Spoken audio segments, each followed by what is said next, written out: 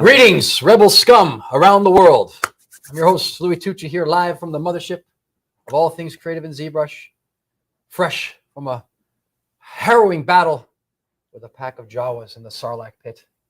May the 4th be with you, O faithful ones. I got Ian Robinson to the right of me. Ian Robinson, say hello. Hello, everyone. Welcome to a very special May the 4th live stream. I'm super excited to be here. I know you're super excited to be here. I've got the swag. Look at this, first of all. So many things. We're not even going to talk about this right now. Not yet. You're going to want to stay. But wait, there's more. Because there's more, for there's sure. So much and so much more. In my lap, we have the goodies. It's May the 4th. It's like Christmas in May here in sunny Los Angeles. And to the left, Paul Gaboury, ladies and gentlemen. In the Vader room, by the way. Yes. It is the Vader room. I should probably do a little of the boom, you know, just put it on there, right?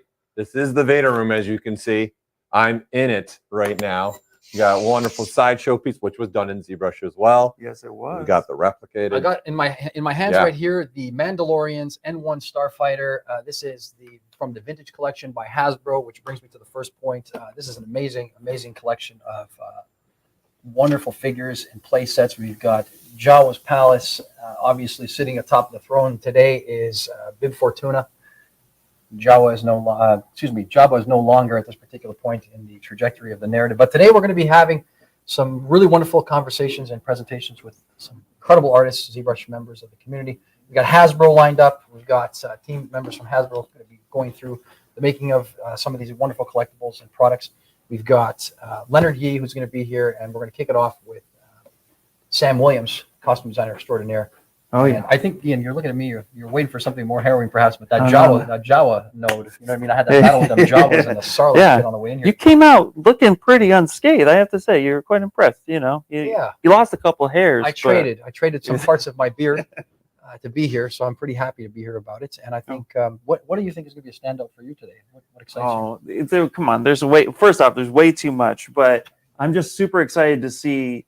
Well, I was playing with some of these toys yesterday. It was super awesome. But honestly, when you say playing, hold on, he was actually on the floor, manipulating the figures. Pew pew pew pew pew. You went straight back to your child. I did, yeah.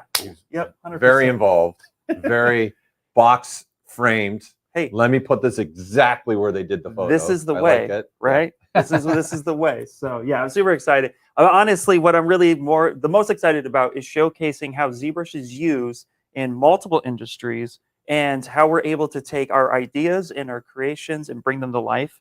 And it's all wrapped around the theme Star Wars, which most of us, if not all of us, love. I think that's a fair assertion. And I just want to say, like, off camera, we have like a ton. Obviously, you can see there's a massive collection of figures and play sets and vehicles happening here, but there's some stuff that's off camera, like the packaging. I've always been a sort of fiend for the packaging. On this one, I was just looking at the back and I was seeing the playset breakdown. You can see two views here. The Mandalorian is looking left, looking right. What would be one that you think is your favorite so far, Paul, of this collection that we have on view here? What's in your hand? Because I do have the Razor Quest. That was done by Hasbro. We're not talking about that one. That's well, the Razor Quest is here off camera, but I don't know if I can figure out a way to get it here without destroying everything. It's massive. It's massive. It's pretty big. It's amazing. They did a great job. This is also the next one on my shelf. I think they killed it with this too as well. It's pretty awesome. And the packaging definitely brings me back to my childhood too in the 80s. Yeah, that's why I like we're going that retro back. Yeah, that's why I started with that, with the vintage collection. I think it's a real nod to the golden era of figures where the Star Wars are concerned. And the Razor Quest, though, if we can make it happen today, just for scale. I mean, Ian Robinson and I are like over 6 feet tall individually, and together collectively we're over 12 feet tall. With Paul Gaboury, it's almost 20 feet tall. But you can see the package is quite large on this one. Yeah. And the Razor Quest package dwarfs this one, so that's something to be held as well. And we're going to be doing some tremendous giveaways. And giving away a ton of stuff. So if you're tuned in, don't go away at all. I mean, stick with us, because tell us some of the things we're going to be giving away. We'll be sharing in the chat as we go along here a link for you all to go and register for a giveaway. We'll be using the same system. Like if you've joined us for the ZBrush Summit, we'll be using the same system we've done there. So along the way, we'll be sharing that link. You just go register. We'll be giving away some vouchers for our merch store, so you can go get some of the merch that's like what I'm wearing a little bit right now. Yeah, what I'm wearing right now. There is beanies, guys. There's beanies. Should be noted, you cannot have to make a point about the beanie. I feel like I'm the only one who has the beanie. It's cool, but there are beanies with the ZBrush logo. We don't even call it that where we come from. It's called a toque. Yeah. I know. But you've got the Japanese shirt on. People are probably going to. I wish maybe you hadn't worn that. It's going to open up Pandora's box of the can of worms. Well, this is my resume. It just says that I know ZBrush a little bit, and you guys let me sit here, so here we are. So we got Ian with the Japanese version. I've got the vintage version. I don't know if you can get that one either. And Paul? No, I'm vintage. I'm the same thing as you. Yeah, black and white. Vintage. But there is different colors now. Yeah. So on our merch store, you can get different colored ZBrush t-shirts as well. So that's nice to be able to get those. We'll also be giving away a 1-year Maxon 1 subscription. Hold on, slow it down. That's quite an expensive gift to be giving away. Say it again. A 1-year Maxon 1. 1 year. To get you all the products Maxon 1, including ZBrush, Redshift, Cinema 4D, Red Giant. And we'll be giving away a little bit behind you over there. Yes, one of the Stormtrooper helmets that Louie is pointing out right now. I just want to say we had a build up in our social media with our teammates here across the ZBrush team here in Hollywood, and we were really having fun with this helmet. It is a little fun. It's got a vocal function where you press the button on the side and you can sound like one of these Stormtrooper fellows. I feel like you guys should put up like the blooper edits online. I think so. Just to show them how much fun you really had. We tried to get our office shop dog Enzo, the dog, to wear the helmet, but that didn't go over. That did not work out. He was having no part of that.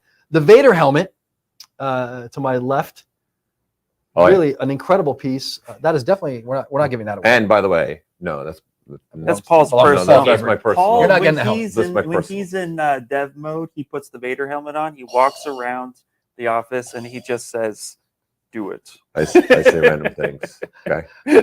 No, but I would like to point that out. That Let's was go. done by David Vennemeyer at Hasbro, and it's 100% ZBrush, the 100%. entire thing. Yep. Internal, there's amazing work done inside as well. It will fit on your head. It does have the breathing. It's extremely accurate, is what you're saying. It's On all- the yeah, inside. it's I wish we super could show accurate. them. And you know what? Maybe just Google that. Maybe we will. Yeah, we Yeah. can show them later on. Maybe we will. We Yeah. take it apart. I think it's an incredible testament to how far we've come in the use of it. And like you said, David Vennemeyer and the team from Hasbro, John and Carter, are going to be here going over all of these things. So Bailey, that is, and Bailey. It's a real watershed moment to get to have that caliber of team on the broadcast with us. So I think it's really exciting. Ian, you got something 100%. on your mind? What's going on in the chat? Tell us about it. Just wanted to let you all know that we are seeing the chat live. So if you guys have questions or thoughts while the guests are on, please do not hesitate to pop in a question. We'll be going through them. All of our guests have a lot of stuff they want to showcase today. So we'll try to, if there's something on par that they're explaining that you have questions on, feel free to ask. Again, we'll be monitoring.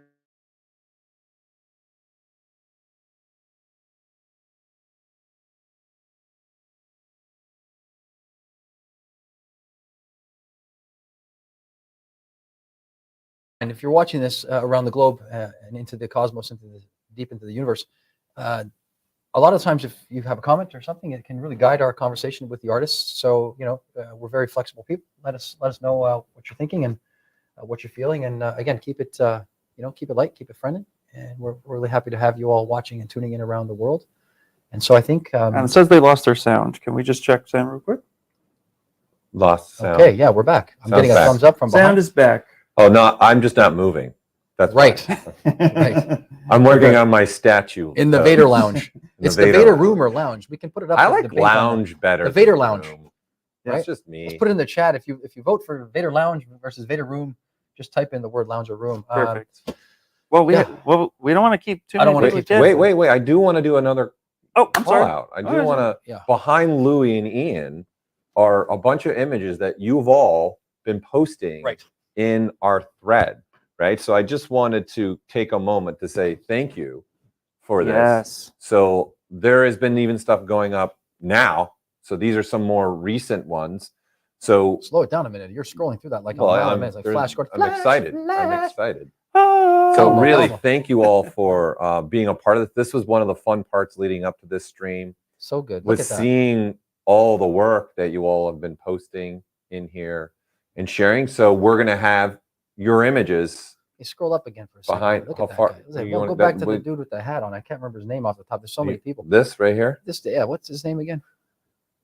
Go ahead, chat. Give it to him. Yeah, give me the goods. I can't remember. I just had that guy in my hand. Can something. Cad Bane. I have that hat. I'm embarrassed. I should have worn it. Look at this. This is a ring that's been done by Nacho. yeah. There's just so many really cool. There's stylistic stuff in here. There's this. also, You know, like- here's the debate. You can start with The original Sith, the one and only. You The can master start the Sith. debate now. Official. Put it in the chat. Is he the Sith or not? Yeah. Oh, he absolutely is. You're going with he is. Absolutely. Look This how is- he I- manipulates Okay, I'm going to sit back. everyone. Go ahead, Ian He Robinson. Tell us why you think. manipulates everyone to do exactly what he wants to do. He's just the most. Everybody thinks he's the annoying one, so they just ignore him and they tune him out. But secretly, with his mind, his You think brain, this is what's going and on his head with Jar too. Jar? He's messing things up So it's Jar Jar all along. all along. He's working in the background, is what you're saying. Yeah, you just don't know. absolutely. He's like a puppet master. Exactly. Yeah, that's what a good Sith would do. Absolutely. Interesting. Okay. You know, there's some Right. aggressives, but then Paul, there are Paul some. Gabriel, how do you feel about this closeted Sithdom that he's participating I don't in? know. I might. Like I'm in the think drunken more on the- cantina already here. I think I'm more in the debate. He's not. He's not. part. No, he's not part of the Sith. No. So where do you see him in the lexicon then of the Star Wars universe? He was just a tool to get some young kids to eat. Well, it's been said he wrote it to be something to attract kids, Right, the into, younger for sure, into the younger audience when the original 1, 2, and 3 episodes were being released. So, and which I see because we have a colleague that's on Right. much younger than us. Okay, I don't want to say my age. I'm super old now, but when she watched it, she said, "I like actually Jar Jar. It did its job." And I've talked to other people too that there are kids that watch that movie at a younger age, Jar Jar was a character that stood out for them. Maybe that's what makes it so evil, is that someone who you thought was your little friend when you were a child becomes so evil. So then where are you at with this? I'm going to go with the fact that it's possible he's one of the highest ranking Siths of all time. Okay. And I'm always partial to Vader because he did it for the love. And yes, it kind of went wrong. All these revolutions kind of start with noble intentions, but they fall apart. I feel like this debate is exactly like the Blade Runner debate. Is he a replicant or is he not a replicant? Exactly. Yeah, 100%. Like, not to say we're geeks, but here we go. Yeah, There we go. Sci-fi. We can talk all day, of course. Are you kidding me? Pedro somewhere is smiling, I'm sure, that this is happening. We're in this. Where are you at with the? Oh man, the we have Mando? some. I'm sorry, real quick. We have some people here that are loving the fact that you're scrolling through this because they are seeing their sculpts in real time, and it's really awesome. And again, just thank you for everyone who participated in this. ZBrush Central has been around for a very, very long time. Predates a lot of the current social medias that are out there, and it's just so amazing to see people come together and share the love of their work and also the themes that we pop up. And this is a place that I feel like more and more people are rediscovering for the first time. I think so, and yeah. A post like this was a really great way to bring people together. So don't forget, ZBrush Central is definitely a place for you to share work like this because we always are on here celebrating the work you guys are sharing. Yeah. So thank you. As a team, collectively, we're on there all the time looking for new stuff to feature and new stories. So a lot of times, if you're watching ZBrush Live or something like that, a lot of those people are found by way of the ZBrush Central forum and maybe an interesting post that was made. So keep doing it and keep supporting that forum-based environment. We take a lot of pride and sort of joy in seeing your work, and it has been actually a robust collect. Look at this stuff; he's still going. I mean, there's a lot. It's really been awesome. I'm going to continue posting my X-wing that I'm working on in here too. Might as well keep it alive. Can you scroll down just for a little bit, second? This is a really interesting. I saw this morning. This one here. No, go down just a little bit more. I saw this one this morning pop up when I was scrubbing through there, and I was like, oh, like a little bit of OG Star Wars thing.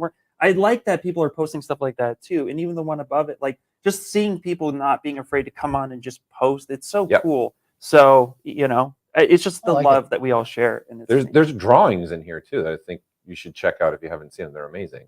I saw some of those. There is that capacity and a lot of little 3D printed things as well that people were doing. It's really fascinating collection. Been fun. I'm going to keep posting here because I'm a Star Wars geek and I'm enjoying this. Yeah. So again, thank you all for posting in here. We definitely want to. What do you say? We get going on bringing in Sam, or are we? Yeah, I just want to. Just one last thing though. I wanted to ask you. So where are you at with the Mando? You're happy with what you've seen so far this season? Yes. Okay. No spoilers. Thrilled. We're not going to say not one thing. Because someone out there might be waiting to watch the whole thing like a binge, as they call it. Mm-hmm. So we'll just leave that alone. I'm not done with it. So I'm certainly not done either. I'm working. Oh wow. Are you? Yeah, I'm caught up. Okay, he's caught up. Where are you guys at? You guys aren't Star Wars fans. Sometimes I binge. I've been working on this show, Ian. Right. Oh, that's actually a good point. Yeah, some really interesting and innovative things were done. And speaking of interesting and innovative, that brings us a full segue into our first guest. I think innovation is at the core of what he's been doing in the realms of costume design and sort of fabrication as well for live action. And out of London, England, we have broadcasting in with us live into the mothership of all things ZBrush and digital clay related. We have Sam Williams, who's going to be feeding in right now, I believe. And give him the.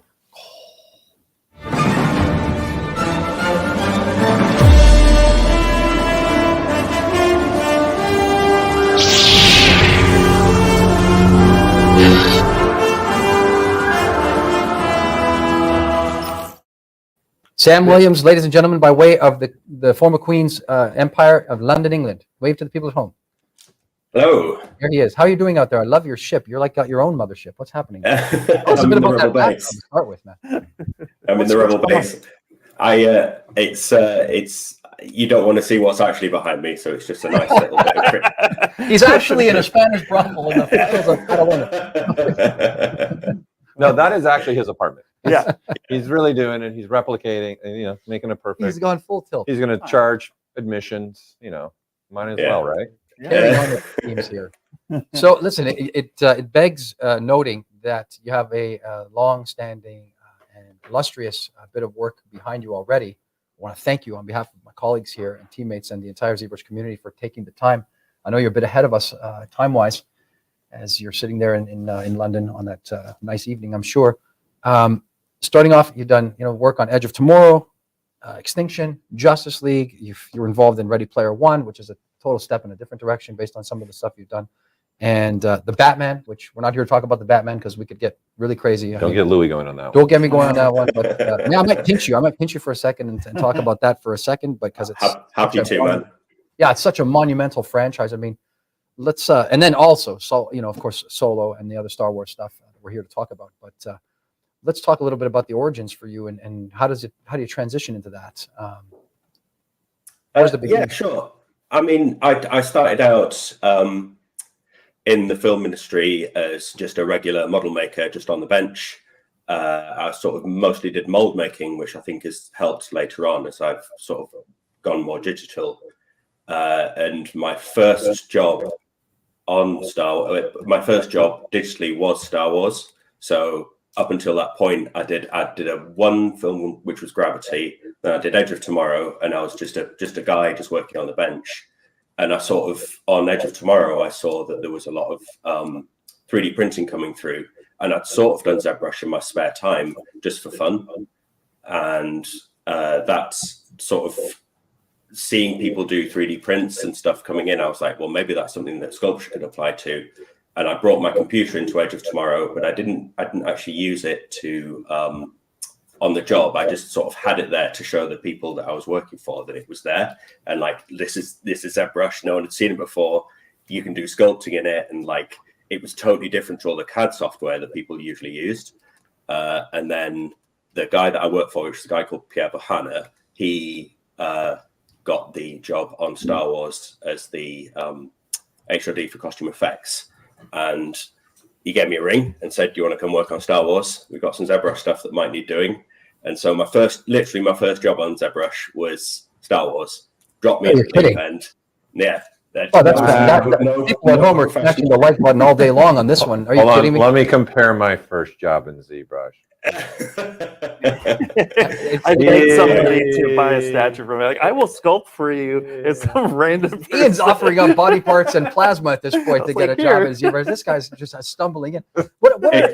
Let's keep this going, because this is really, we don't get these types of narratives too often from people. Mm-hmm. What were your first sort of impressions as you were transitioning into that? I mean, what were some of the things that were driving you? Because I can tell in your tone that you were quite excited. You're still quite excited, even the way that you're sort of dialoguing with us about it.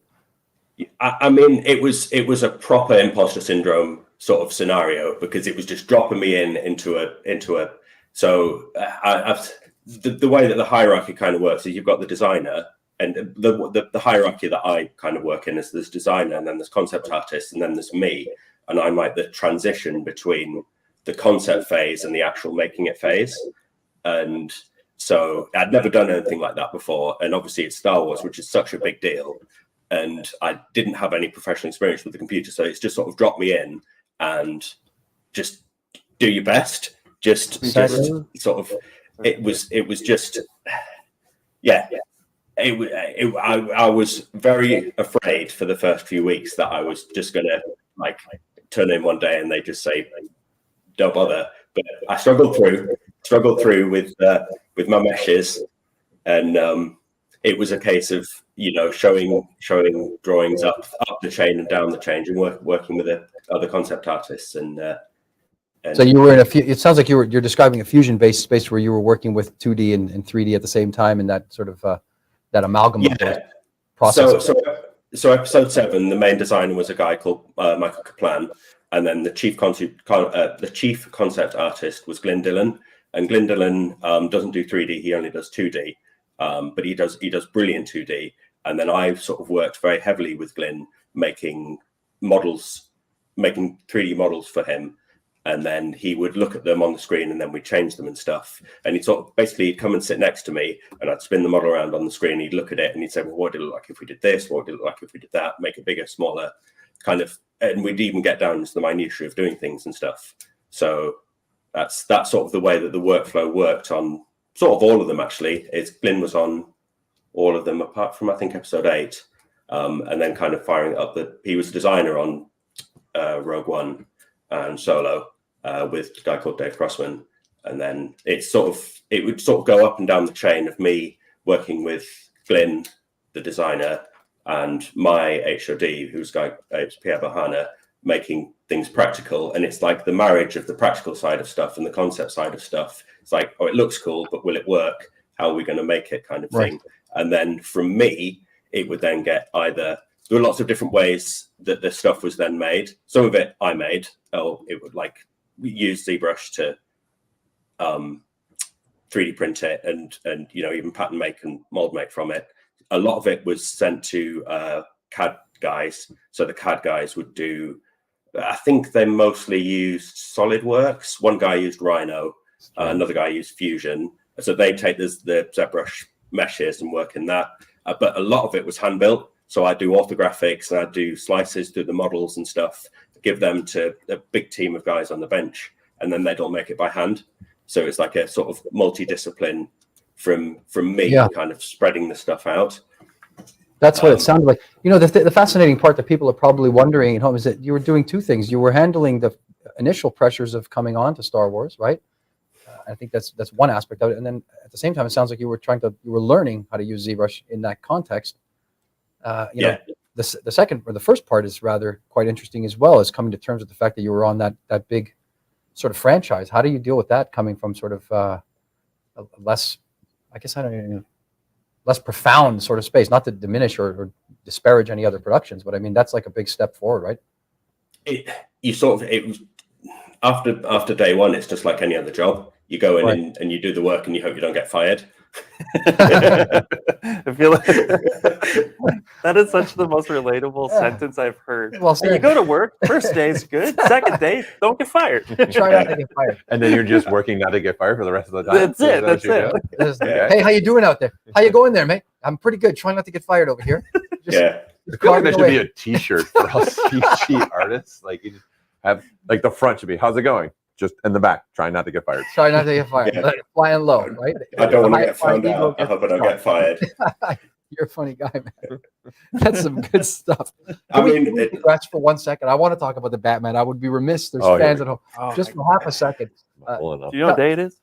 Yeah, I know what day it is. He's got a costume. He's got some evil see things. his background. Come on, no. Listen. So, okay, very briefly, a high point for you working on the Batman, and that's it. I'll leave it because my friends are going to get really upset. No, we're good. It's not. It's not made the bat. It's not made the bat be with you. It's the fourth. Yeah. Was that a question? I missed that. One takeaway, right? Speak to you in Wookiee. Just the one question I have is like one takeaway from the Batman experience, because that's mega. Oh, the one takeaway. Yeah. I think.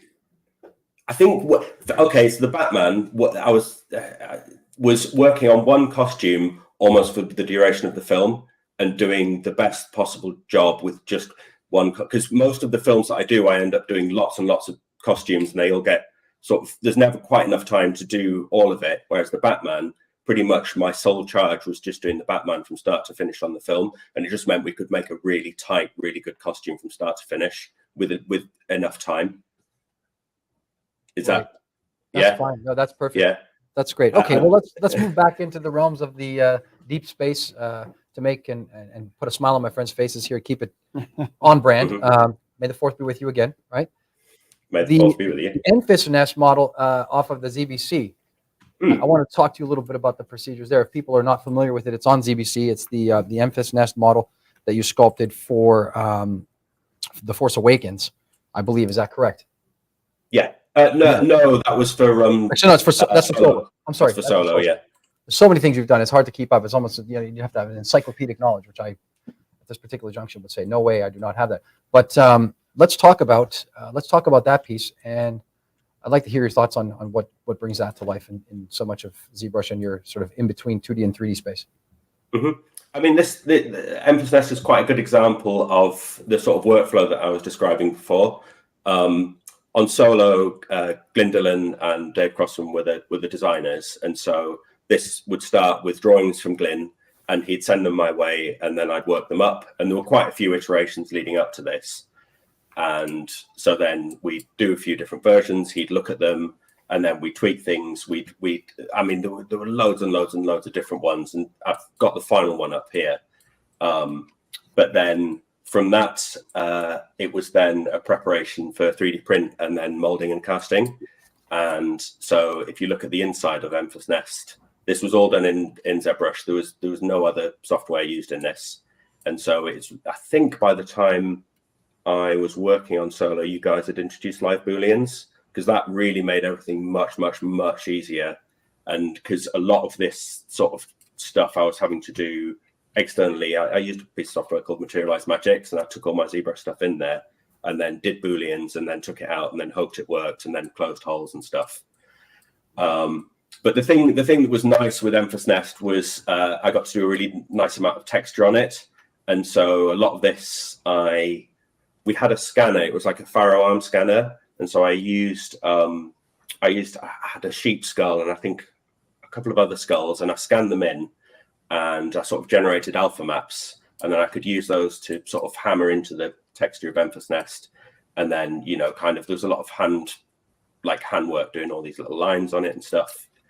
And it was just quite a nice start to finish. And it's one of the ones I'm more proud of from Star Wars is Emphas Nest. I think it was a quite a successful costume. If I do an expose, which is there, you kind of see all the different bits. And so yeah, you can see it's a nice fusion of like sort of inorganic and organic parts. Yeah, absolutely.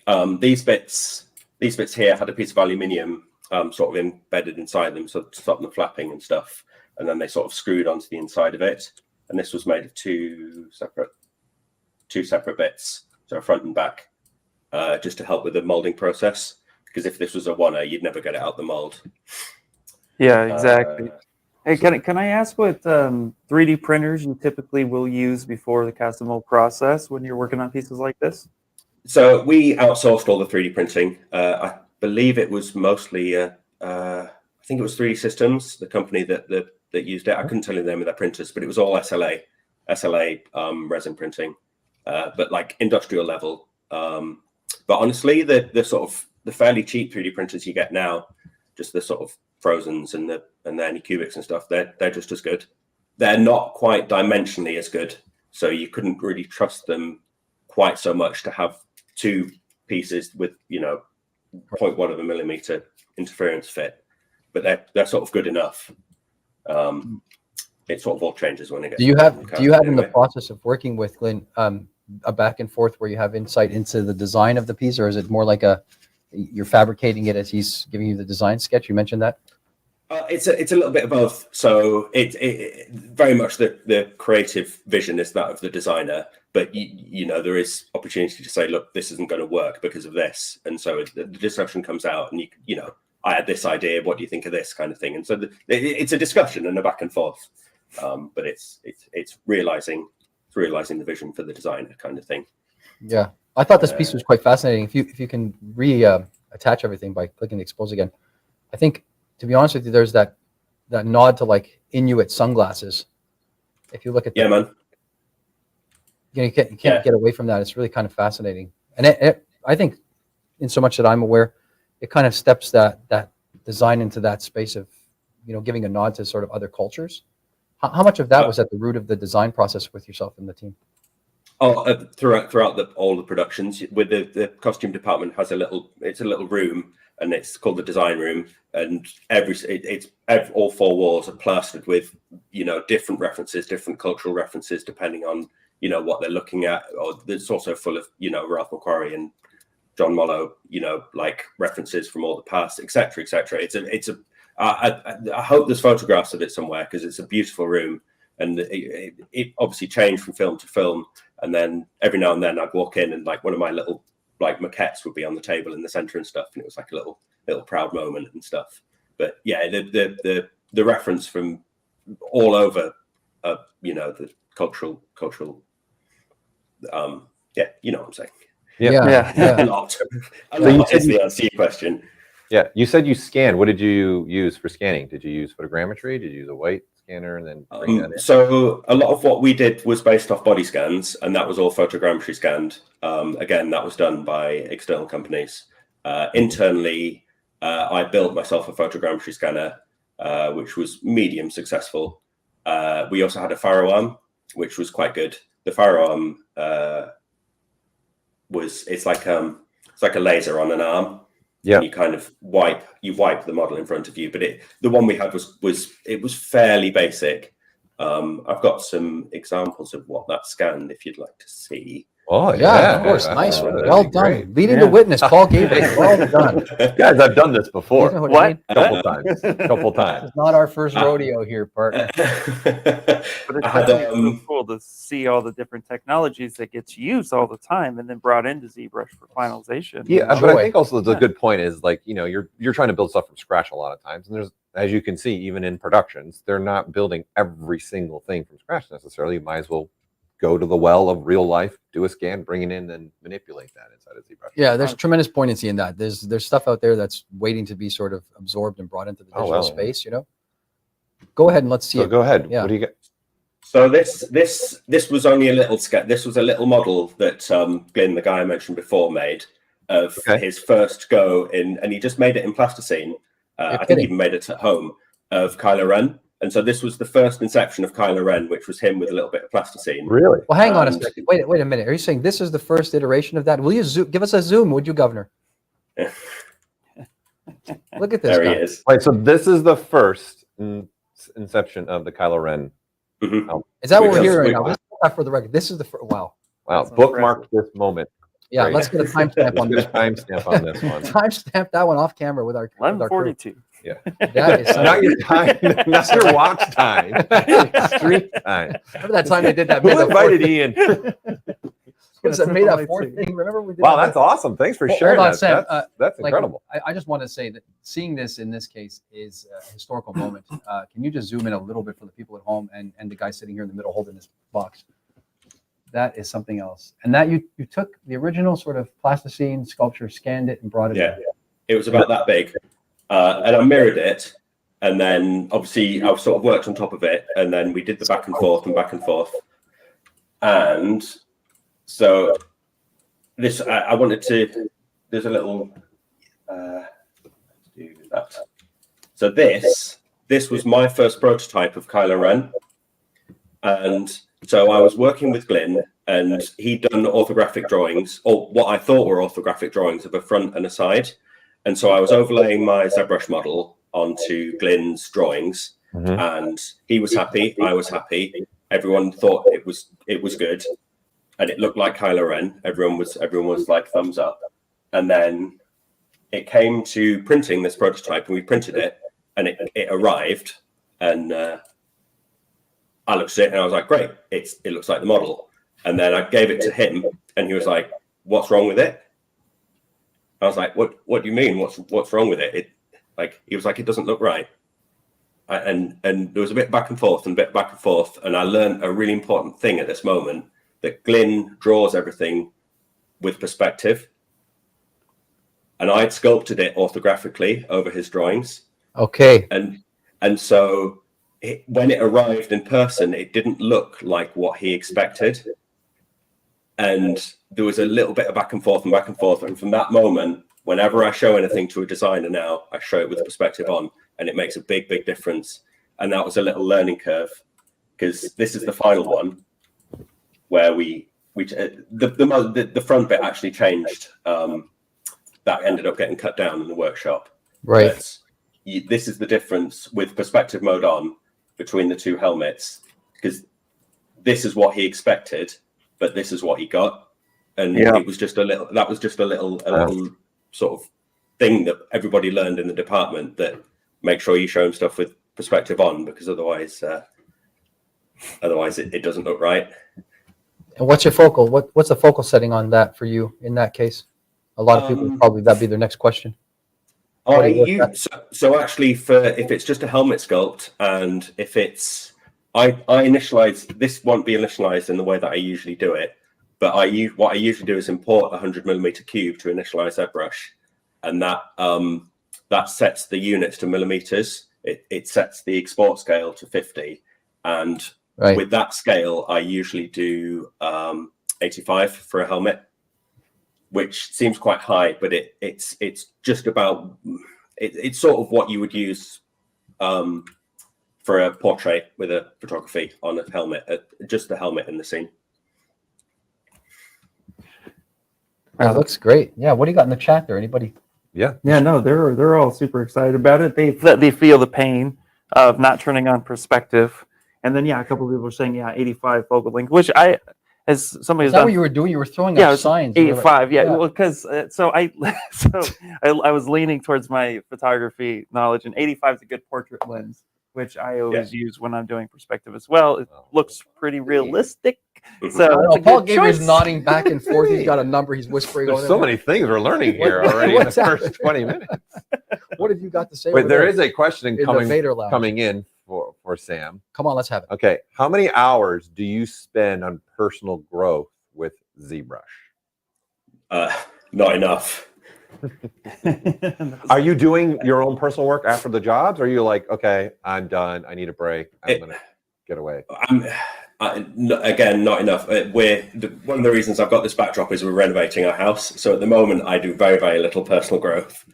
Yeah. But at the time on ZBrush, I was staying late every night in order because I was worried about my level of competence. I was staying after work and carrying on just to keep my hand in and try and get my hours up. But I would, if we weren't renovating the house, I do have a few little personal projects stuff. The sort of coronavirus pandemic time was great for me staying at home because I had loads of time to really practice different stuff. I usually try and do is incorporate one new technique per job. And so like the last job I did, I really got into Substance Painter and applying my ZBrush models into Substance Painter. Yeah. The time before that, I was sort of looking at doing, it was actually Rhinoceros I was doing, and sort of the transition between the two. So I sort of try and make an excuse to incorporate it into the job now. But yeah, back in the day on episode 7, I would say I maybe did about an hour or two a night, just keeping stuff when I was really fresh, because that learning curve, you really want to keep it going at the beginning. It's that's that real ramp up. Like I'd say, because I've sort of been doing it 10 years now, I've sort of it's every now and then you get I'll watch a live stream and like Michael Pavlovich will do a little thing. I'll be like, ooh, I can use that in the next one, and you sort of get these much smaller, really good snippets of information that can really improve the workflow of stuff.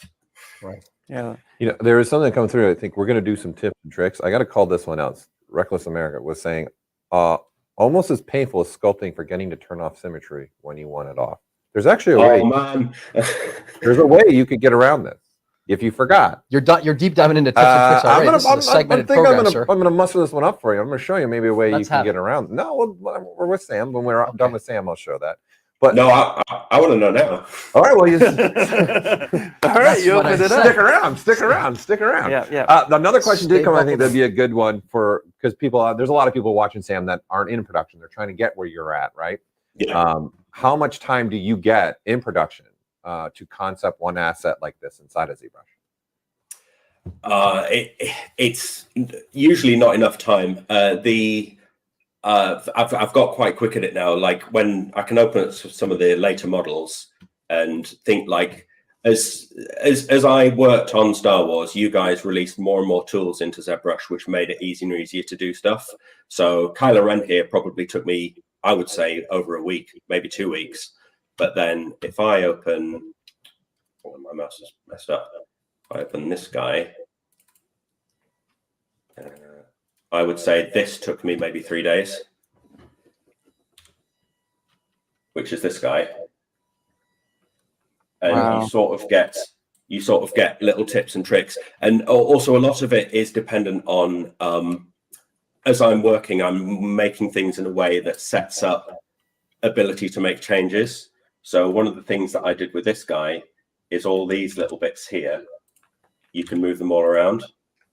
So it really changes the look of things, and you know it's all set up so that I can quickly make changes if they want to see what it looks like to do something else. Like Right. It's all made of little components. So spending a little bit of time early on and maybe anticipating what changes production might want to make saves you a lot of time later on when they want to see those changes.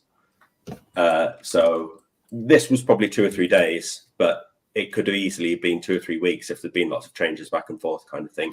But it worked. It's handy to the old workflow of doing a quick Dynamesh and then working from that. As you know, It depends. It also depends who you're working with, because some designers that you can show them a grey model like this and they'll know exactly what they're looking at. Another designer will come in and be like, "Are we getting a grey helmet here? What am I looking at?" And so you sort of need to tailor what you're doing, and when you show a model to someone based on like who they are, because like it's great to show someone a Dynamesh model really early on, because you could potentially save yourself 3 or 4 days worth of doing something that they don't want. But you can also set yourself back by showing someone a grey model, because they don't quite understand what they're looking at, because it's not, ZBrush isn't a world that they exist in. So so that's why sometimes it's easier to finish something and in my case bung it into Keyshot and do a quick render and show them a quick render, and that actually saves you time, because you're getting to a more finished article and they know what they're looking at. So yeah, you've got two. Sorry, go ahead. I don't know if that answered the question. I think it does, actually. I was going to say that perfect timing, because it was two teachable moments there. One is that you work in a modular based way, so that there's global changes that can be made, macro changes that can be made in a very easy and expedient fashion. And then the second part is that it kind of depends on who the observer is when it comes to the lead on the production units, right? So 100%. depending on the audience in that case. Yeah, good stuff. Have you incorporated Sculptors Pro at all in your workflow since you're really early phase designing? A lot, especially with scan data. Scan data, it revolutionized working with scan data. It was really useful for that. It's also really, really good for if you've finished something and you've made an STL of it and you've exported it and it's all good, and then they want to make one small change, you can just go back into that file and just quickly change it and add more detail or make a big change and then pop it back. And like the way that it doesn't disrupt the rest of the model. And you guys made it so that you could you could hide part of the model and work on Sculptors Pro on just a tiny little bit. That was brilliant. That really, really saved so much time, because it meant you didn't have to go back and apply all your booleans and all the rest of it. Sculptors Pro is really, I think it's underrated how good it is for working on production stuff. You know that's a great point. You know what's also underrated is Paul Gaboury's Jedi mind trick that he just pulled. He pulled that question right. I literally was going to ask him that. You're like in the Vader lounge. I don't know how you did that. I was like, in the Vader lounge. I'm just saying. Okay. So speaking of being on the hot seat or under the lights,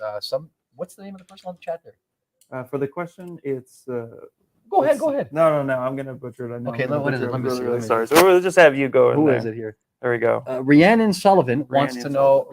Rhiannon, like the song by Fleetwood Mac, wants to know. Man, I just put Fleetwood Mac out there. There we go. Rhiannon Sullivan with Louie Tucci. I'm a musicologist. Rhiannon Sullivan wants to know, from out in the galaxy far away, what is the toughest or hardest project that you've worked on thus far? Thanks, Rhiannon. Ooh, that's a good question. I haven't. Your life has been made so easy by ZBrush that there is no difficulty anymore, is what you're really looking to say. I reckon it would be the Stormtrooper for episode 7, because it was it was my first job, and so I think that was the most difficult thing to do, because it was my first job. It was the hardest thing to do, and it was the thing that didn't have a lot of the tools that I now use and rely on. Like I can open up my old model of that and look at it, and I don't know how I did it. I don't know how I did it using old ZBrush. Didn't even have ZRemesher. I think it was back when there was QRemesh. So I think it was this, and like it's not a brilliant model, but it was enough to sort of stumble through and get to the CAD guys. And but if you zoom in, you can kind of see that the detail is there that exists in my later models. And so I'd say this was the hardest job. This is the hardest one. Can we zoom in on the helmet? I think this is probably also too, because this is like a Stormtrooper is recognizable, right? You're reimagining the Stormtrooper, but it's a recognizable thing too. I think that adds another complexity. This is an extremely important point. If you're out there watching or listening, doing something that is as established as some of this stuff, there's not to mention the fanfare and the love affair that people have with these things. So there's that pressure as well. But it is really a tough departure to reinvent something. It's almost like a cover song. Yeah.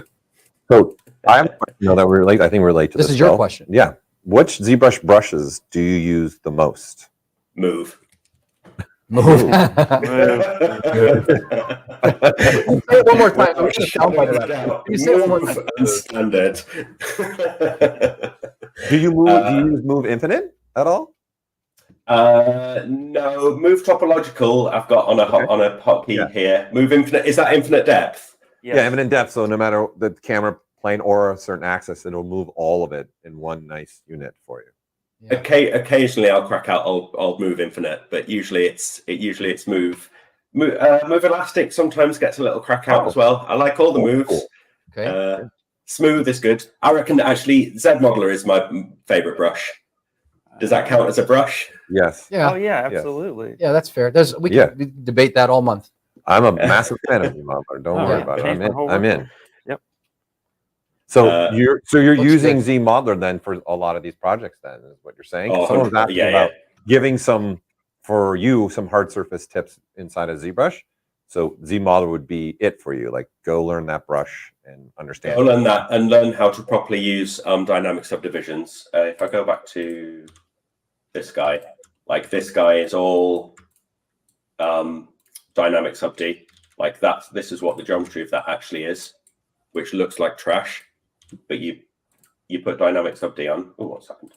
Put dynamic sub-D on, and looks like that. Yeah. Yeah, it makes a difference. I have a very, very basic understanding of NURBS modeling, and one thing that's really useful is being able to give NURBS modelers a low subdivision version of your ZBrush model, because they can use this, which again looks like trash. They can use that to then develop NURBS from in the same, because it's Catmull Clark, the way that it does the mesh divide. They can use that, and then they can do all the clever things that they need to do in mold making software and all the rest of it. Maybe Hasbro will talk about that later on, but it's really good to have a good basic knowledge of dynamic subdivision, and then Z-Modeler on top of that. They sort of go, they go hand in hand. I think you added Z-Modeler after dynamic sub-D, but I was quite hostile to dynamic sub-D when it first got introduced. I couldn't see the point in it, and then all of a sudden, like the penny dropped, and it was really, really good, really, really, really good. Yeah, I'd recommend for those that want to get into that brush, doing a small project. We got a couple of videos on our YouTube. We did a coffee maker. We did the helmet. We did a medieval helmet. Yeah, did a tank. We did a tank. Yeah. We did headphones. Yeah, like all of those, I think, are great places to start. They're simple, basic, and they're beginning to end projects. Yep. We're also later today. I'm going to be doing a small how to create a sonic imploder from Battlefront. A little prop. It's not too complicated. So for everyone who's been asking about how to get started in ZModeler, it's going to be after Hasbro. So I'll walk you through that. That's going to be a lot of fun. Chock full of tips and tricks today with these guys, and myself included. Don't you dare touch that dial. There's one thing that you were saying though, for molding and casting. You were talking about that earlier, and we'll come back to that, to the 3D printing outsourcing. Tell us more about the sort of SLA process and the molding and vacuum casting of these things. Yeah, I mean that's a big old topic. I mean, what would you like to know particularly? Obviously, you've got to work out drawer angles and stuff. Work with the mold makers themselves, and I'm always very keen to bring the people that are gonna, because I come from the bench. I come from making things practically. I'm very, very keen to bring the people who are actually going to be dealing with this stuff in reality over to my computer and show them what I'm working on and say, what do you think of this? And chances are they'll say, I think it's great, but you're going to need to do that to make it possible to make. And so I would always bring the mold makers especially in and show them what I was doing.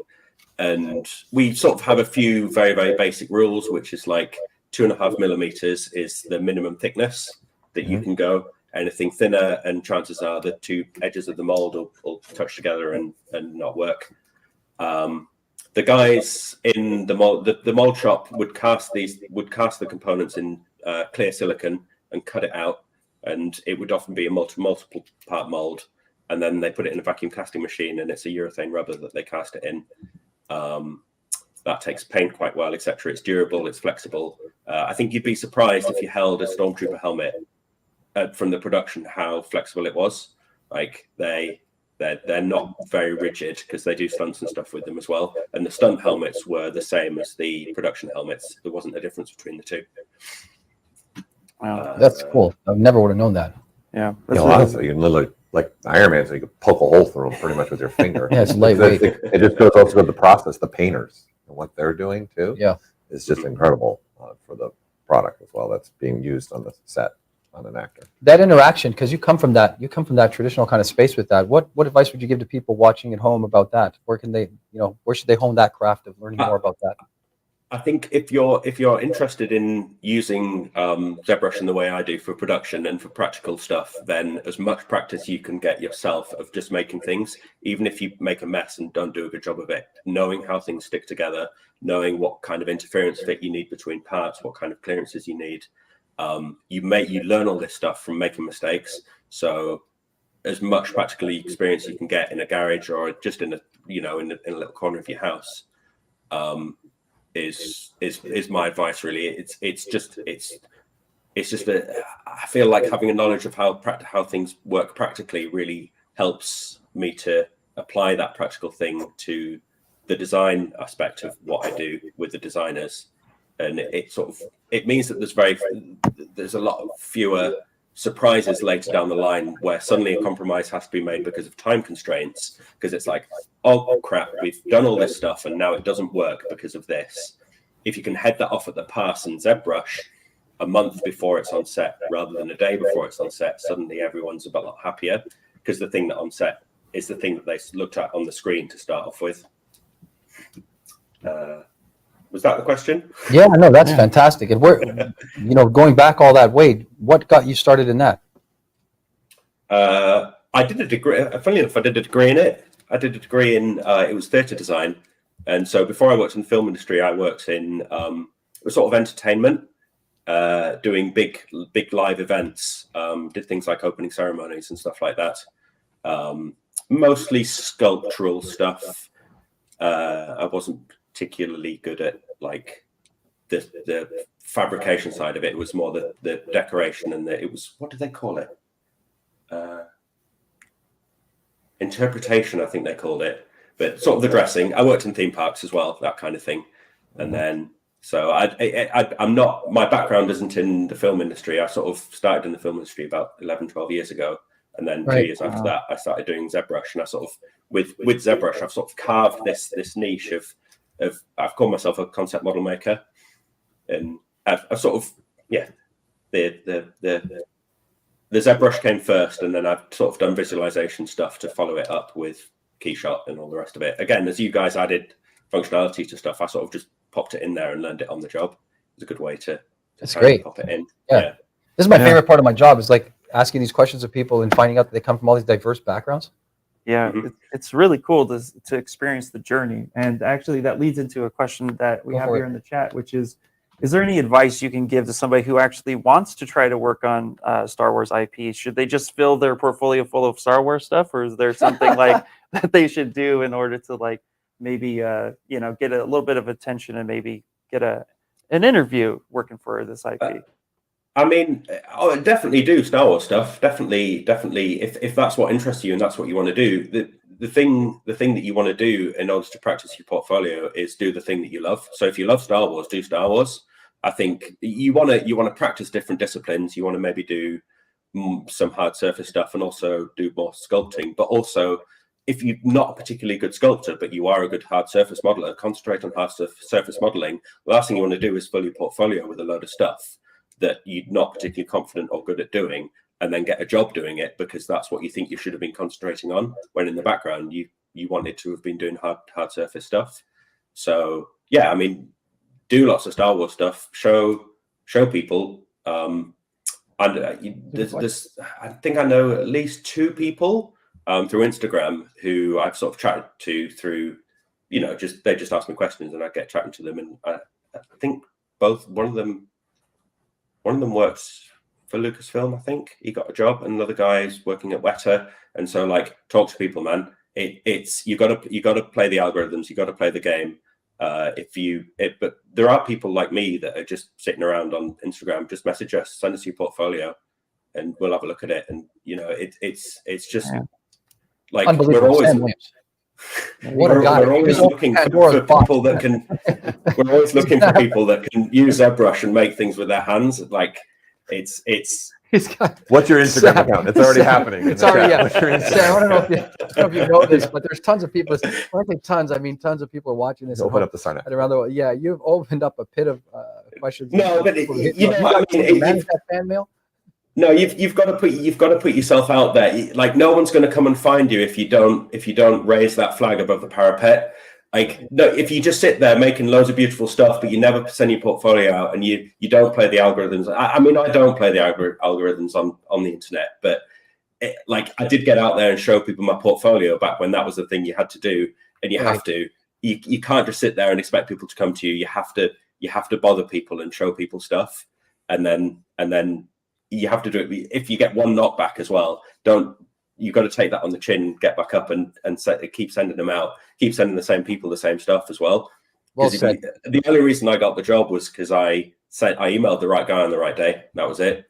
Yeah. Spoken like a true prize fighter. He says, take it on the chin and keep going. I was going to say, that's something that I've even all of us, I'm sure we can relate with it here, but that's something I hear all the time from, you know, top level industry professionals, is that they've been told no more times than they've been told yes. Course, yeah. It's just getting that one yes to show up. And if you just are persistent and you're passionate about it, I always feel like those are good things. So keep going, keep going for it. Yeah. Two things I want to make sure that we get a hold of. Sorry, go ahead, Sam. No, I was just agreeing and ask questions. My thing is if you get a job and it's a junior position, and you're sitting at your desk and you've got your tablet in front of you and you're like, I don't know what I'm doing here and I don't know how to do this. Ask the guy next to you and they'll help you. Like just ask people, ask questions, show interest in stuff. Like you don't have to be gregarious, but you can show interest and enthusiasm to things, and it makes a big difference. That's makes a big point. Difference. I have a point of contention actually. Speaking our voice, I just noticed that on the tag underneath our mine and Ian's feed, it says Rebel Alliance. I certainly did not sign up for any kind of Rebel Alliance. I think perhaps I was more aligned with an empire. Yeah, we were. Yeah, I'm just going to leave that alone for now to be taken up later on. We're spies. Yeah, I mean, I like to think I'm aligned with the dark arts and the Sith. For those watching at home, I mean, I certainly don't look like I. You want to join me in the Vader Lounge? I absolutely belong under the helmet. With my own red sword. Yeah. So that being said, though, you earlier were showing the interior guts of the helmet, and you had mentioned the live Boolean. I don't want to like walk away from that too quickly, because I know a lot of people are maybe not so familiar.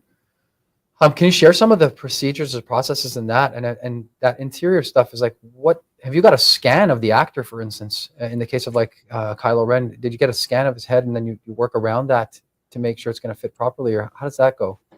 Yeah, absolutely. That's the that's sort of the especially if it's a hero prop. But by hero is like for a main actor. Chances are you get a scan of them, and then you can then use that scan to develop on top of, and you know that it's going to fit. For more generic costumes, you use a sort of stuntman or whatever, and we've got a base size that we tend to build stuff off. But yeah, you start off with a body scan, especially if it's a full full costume. Okay, no, that's amazing, Sam. I would have been remiss if not to ask you that. I want to say we have been now converted. We've gone over to the dark arts. Ian and I are finally on the Galactic Empire side of things. Long live the takeover. Perfect. I got the punches for all day long. I'll throw the shots. Sam, on behalf of myself, Paul Gaboury, Ian Robinson, and the entire ZBrush community, I want to thank you for spending the time with us. I know it's getting late for you in London. We'll be heading your way shortly, but I just want to say thank you so much, and thank you so much to everyone watching around the world. Yeah, Ian, Paul, wave at the people. We're going to go into our next segment, and we're going to do some giveaways. Exactly. So over to Paul Gaboury's tip and trick. I got to show the forgot symmetry thing. Trick. So sit tight, Sam. But Sam's not leaving because he wants to know too. Okay. So again, I just want to say thank you so much. We've run out of time. You're so gracious with the time, so gracious with you. Thank you so much. And the sauce that makes the magic happen. So thank you. Yes, thank you. And over to Paul Gaboury in the Vader Lounge for a tip and trick, and also for some giveaways. Yeah, we're gonna do a couple giveaways. Some things away to the people.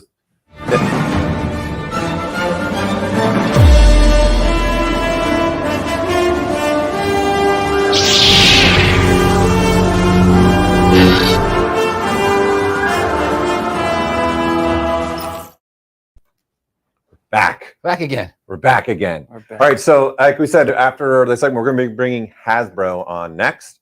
But before we do, we're going to do a couple giveaways for you all. As we said, we got some giveaways for you.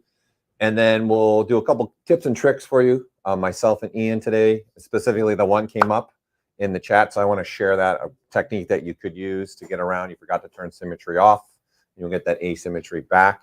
But we'll start with a prize. Just before you give something away, I want to say thank you. I want to say thank you to the sponsors. Thank you to everybody who supports these types of endeavors for us. I'm so over the moon that this Hasbro stuff is here in the flesh. It's a lifetime fanfare and love affair with their brands, specifically the G.I. Joe stuff for me. But I have to give my tip of the hat to the Star Wars stuff. If you could just zoom in on some of this stuff at some point, we're going to get some product shots of these things. And it's just really the level of detail, LOD as they say, is coming to new places and new heights. And I think it has a lot to do with ZBrush, if I can say that without sounding like a salesman. Go ahead, Paul Gaboury, keep giving away. Thanks again to Hasbro and everybody else for giving us stuff to give away. Yep. Thanks. Yeah, I'm excited for this as a large child, as I call myself. Yes. I like to play with toys. I don't know why, but hey, it's one of the excuses of having a kid too. It's just great. Perfect. But also, too, yesterday, you guys are over 6 feet tall. Both of you on the floor playing with some small action figures. It was literally, I hope somebody got some B-roll footage of it. It was like Christmas in May. They were 100%. reverted back to like 9-year-old versions of themselves. It was a beautiful thing to see. Oh, yeah. And brought the family together. What is that sound? It was like We got a little Lightsaber. lightsaber that's clicking Lightsaber. off what's over going there. on? All right, so we've got, this is a $40 USD merch voucher for you. So we have a merch store where you'll be able to get credit here as a voucher to go and purchase what you might want to have, whether it be, as you can see, some of the items, a hoodie, a t-shirt, or a mug. So I have pulled a winner for this. So I'm going to put it in the chat so you can see who the winner is. And our lucky winner is Donna Sheng. All right, Donna congratulations. Donna Sheng. Perfect. Yes. Ladies and gentlemen. Congratulations, Awesome. Donna. Oh, Donna. Congratulations, Donna. You Classic are a duo. winner of a voucher for our merch store. So I'm going Get to... that beanie. You're going to what now? Get that beanie. Get that beanie. According to Ian, a beanie must be done. That's what he's pushing for this thing. You have to, if people do, if you have to do a beanie. you don't have to do a Can we beanie, get but an if oversized- you do, tag IR Sculpt because I would love to see. Okay, but hold on. If he's going to get a beanie, can I get an oversized? Look at the amount of hair I got. I mean, that thing would never Yeah, we'll get you need one. a big one. You want a beanie too? I want a big one like You want a big beanie? Okay. What's that guy's name again that performed? Anyway, carry on. Okay. Digressing here by the minute. So I'm just running. We're going to give away another one of those vouchers. So let me put my screen. back Jamiroquai. up. There you go. That's Another the one of the guy's name. vouchers. And I've just got a lot of screens open. So give me a minute. I got to get to the right Paul screen. Gaboury, over here. Jamiroquai. There you go. So our other winner is Tara Bashel. Congratulations. If I'm saying that correct, Tara. Awesome. So there you go. These are two of the giveaways we're going to give during this segment, but we do have more coming, so don't worry. There's a lot more coming down the road here, but I definitely want to take a moment to talk about that tip. So let me get my ZBrush up in here. We're going to get that. I'll put my screen back up. Did we so you charge guys admission for this type of can thing? I mean, see- today we're giving No, away stuff. no, this is 100% free. absolutely This is not. the beauty part about the training and knowledge that happens here is that we are here to showcase and help people use the software every single day. They've paid for the software. They want to use the software. How do they go about doing it? So they show up in my stream, show up in Paul's stream, all the videos Sounds we like do. a love letter to the people. We want to make sure that people can just come in and start using the software. And I personally have a mission where I can get a lot of people using this in 5 minutes. So I'm just saying. Okay. Whoa. I'm Whoa. taking people off the sidewalk. Sounds Okay, like I've been taking people off the sidewalk, He's transform their putting a lives. challenge out Challenge. there. Okay, here we go. Yeah, Challenge. I think after today, a lot of people who might not have jumped into ZBrush or is using it for the first time or have been struggling might get some I clarity hope from so. these tips and tricks today. I hope so. We hope that through this brand fusion experience. Okay, Paul Gaboury so takes this away is tip. this is Reckless American, if I remember their name correct, which is an interesting name. This is, you asked about, hey, I forgot to turn symmetry off. As you can see here, I've been sculpting on this model. We've got symmetry on, and now you want to get some of that asymmetry back. Here is a technique that you could use for yourself.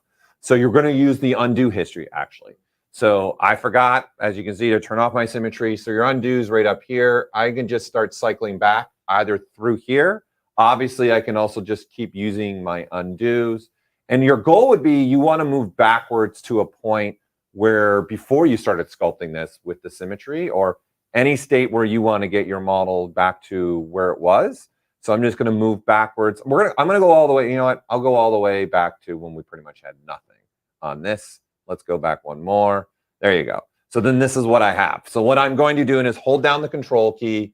I'm going to tap on that marker. So you can see right up here, I'll even throw on my magnify.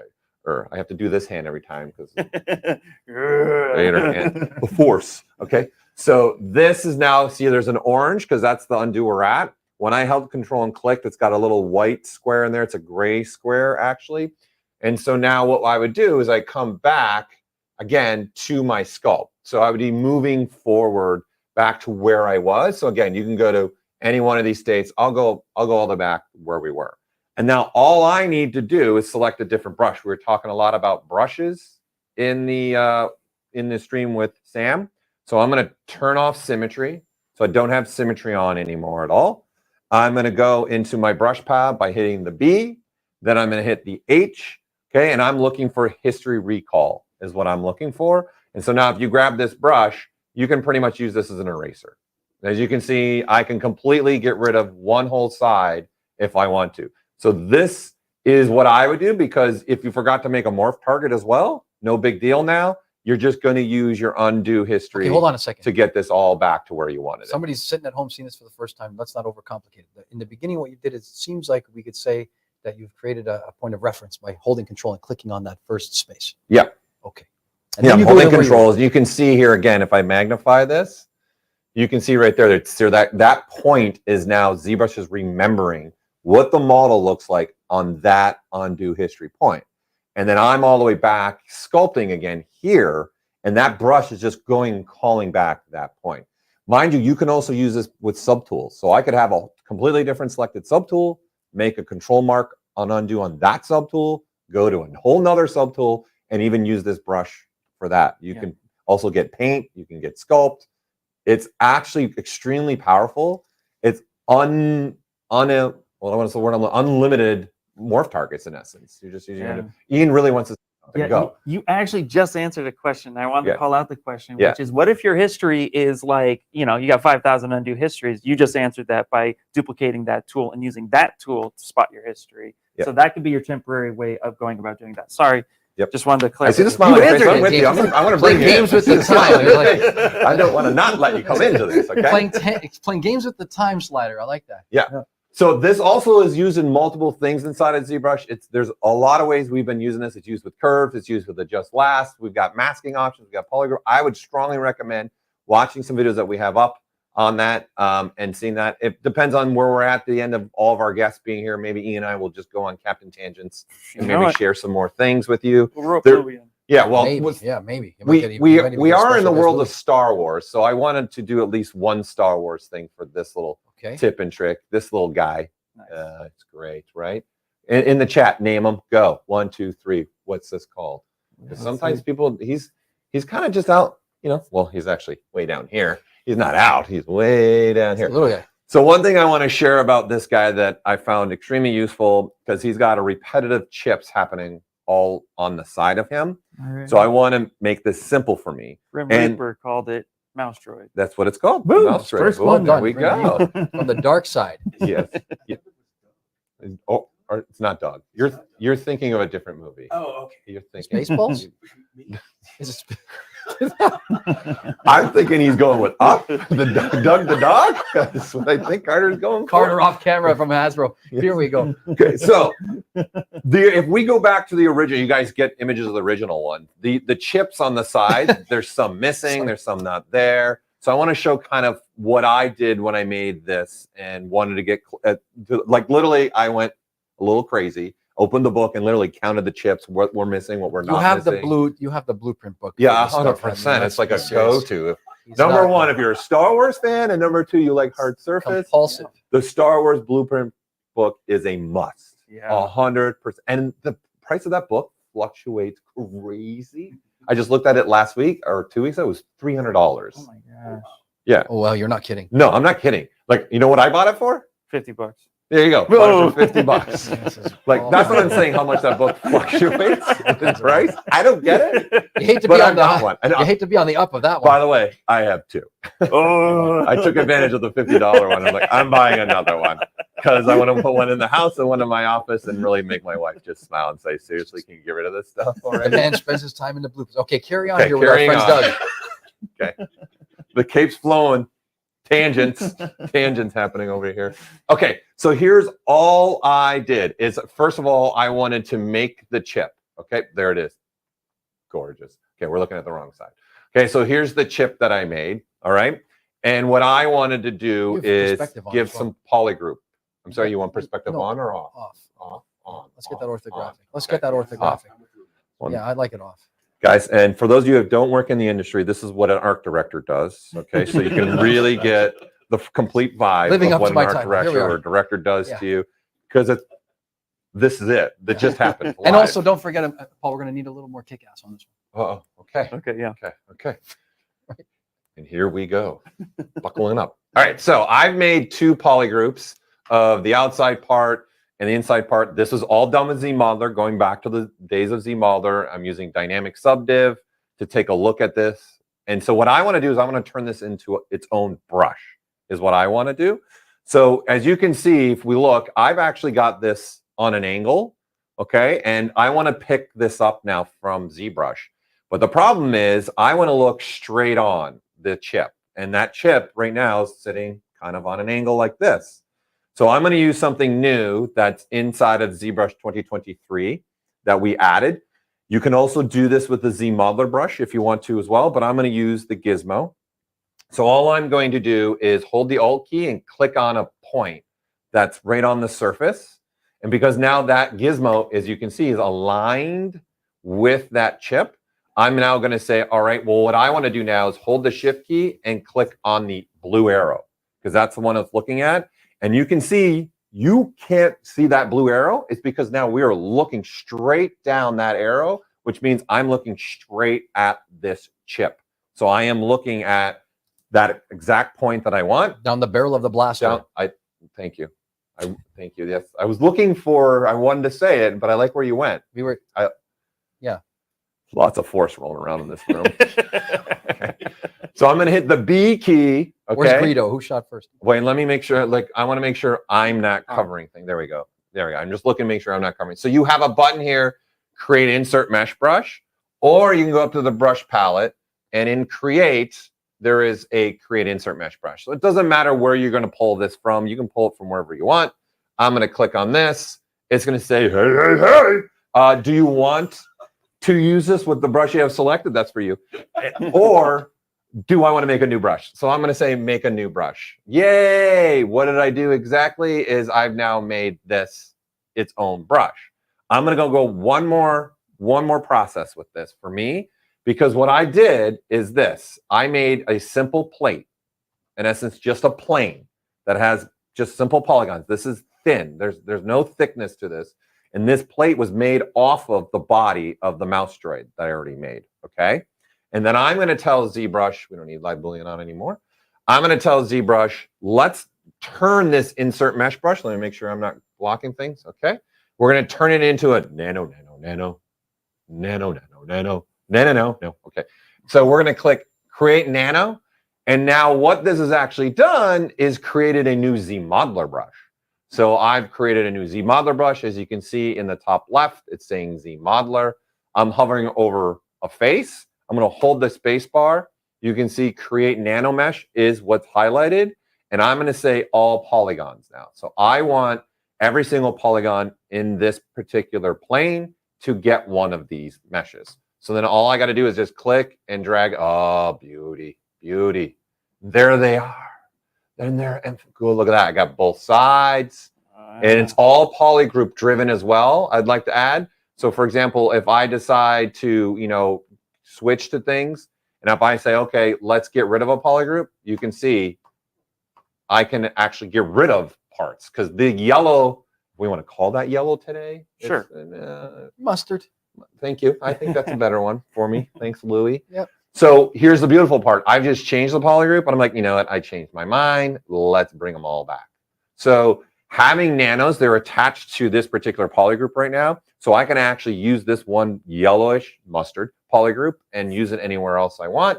And the other thing that I really like about the nano is I'm going to come over to the nano menu. And now, even though the fact I've already drawn it out, I can edit it. I can change sizes. I can say, make it a size of 1. Beautiful. I can make it fit I can make it fill. There's so many things we can do here. I can change the rotations, do different things. It's all, I can change all this on the fly. So this is all I did. I just did this, found the size of the chip that I want, and said, there you go. And then they're all equally spaced. They're all there. And then remember, I was showing you the polygroups of the chip. I'm going to come down here into my inventory, and I'm going to say 1 to mesh. And when I click this, that's going to convert. So now if we look, I've got the plane and those chips. So my next step was I got rid of the plane. I don't need that anymore. So we can delete that. So we're going to come down here to modify, delete hidden. And then now I want some of these chips to not be there, because that's, if you go look at the original, they're missing the purple ones in essence. Okay, the purple ones are missing. So I'm going to click on the purple, and I get all of these. I'm going to come down to our handy dandy auto polygroup. It's colorful. Yay! It's a rainbow. It's a rainbow. Okay, and then now all we have to do is say which ones do you want and which ones do you not want, and just start clicking at them. And you can see as I click off, so that'll expose the other parts. And so my attentiveness of being, I'm going to be exact. I literally pulled up the image and undid the ones that aren't supposed to be there. Some, if I remember right, are even missing As you a couple should. of these, as I should. That was very Star Wars like too, Louie. I like that. And then now all I got to do is delete hidden, and then that's it. So this is the kind of Star Wars tip I just wanted to share with you all, so you guys can get, you know, just a different idea. This is the mouse droid. I did not bring the final one with me because I wanted to first show you all these chips. I think you nailed it, to be honest with you. You get There you 3 go. swings of the lightsaber. Whoa. Ooh, Thank you. fancy, fancy. Is it a rating 2, 3, or is this out of 10? That's a 3. Oh, okay, 3 out of 3. It's a 3. Yeah, yeah. It's That's good to so lead with interesting that. that you went to 3, not a 5. Well, because what you Not do a is go 10. 1, 2, 3, you know? Okay. All right, cool. Anywho's, On camera, they can't see that. Anywho's, so again, we're going to continually give you all tips and tricks as we go through the day here, but we want to get our next guests up and running. We're super excited. We've got the Hasbro team here. I know Ian's excited to play with some toys again. Oh, man. Louie's excited to have some more I toys. just want to touch the plastic. I just don't think there's going to be any questions. It's just going to be them playing with toys, okay? So, and making pew pew sounds. So don't go anywhere. We're going to come back. We're going to have the Hasbro team with us, and we're going to talk to them about their Star Wars line. We'll see you in a minute. All right.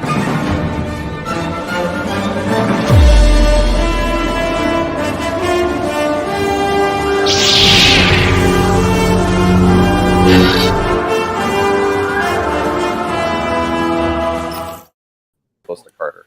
All right. We're doing a little musical chairs at the moment right here, but we gotta. Here we go. Here we go. We're all here. That looks Well, crispy. we have in person. We've got Carter here, and joining us online, we've got Tom and Bailey. Thanks for being a part of our show and being with us. Hello, Hey, guys. hello. Yeah, Great. Happy May the Oh, 4th. sorry, the Tom Rego. The Tom. Rego. So they're going to be Rego. sharing a lot of stuff with us today. You're going to be sharing what you guys have been doing with the newest lines of Star Wars. Apparently, Louie's never going to let the package go. It's become a part of him. I think it's coming with him to Germany when we leave. Good stuff. It's really good stuff. I feel like you're just going to model this the entire time. Do you remember when they shout Mando? Now I can say Rego. You're welcome, Tom. You're welcome for that. Rego. If you want, he'll record it for you and send it your way. Nice. So I know we're going to also be showing some stuff inside of Star Wars. Bailey's going to be showing some stuff to us. Tom's also got a whole line of toys there next to him. He's actually in the main headquarters of Hasbro too. And like I said, we've got Carter here. The one thing I want to point out too, a lot of people always want to ask me, because I'm like, hey, you know, to do a lot of their toys. I'm like, well, where are they located? How do I get into toys? What advice would you give someone that's interested in the toys? I'm going to throw it the card, right? Yeah. Into toys. Yeah. So number one, you have to have like a love for this. So even when I was early age, I would go to the toy stores. I would take the figure and I would flip it over the back of the package, like what company makes this? So I would actually figure out, all right, what company do I actually want to go and work for, and what kind of style of toys do I want to make? Do I want to make monsters? Do I want to make sci-fi stuff? Do I want to make like realistic stuff? Figure that out, and then go to the store, take a figure apart, figure out how that articulation works, and then implement that into like a design or a sculpture that you've done, make that sucker move, and then like go. Can I just say something about that? I probably told this story a million times, but it begs being told He again. found for something in people. his mom's attic. Hold on. No. I actually, as a child, this is so poignant. As a child, and linked up with the Hasbro line, right? The GI Joe, the 3/4 inch. I thought Hong Kong was a person, and so it said Hong Kong on the leg, and I always wanted to know this Hong Kong person. So one day, I go and I say, Mom, I want to be Hong Kong. And she says, what Hong Kong is a place, boy. And so here we are. I'm with the original Hong Kong. I've come full circle. Don't give up on that dream. I'm not. That's my handle on the ZBrush Central forum, Mr. Kong, for that very reason. I love it. Yeah. So what about Bailey? You're a new member of the Hasbro team. Not that new, but you've joined the team within the last 3 years, I believe. If I remember right. A little bit. So like my journey was like a little bit like all over the place. I did start with like Hasbro back in 2019 as a temp, and then I freelanced for about like a year all throughout 2020. And then I was hired back on in 21 for a contract position, and then halfway through like that, I got brought on full time. So it was about halfway through 2021 that I got put on like the Star Wars team. So it's been great ever since. I assist like Tom with Star Wars Black series. So it's been a really great learning experience overall to kind of go through like that progression, and then to just be a part of like really cool events like this too. So yeah, it's awesome. It's great to have, you know what, I said this when we were in our, now I feel special when we say we have meetings before the actual stream. I feel like when they do this on the actual real, like television shows, in our monthly meeting, we discuss this. So I've known Bailey since he was, I want to say 12. You can age the guy. I want to say, no, but We'll go with 12. It sounds more impressive. 12. Open up a legal case here. I want to make a point because Bailey is like we were just talking about with Sam. Get out there, get to know yourself, right? Bailey took his time to actually email me and said, "Hey, I'm learning ZBrush. I'm into ZBrush. What recommendations, what advice could you give me, and things like that." You got to be willing to do things like this. He's now working at Hasbro with Tom and Carter and everybody else. So hats off to you, Bailey. What you're saying is Bailey, Bailey, put the hands together for Bailey for doing that. But really, Bailey went above and beyond and found Hong Kong. So, Tom, let's go in here. Any advice you want to give the viewership about getting in the toy industry? Oh, getting into the toy industry? Yeah, I would say the same thing. Just you got to be persistent. And I mean, my story was kind of essentially, I've been sculpting since '92. And then OG factor right there. In wax. So yeah, Carter and I started in wax back in the day, and then we did that for I don't know how many years it was since 92, 93. And then around 2008, 2009 is when we started transitioning to digital. And thankfully it was actually ZBrush, because I was looking at other software, but ZBrush was so accessible at the time. I was like, oh, all right, I got this now. And whereas some of the other stuff, you're trying to find help as far as learning this stuff, because it's a whole new skill set. You go from traditional wax and mold making and all of that stuff, and it's quite a departure. Although a lot of the principles are still applicable, going digital was an entirely different beast. But yeah, going back to the question, that's kind of how I did it too. As far as I was in the ceramics industry, and then I actually I'm born and raised here. I lived right down the street from Hasbro, and I was just like, I'm gonna put my portfolio together and see what I do. And then I called them up. Again, this is back before internet. Called them up, the main number, and they were like, "Oh, just send your portfolio, and you'll be, someone will look at it." And I was like, "It's gonna sit on someone's desk. That's never gonna see the light of day."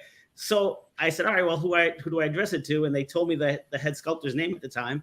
So I hung up, called back the main number, asked for the head sculptor, and that was it. He picked up the phone, and we started talking, and we started talking shop, and a lot of the stuff that I had learned before was applicable. So again, that perseverance is the way. Just work hard, persevere, and shoot your shot. Well, my portfolio was on VHS, just put it out. Wow. That's what I was. I saw a video where people were like, "Don't even know what VHS is anymore." What? Yes, especially they're like, "What's VHS?" So, well, let's get started with the stuff that you guys want to show off here.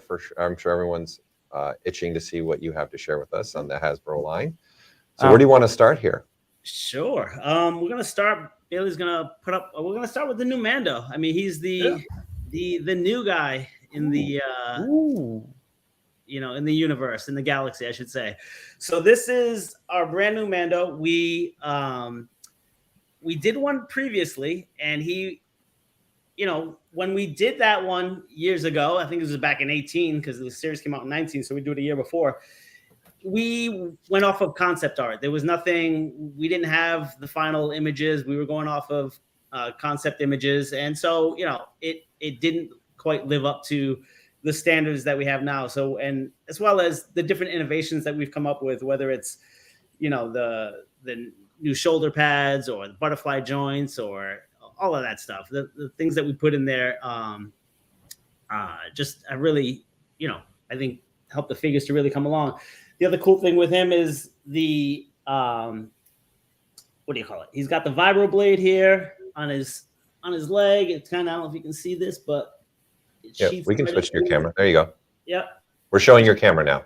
Okay. So yeah, it sheaths right into his boot. He's got his backpack, his blasters, the soft goods cape.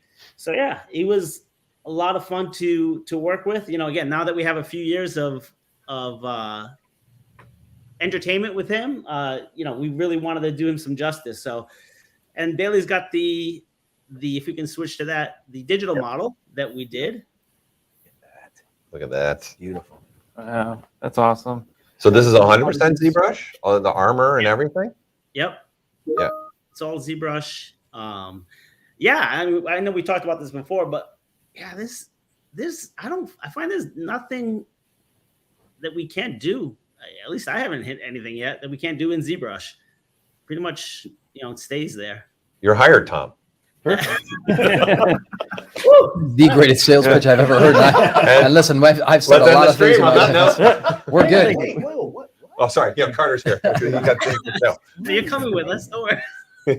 There's more coming. Don't worry. Well, speaking of it being done 100% ZBrush, we had a question coming in that I thought would be a good time. Is how do you deal with the shrinkage for production when you're dealing with joints? Everything looks to be super tight tolerance here. So how do you approach that? That's a great question. We actually do build at 104% to account for that shrinkage. So, you just do the math there, and that's typically for the PVC parts. There's actually, it's about, and again, there's a lot of variables involved, but it's about a 3.85% shrink rate. And then, but the parts that are like ABS, like the lower torso and upper torso, those would be at 100% because they only shrink like less than 1%. So, it's all built in, and we throw a little bit of an offset in there for each of the joints because it can't be flush right on top of each other. So about a 0.12 offset there, millimeters. That is, yep, right there.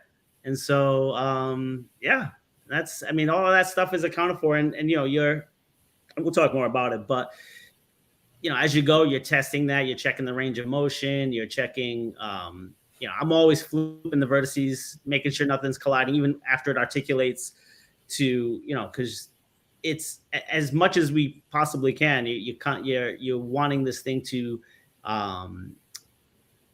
be developed the way you're envisioning it. So you got to test it constantly as you go. Yeah. And then for the weapon, right? Because it's long, just on the same topic, that's what a 2 millimeter is about. What you guys do to make sure it's going to survive the process and not break when someone's playing with it, i.e. Ian is playing with it. Field testing. Field testing. Thank you. Field testing. Sorry. So it's about what? Is that about a 2 millimeter? I would say so. Bailey can measure it, but our minimums for a long thing like that, I would say that's probably close to 2 millimeters. Yep, 1.8. 1.8, yeah. 1.8. But for thinner things, like his belt might be around 1.1 millimeters. Okay. We're really trying the actual chest belt one, the one on the chest. Gotcha. Yeah, that we're really trying to kind of get a level of realism. A lot of this stuff is the smaller you get, the thicker you gotta get. It's inversely proportionate. So I don't know what that is. I can't see it, but Around 0.8, 5.9. woof, we went real thin there. Yep. Got away with one on that one. It looks good though. I gotta say. You breathe on the thing and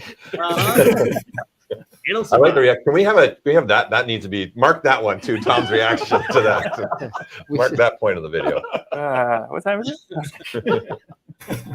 This is awesome. This is and thanks for sharing this stuff too. So this one is available now.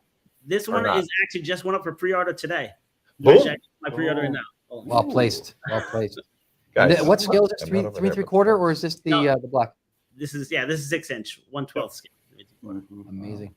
And like Tom was saying, like this guy is just decked out. He's got his like little vibra blade that you can like sheath in his like little boot here. We have like a little cutout over like there for that stuff.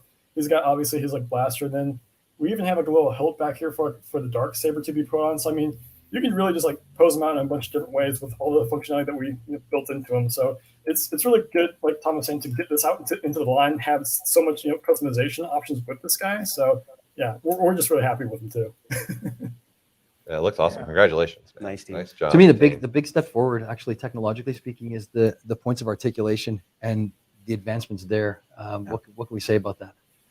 Oh, Tom, you want to take that one? You want me to jump on this? Sure. I mean, as far as Black Series, it's been a constant evolution where we started out back then it was you had the double knees, double elbows and stuff, and we've transitioned into single elbows, and now we've added butterflies, where I think that really helps to kind of get like two-handed blasts. Actually, there's another figure later we'll look at. Tom, can you explain, just in case, just for folks, what the butterfly joints actually are? Because all of us have our own nicknames for them. Thank you. Sure. The butterfly is like it's essentially to allow your arms to come together, like your arms to come forward or back. So it acts like the clavicle, scapula in the back, and so it allows your figures to bring their hands forward together as close as possible. Sometimes they can't quite get. I've been calling it the Hulk smash articulation. There you go. Smash. Absolutely. And then the other one we've done is the neck. I think has been a huge thing because that adds a lot of ability for the figure to express. So there's 3 points of articulation in the neck now. There's a double barbell at the base of the skull, top of the neck, and then another barbell at the bottom of the neck. And that really helps the figure to, just get into these weird, not weird, but like really express unique positions. Yeah. Can you show? Someone's asking. Can you show maybe one of the joints on any of the articulation points, even if it's the elbow, just so they can wrap their head around what we're discussing, if it's possible. Oh, we can. That's good with you, Tom. I can kind of like. Yeah. Show.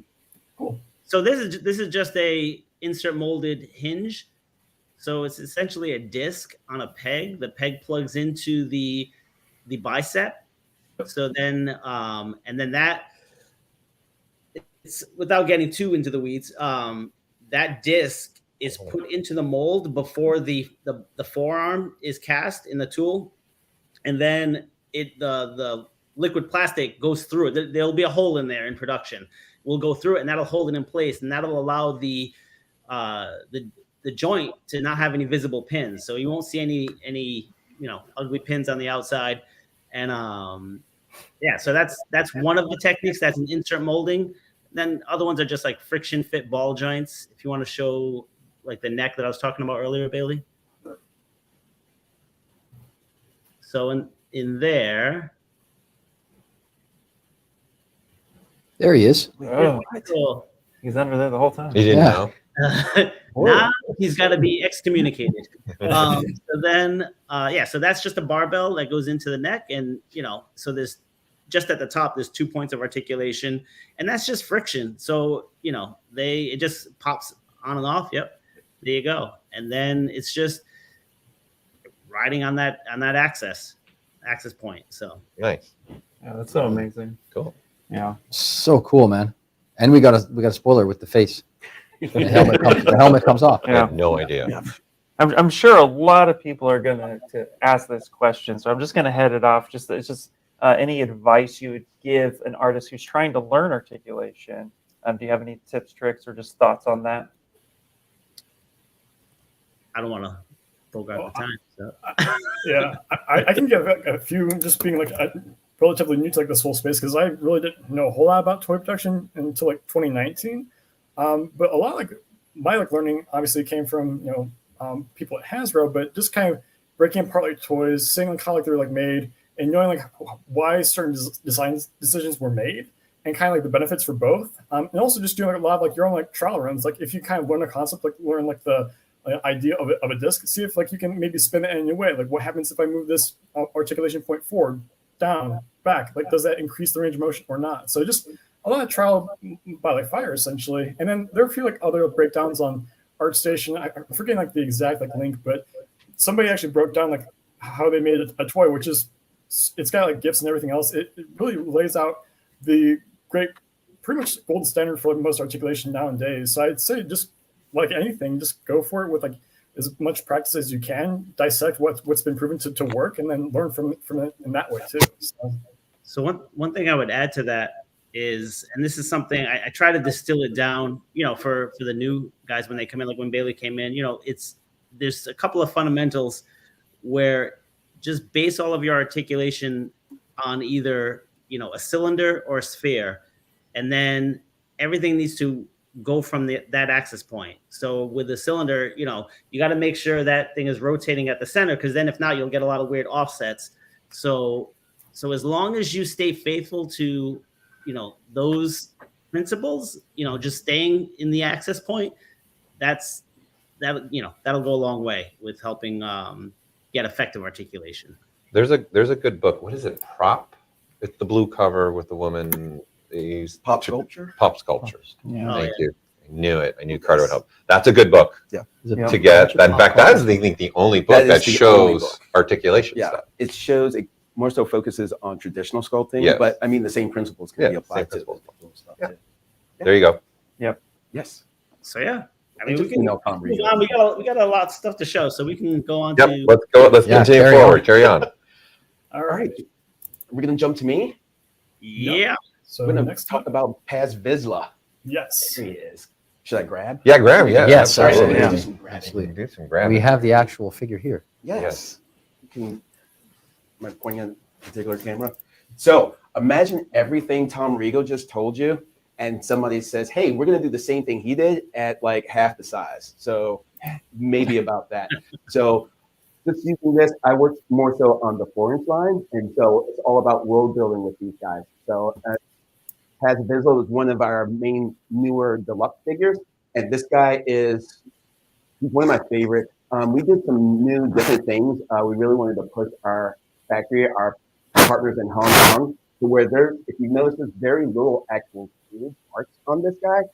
These are actual color grades. So every piece is actually a colored piece of plastic. So except for maybe the little details here on where the armor is like dinged up and shows some weathering and some damage, this figure is going to stand the test of time, because you're not going to get a lot of paint and wear and tear from figures from like the early 80s and stuff, where the paint's starting to rub off and stuff like that. No, not with this guy. Every little piece, all of this, they're all little intersecting, interlocking pieces of actual cast plastic in that color. So we really pushed and wanted to do something really different with this guy, just to see how far we could take it. We've got a knife in our sheath too. Oh. Nice. Yeah, that's right. You're welcome, Good Tom stuff. Rego. Smaller scale, we're bringing ships. But yeah, we got this. So yeah, this even comes off of his backpack. Carter, I don't know if they can Let me see see. at home the true quality and the detail of these 4-inch line figures, 3.75 figures. It is actually like monumental sculpture work that's being done at this scale. I Thanks. just want to say that the level of detail, again, the LOD is so spot on, man. Yeah, our team is like amazing that brings these all to life. It's so much fun working with the design team internally, working with LFL, working with our Hong Kong partners, and just the ZBrush program. I mean, all of this is literally secret, but we take the 6-inch figure and we'll scale it This is down. a secret, not anymore. I mean, Not anymore. Yes. But just so Call it our secret again. That's the kind of shrinkage you're ever going to see. just so we have a little bit more cohesion, so we don't have like, well, wait a minute, what's going on with the 6-inch figure? But if you notice, if you end up getting the 6-inch figure and also this figure, this one's a little bit newer, so he's a little bit closer to the actual like on-screen appearance of this character. So where there's a little bit more concept work working with the earlier 6-inch figure. So you actually get 2 different figures, even though it's like the same character. So when you get both, I encourage you to get both. This one's my favorite, but I just encourage you to get both and just see what the little differences and the similarities are between the 2. So again, this is my buddy Paz. To his friends, his name is also Paz, but I love him. So he's super cool. Yeah, that's super awesome. Details hype, man. It's on fire. Thank you. Yeah. Yeah, he's, Can we yeah. pull up Well the painted too. digital? Awesome. What's up? Can we pull up the digital sculpt? There you go. Oh yeah, let's go into the digital world, the digital realm. So yeah, a lot of the articulation points with these guys, we're not able to also do the butterfly joints just because of our scale. We're trying to do a lot with very little room, very little space. So we're just seeing, okay, what can we achieve with these guys that will keep it kind of similar to the articulation style for the 6-inch figures, and what can we bring new to the table for our 4-inch figures? So there's a lot of pieces, a lot of parts with this guy, especially like I mentioned, we want to do more color breaks than actual painted parts. So there's a lot of pieces going on with this guy. So I mean, this is Hasbro. So again, one of our deluxe figures. So he's going to come in like more of a closed box. You're going to get a lot more bang for your buck as far as like one of our standard figures. So yeah, there you go. Man, it's super cool. I also like how you guys show it with the poly groups on. Really showcases the amount of detail in the pieces involved. Yeah, that's sitting there. It's really fantastic. Yeah, definitely. Like the poly groups for me anyway. Even when I'm just working on a particular component or something or a little part of the figure, I'll work with poly groups turned on because I'll see a gray figure in the background, and this way I can never forget which piece I'm actually working on. Because there's been many times where I'm about to send a figure off to be printed or sent it to Hong Kong, and I think I'm pulling on a particular piece, and all of a sudden, this wedge on his head just comes flying out because I didn't realize. Oh, I was actually had that subtool activated and not his arm. And you turn wireframe off, so you're just looking at only. Oh pictures, yeah, or do you so have the yeah, wireframe I'll on? turn wireframe off. Yeah. Very cool piece. Yeah. He looks awesome. Yeah. Fit and finish is unrivaled. Yeah. It's What's the just so next cool. one? Yeah, what do What do we got? have next? Yeah, what's up next? This is fun. All Let's right. go. Yes. What do we got next? Next up is Black Series. Doc Ondor. That's so cool. Oh, I haven't seen this one. More Nice. aliens into the line was always a good thing. Actually, yeah, this one was a lot of fun, and the reason I want to showcase is I just love the fact that we got to do a different form factor alien thing, because a lot of the stuff we do is humanoid, just like guys in helmets and stuff like that, which is still cool. But the fact that we got to do him, do this guy, harkens back to my childhood as well. I mean, I saw A New Hope back in 77, first movie in theaters, and just seeing that cantina scene was so much fun, such a blast seeing those aliens in there. And obviously that's not him specifically, but his brethren, one of his brothers were in there. And then, Yeah, there you go. So wait, so I wanted to ask this question. Actually, I forgot to ask this. Sam. Is that your favorite Star Wars movie then, New Hope? probably not Empire. It's up there, but Empire is probably my new one. My What about you, favorite. Carter? Holiday special. Ooh, deep dive. Wait, Next, wait, I'm gonna say I that feel like qualified. It was a TV show, so I'd probably go with that one too. What about Bailey? What about you? What's your favorite Star Wars? So I've had like an interesting relationship with like Star Wars. Like what got me into Star Wars, like as a really young kid, was the Gendy series. Just because I was a Samurai Jack fan, and then that micro series also introduced to me like my favorite villain being General Grievous, and I just love like the original Clone Wars micro series. So that's what got me into Star Wars, because I actually didn't really like the prequels when I first like saw them in theaters, just because like I wasn't a Attack of the Clones fan, and then like Revenge of the Sith, I'm like, he killed the younglings. Like, why are we liking this guy? Like episode 3 is not my favorite like Star Wars like movie, just because like of my own relationship with it. So it's like always been like this for me. So Yeah. So you got him in ZBrush now. Yep. Character. And guys, so the actual hard copy, the actual figure that has the soft goods, Yes. and then you have it. So is this just kind of like a placeholder that you have for the soft goods in the digital model? No, actually, this is Doc Ondor from the Disney parks, and then he has multiple layers on that character and that little animatronic guy, and so we have his vest sculpted with that sash that goes across, and then he's got a layer. That's another thing I like about this guy. He's got a lot of layers to him, and so he's got that really elaborate necklace in there as well, and then there's a soft goods that goes underneath it. So And for the uninitiated, the soft goods are what look like the garment pieces are produced in different types of plastics.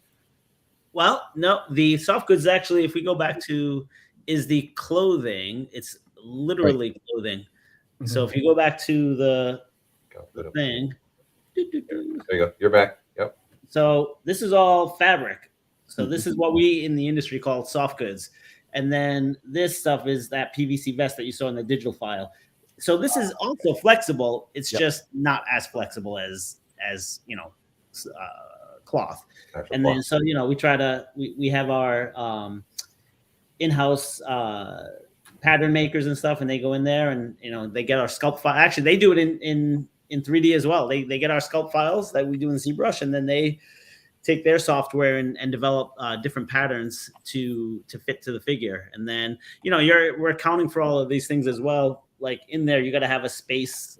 It's like 2 millimeters in between the body and the vest. So it's a lot of little variables that you have to account for as you're doing this. That's a great looking figure. That's pretty awesome. But so then both of the garment parts are soft goods. Well, yeah, this is a soft PVC. Soft goods, at least in the industry vernacular, is more cloth, actual cloth, textile that you would source. Okay.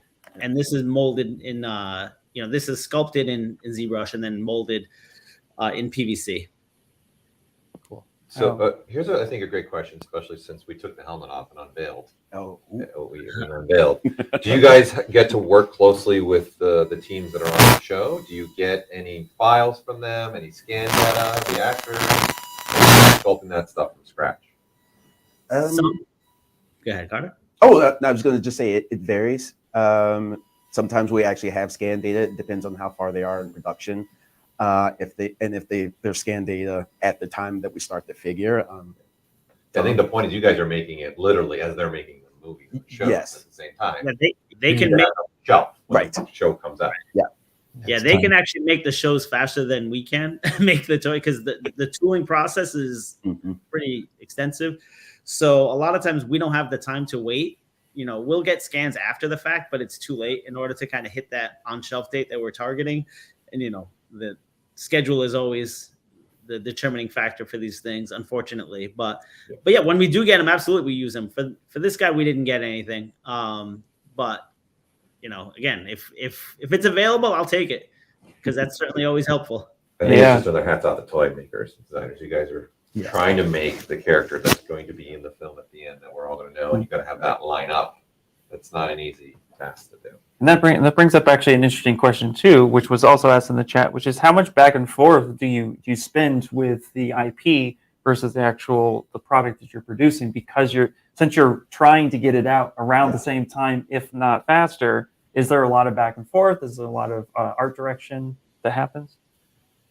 Well, hopefully not. I mean, we're definitely striving to before we get in front of Lucasfilm, because obviously they review everything and they approve everything, and they're the gatekeepers essentially. Our job essentially is to get it as close as possible and anticipate any critique that they might have, and then if all goes well, they might have a few comments. I kind of look at it like I'm trying to make their job as easy and as hard as possible. Easy in that they look at it and go, yep, I get it. That's so-and-so. That's Doc Ondor or whatever. Hard in the sense that they're looking to see, they have to really critique it and go in there and go, what's wrong? What's missing? And then, so that's kind of how I look at it. That's awesome. So, yeah. What do we got next? What do we got next? Yeah, let's go. Let's move on. All right. And so far, the chat is just loving it. There's a lot of just praise on the texture and the size and detail. What? Do I need to make room for this? We Am might. I- Oh. I'm not touching this. I was Yes. playing with this. I'm sorry, field testing. Field this. testing. I was field testing. Kyle's gonna bring in the steady cam. Steady Here for cam this shed. one. I want to pick it up, but Oh, I no, feel like I'm an earthquake. It's gonna happen. So there we go. That thing's super impressive. There you go. First impression out the gate, by the way, as a now professional field tester, Okay. amazing. I was having the time of my life. I did not want to go home. Yeah, this thing was definitely a labor of love. I always wanted this when I was a kid, just to put all of my Jabba's denizens all in there and have Jabba hanging out and having them just reenact the Return of the Jedi scenes, or just create my whatever kind of where my imagination would take me. Now with technology and with ZBrush, we can get things to where we even have like the engineer. We've got this. You can actually just kind of spin the little barbecue there over the flames. We've got all of these little details back here, the little details back here on the table. Just all of these. This is literally like its own small world encapsulated in this little playset. Just and even just to me, like really where it really comes to life is all of the secondary like reads, all of the detail and the texture. There's even sand texture on the flooring. There's extra detail right here in front of the stairs. There's all of these tiny little pieces here. So I mean, you're gonna get a complete bang for your buck with this playset. This is truly something both myself and the design team, Lucasfilm, all of us love this guy. And how can you not love Big Bib Fortuna? His code name was Fat Tony. Big Bib. internally. Big Bib. Fat Tony. Big Bibbin. Fat Tony. Fat Tony. Then it became Big Boy Bib, and so I was just changing all over the place. So You got that East Coast vibe. Rego. that would be I'm gonna call you up. Rego.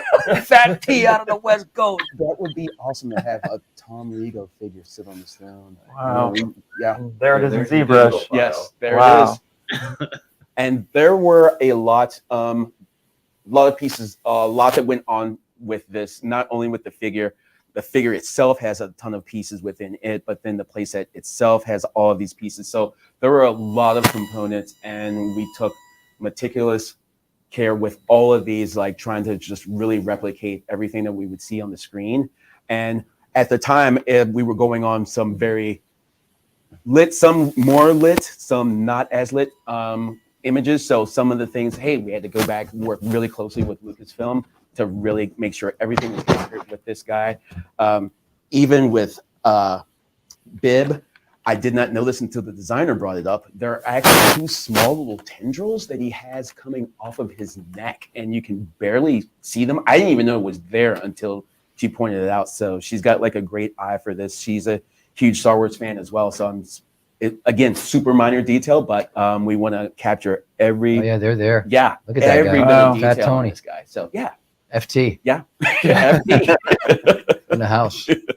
And also back to what we were talking about, the soft goods. So we actually have some.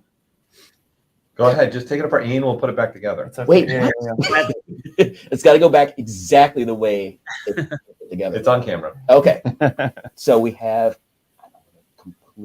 we actually have these little pelts. Oh, you're kidding. yeah. So these are actually like little pelts Creatures that have endured the suffrage of Jabba's Yeah. wrath. And so now they're like just kind of hanging out here with Big Tony, Big Bib. Do you think they could have been Ewoks? It looks almost like a unwrapped Ewok. You know what? I could see. Like hold it up to the people at home. Man, it kind of Yeah. looks like an unwrapped Ewok. Fat Tony. Expense. My people have suffered enough, Fat Tony. Look at me now. Yeah. Get up in them trees. But even with this, we have our actual pattern, our internal pattern team that will actually make this pattern, these kind of patterns for things like this, and also for Bib himself. So instead of making this completely plastic, we wanted him to be able to sit and still have these robes. The original Bib Fortuna back in 1980, he actually had a soft soft goods robe as well. So we still wanted to for that. Yeah, that And- OG felt. Yeah. So yeah, just bring. And he was actually my Return of the Jedi figure that I got as a kid because Ever figure? Wow. well, Luke was sold out. Of course, I wanted Luke in Jedi outfit, but he was sold out in every town. I had to finally back order him from a mom and pop shop. But until then, my dad was like, "Well, what about this guy?" Because he had the big neck pieces and everything, the tendrils coming off of him, and I didn't care. Like, oh, I love him. He had the cool looking eyes and the brow and like the hand. I just loved everything, and he was And those sharp nails on the fingers. I Yeah. remember it was a very strange figure to look at as a kid. You know, you're like, oh god, he's a creepy dude. yeah. I mean, everybody else was like, "Oh, Boba Fett." Like, no, dude, it's Bib for Bib, tuna. yeah. I Hey, swear put her to there, God. man. I feel the Yeah, same way. Bib Like, for Bib. tuna. Not my Love first. for Bib. Who's your first? Yeah. Who was your first one? Do you remember? We're gonna go around the horn here, Ian Robinson. Come on now. Well, I want to think it might have been there. But I know I had the Ewok Village. You're the reason I couldn't find my Luke. Yeah. You had the one. Yeah. The black costume. That was one, or did you have Yeah. the type of? No, I had the Black Costume one, and then I had an Ewok Village. I never had the Ewok. Oh yeah. Okay. Yeah. That was your first one, the Ewok or Luke? Luke. Probably Luke, right? Luke. It kind of looked like a Luke, right? Ian Robinson. What about you? What was the first one you can remember? My first was actually Darth Vader. Oh. Yeah. Oh. So I happened to get my hands on one. You're saying that you're in the Vader land. No. Legitimately, I remember going to Toys R Us as a kid, and my mom was like, "It's your birthday. You could pick out a couple toys." And I loved Star Wars, so I ran through that and Ghostbusters, but that's another topic. Right. And I saw Vader just right there, and I loved that character so much as a kid. Yeah. So I just grabbed it. The cloak was really what sold it, and the helmet. I mean, come on, it was like It's your guy. incognito mode right there, all black, decked out. Yep. So I was like, yeah, for sure. And I loved red a lot. Yeah. So Okay, so that's fair. Should I tell them? I'm gonna age Sure, go myself. ahead. Imperial Guard. I just thought it was really interesting. It was red. Ooh, yeah. I thought, what's this red business? Yeah. And the And package soft was goods. cool, and it was soft goods. It was that felt OG Mhm. red felt with the darker crimson kind of rubber That's right. feeling looking body underneath it. That was the only one. Yeah, when we had our release party for the episode 1, I actually in Hasbro, I actually bought one of the cosplay helmets for that. Yeah. But my head's larger, and so when I got it onto my head, I couldn't get it off. So I had 3 other Hasbro people pulling, and my head almost ended up stuck in this thing forever. We got B-reel footage of this somewhere, right? It's somewhere out there. Yes. Paul Gabriel is not amused with that. I continue on because I feel like I'm going Uh-oh. to put it Is on. it time? Oh, we might. You brought it. I may. Are we might as doing? well. Are we going Oh, there? we're brought it. All right. Are we going Vader or are we going Stormtrooper? Here we go. Here we go. Continue on with the show. Don't let us get in the way. of Rebel the show. scum. Bow. This is fantastic. Rego. There you go. Okay. You brought it up. Well, there you go. There you go. Perfect. This is the 4th like never before. Hello again, people at home and around the globe. This is the way. Perfect. Boom. It's steamy in here. Let's continue. Oh, okay. Okay, carry on. As you were. We're going to go back to young Tom Rego. All right. All right. Next Let's up. go to the next one. Rego. Next up is Black Series. Chris Anton. Oh, look at that. Oh, there he is. Oh, that's a It's working. a little red, though.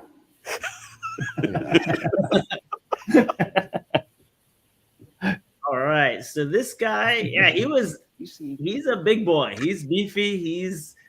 We did an earlier version. We hadn't seen him yet in Book of Boba Fett, and we, utilized our old Chewie mold and just kind of added a few things based on the comic version. But then little did we know he was going to make his on-screen appearance in Book of Boba Fett. And when he did, as soon as we saw that, we're like, we got to do this guy.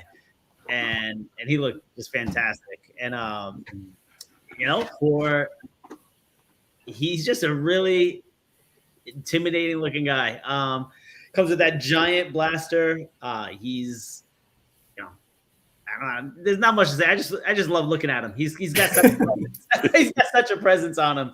And but we're able to incorporate all of the usual articulation. He's got the butterflies. He's got it's tough with his head as far as the multi-point articulation in the neck, but we'll throw it in there just to kind of get as much out of it as we can. So Really knocking it out of the park with these ones, Rego.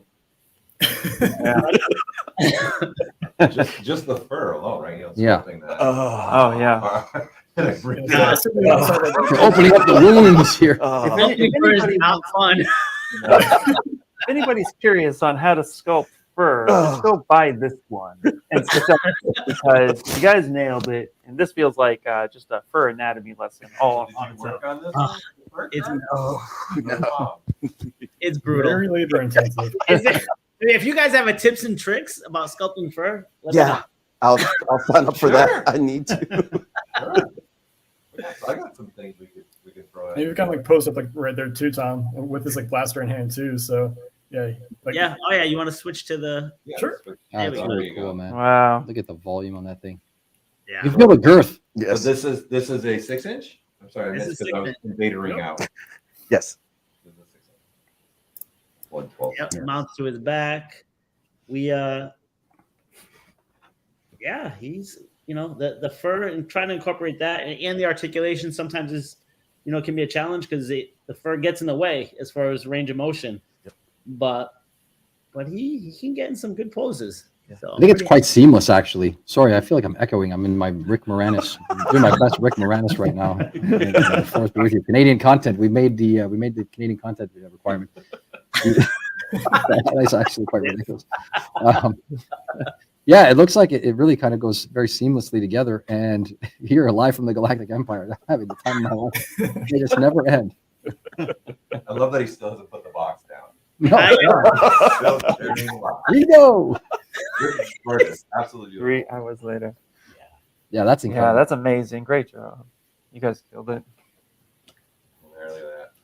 So And again, speaking volumes to that articulation, where you see that last frame where we saw the actual production figure holding the gun coming fully across the chest and the torso region in this kind of motion. Yeah. I just really dig it, man. You guys are hitting the home runs. butterflies are what Figure after the what image. allow like that too. So I mean, it's and normally for like a really big bulky figure like this, that range of motion was previously not really a thing. But butterflies offer us like so much like versatility, even for like a bigger frame character to really hold like those like really cool blaster poses like Tom just had on his screen. So and like the parts breakout for this guy is pretty much like the same complexity with like any Black Series figure where you can mount like this like little blaster and like this little key on the back of his belt or back of his like sash, rather, whatever you want to call that thing. So yeah, he's just got really cool functionality for being such a big figure, and we're really happy with how he came out too. So yeah, the other nice thing about a lot of these designs, again, I don't have any input as far as the designs, but when I see stuff like this, like the bandolier shoulder pad section, if you can pull that off, Bailey, what's nice about that hides a lot of the ugly, so if you can flip that, so then you can see once it flips, you'll see where the butterfly, is cut away. You can see the different color there, but you don't see that when the layer is on, so it hides it well, but you get all of that range without breaking the illusion of this being just like a mini character. So that's kind of the mindset going into it, is always looking for the right area to break the joints and how to hide them. And maybe you'll kind of push something over a little bit to hide it, or align a seam like on the forearm or whatever to align with the disc, so that you try to make it as seamless as possible. Again, so it's always about trying to create that illusion that this is just a little character. And then once you start playing with it, the cool thing about these two is they come to life. You get it when it's done well, like the posing becomes fluid and natural, like it almost like just falls into like position, and sometimes it doesn't work as well, but when it does, it's really satisfying because for the end user, then it becomes about them kind of experiencing that and getting their figures to do whatever. So it's a lot of fun. And with that, with the articulation, I always try and tell people it's always going to be form versus function.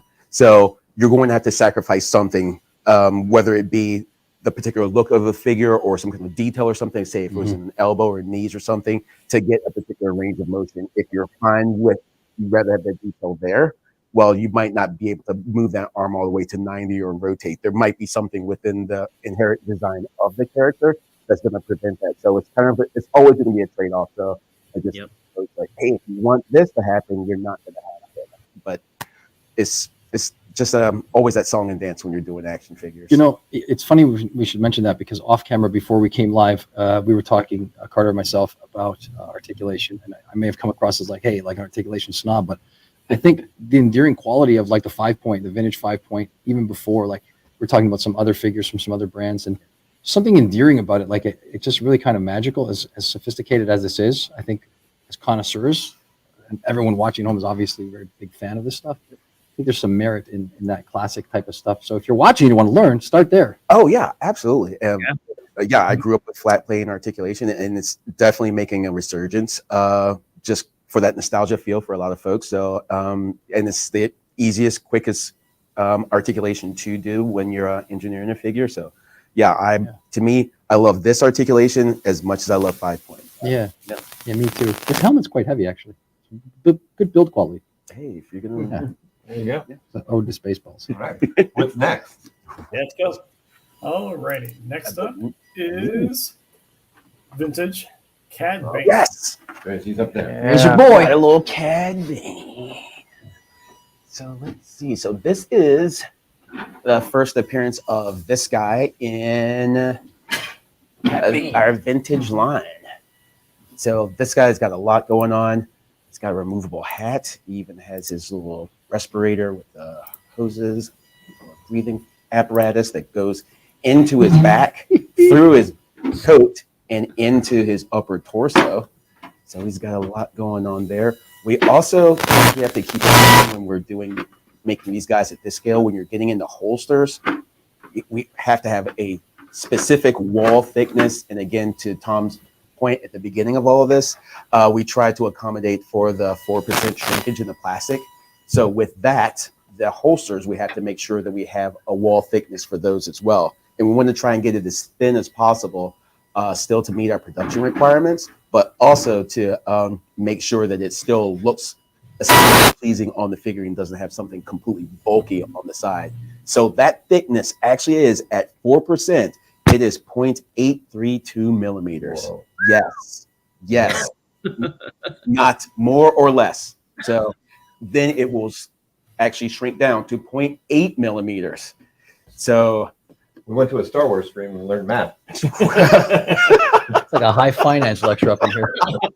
I mean, math is relevant if you're going to do toys. Math, Well, math is relevant. So, you Stick with know. us. Later on, we'll go through the balance sheets for the third quarter.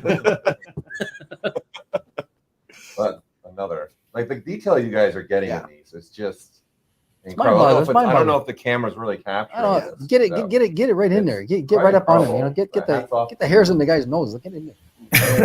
Your guys' toys.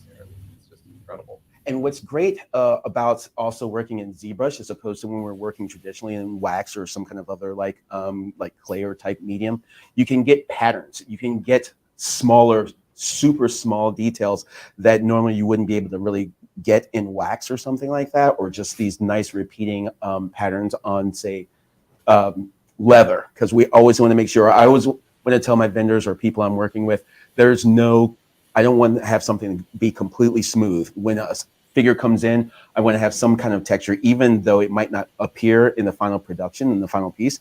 I still want to have some kind of texture on there because I want to make sure that these look as close to real world as possible.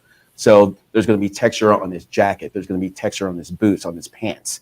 And again, whether or not that shows up in actual production, and a lot of it actually does. So technology has really advanced since we've even been doing this even the last 8-10 years. So we can get so much more detail with this digital program than we could ever before.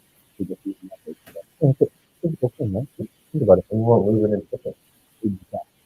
I remember my first visit to Hasbro, and one of them was my first visit to still like 50% wax. Yeah. That was only like, I don't know.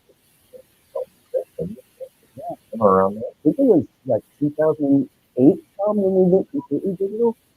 So, About that. That's started dabbling in it. Yeah.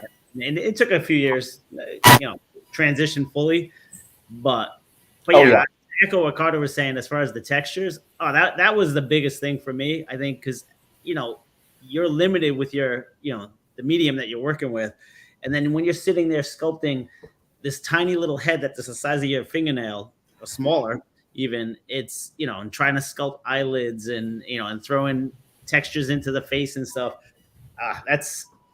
That was nearly impossible. Or So, even especially weapons. One of the main things that I wanted to get into digital was hard surface, hard edges, and you just couldn't achieve that in wax. And especially to not only achieve something hard edge, but also to make sure that it was perfectly symmetrical. And it was just something to where we would always have to just machine that if we were getting something like larger like ships.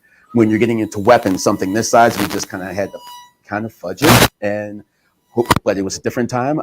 Let a lot slide back then, like back in the wax days and everything. And now we can get really all of this intricate detail and all of these really super detailed LFL pieces, Star Wars pieces. To me, even the weapons within the world of Star Wars, even they have their own personality. All of us know what Vader's lightsaber looks like. All of us know what Han Solo's blaster looks like, because those have their own personalities as well. So we want to be able to make sure we capture that as well.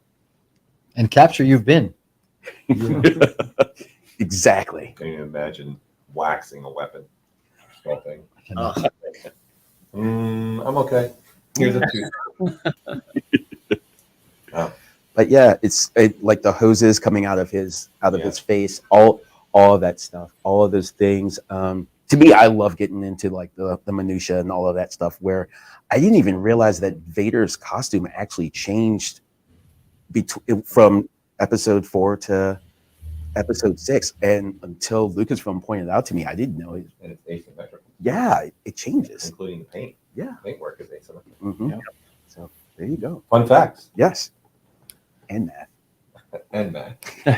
Tune in next Wednesday for an Excel spreadsheet tutorial. Management 205. Who do we got up next? Yeah, let's go next. The hits keep on coming. Next, Hasbro to the team. Black Series figure, we got our new R2-D2. Oh, there he is. There's our old faithful friend. I just pre-ordered him myself. You did? Yeah. Had to. First wave sold out. So I had to, Really? yeah. It's R2. And this is on HasbroPulse.com. Yes. Yep. Mm-hmm. Where you can find these. Get there, among other things. I mean, there's so many wonderful products being featured on the Pulse website. I mean, yeah, and that's the source. And Tom's got it. Yeah, I'm so not this- sure. I see, like you had like post up over there, Tom, too. With what's that? the physical. Yeah. I see you've got like all like post up. Yeah. Oh yeah.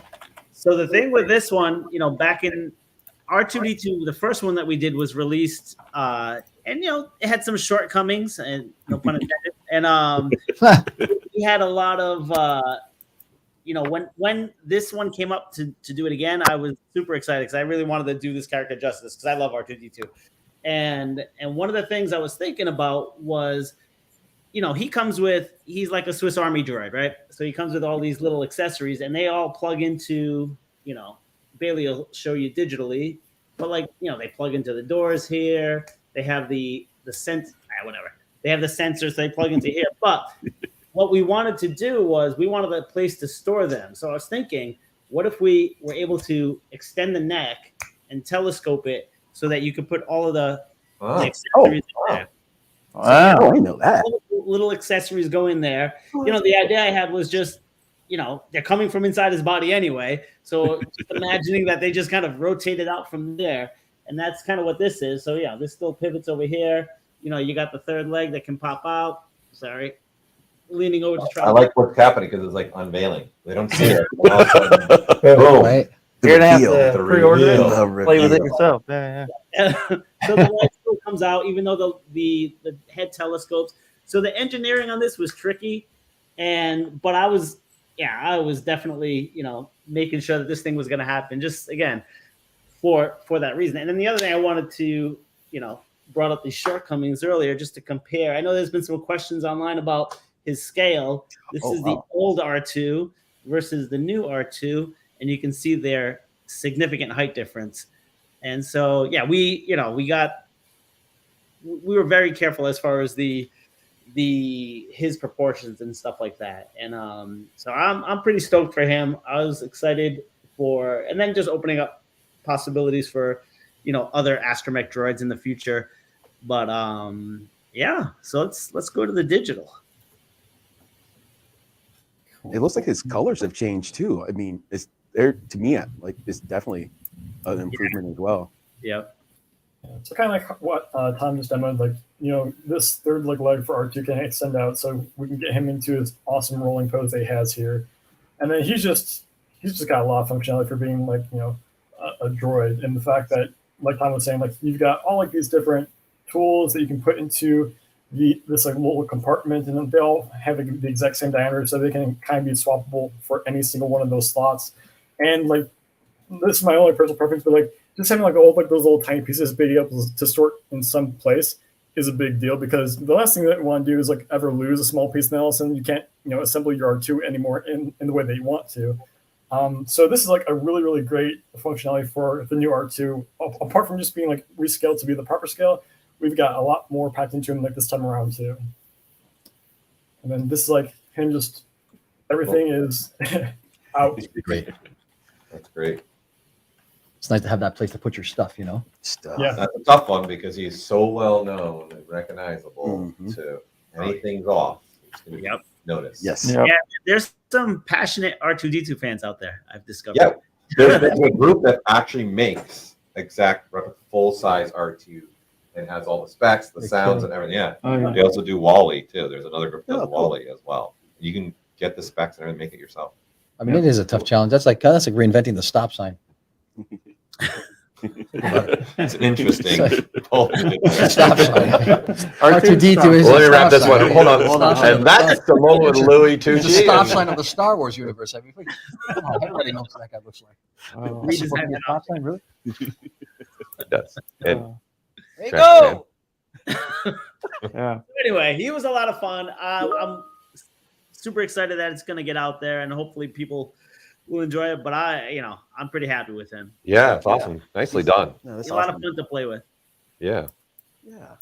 3 strokes of the saber for you guys today so far. 3 out of 3. I got away with it. I got away with some stuff. Yeah, that's a 3 out of 3, by That's the a way. 3 out of 3. That's 3 3 strokes out of of the 3. saber.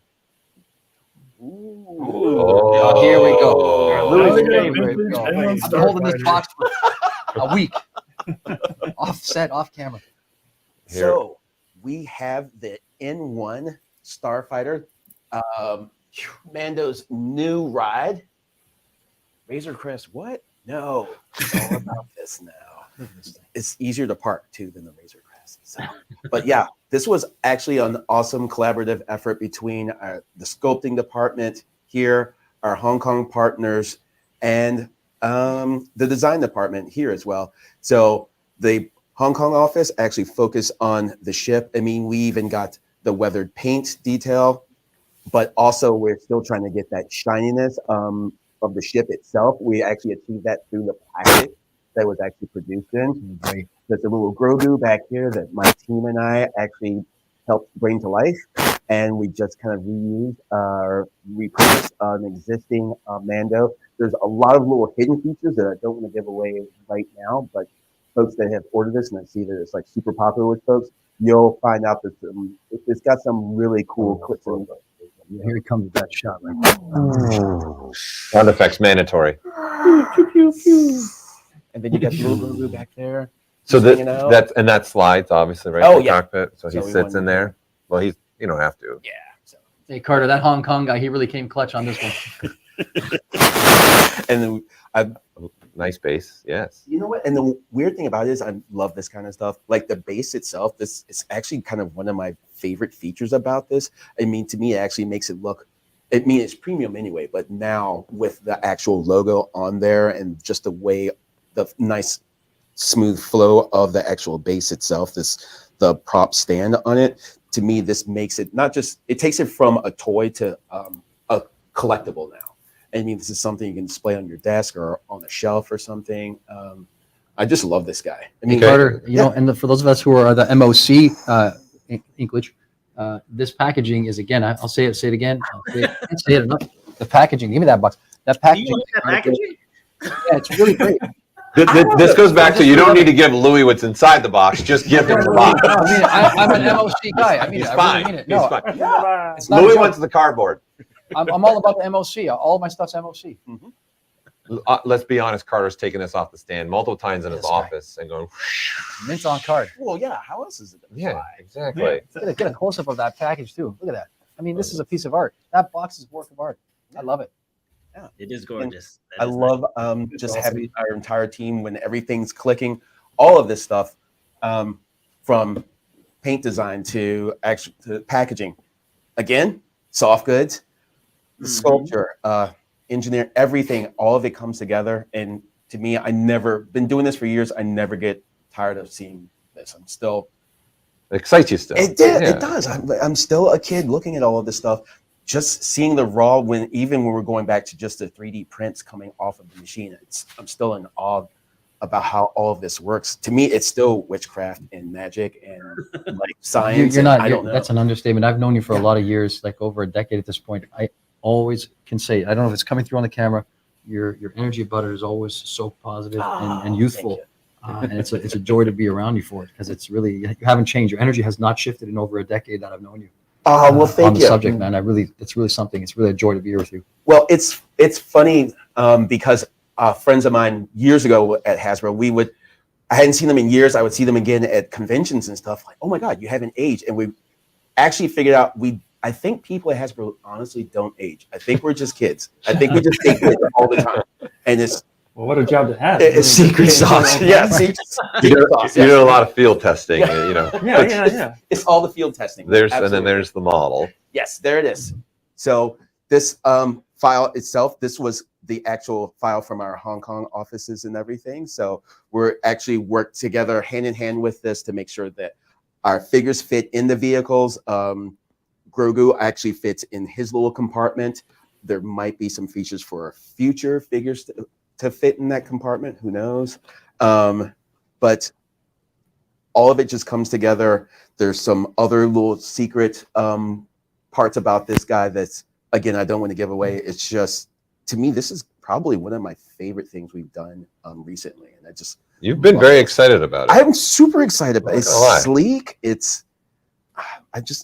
Even when I saw it in the show, like, oh my God, is that going to be his new ship? That's awesome. The color quality of the plastic, though, like Yes. guys. I mean, Ian, Paul, you chime in any time here. This is not an understatement. It's really popping off, man. Even under this lighting, it's really. Yeah, we really wanted Really to great. dial it in and make it look like, we took this right off the show and made it into this awesome collectible for everybody. No, it all shows through. The passion, the love for each and every single one of these projects just shows through. And I think that's also the draw as well, not just from the software to the actual product, but just in general, why we get into this in the first place is just the love and passion we have to make something. Because I mean, like, one of the popular questions is like, how do you guys figure out scaling? Well, a lot of that is trial and error, and it takes a certain type of love to really like spend hours getting that scaling right and making sure that everything fits, so that the user at the end of the day can just go in and enjoy it and not have to fight with it. And it shows, and it's clearly amazing. It's seriously great. I think this is exciting too, that you guys were able to bring the physical products with us and then see the digital files. Like, this is cool. Kyle's camera operating over here, going close up, and then we have the digital file that Bailey's rotating around. Don't forget the Very packaging. cool. And the package. Yeah, and he has the packaging. By the way, you guys do use ZBrush to do your packaging in some cases as well. We do. Well, Yeah. actually, That's why I'm saying what I'm saying here. Yes. You know what I mean? I love the box. That's what I'm Just a saying. cat.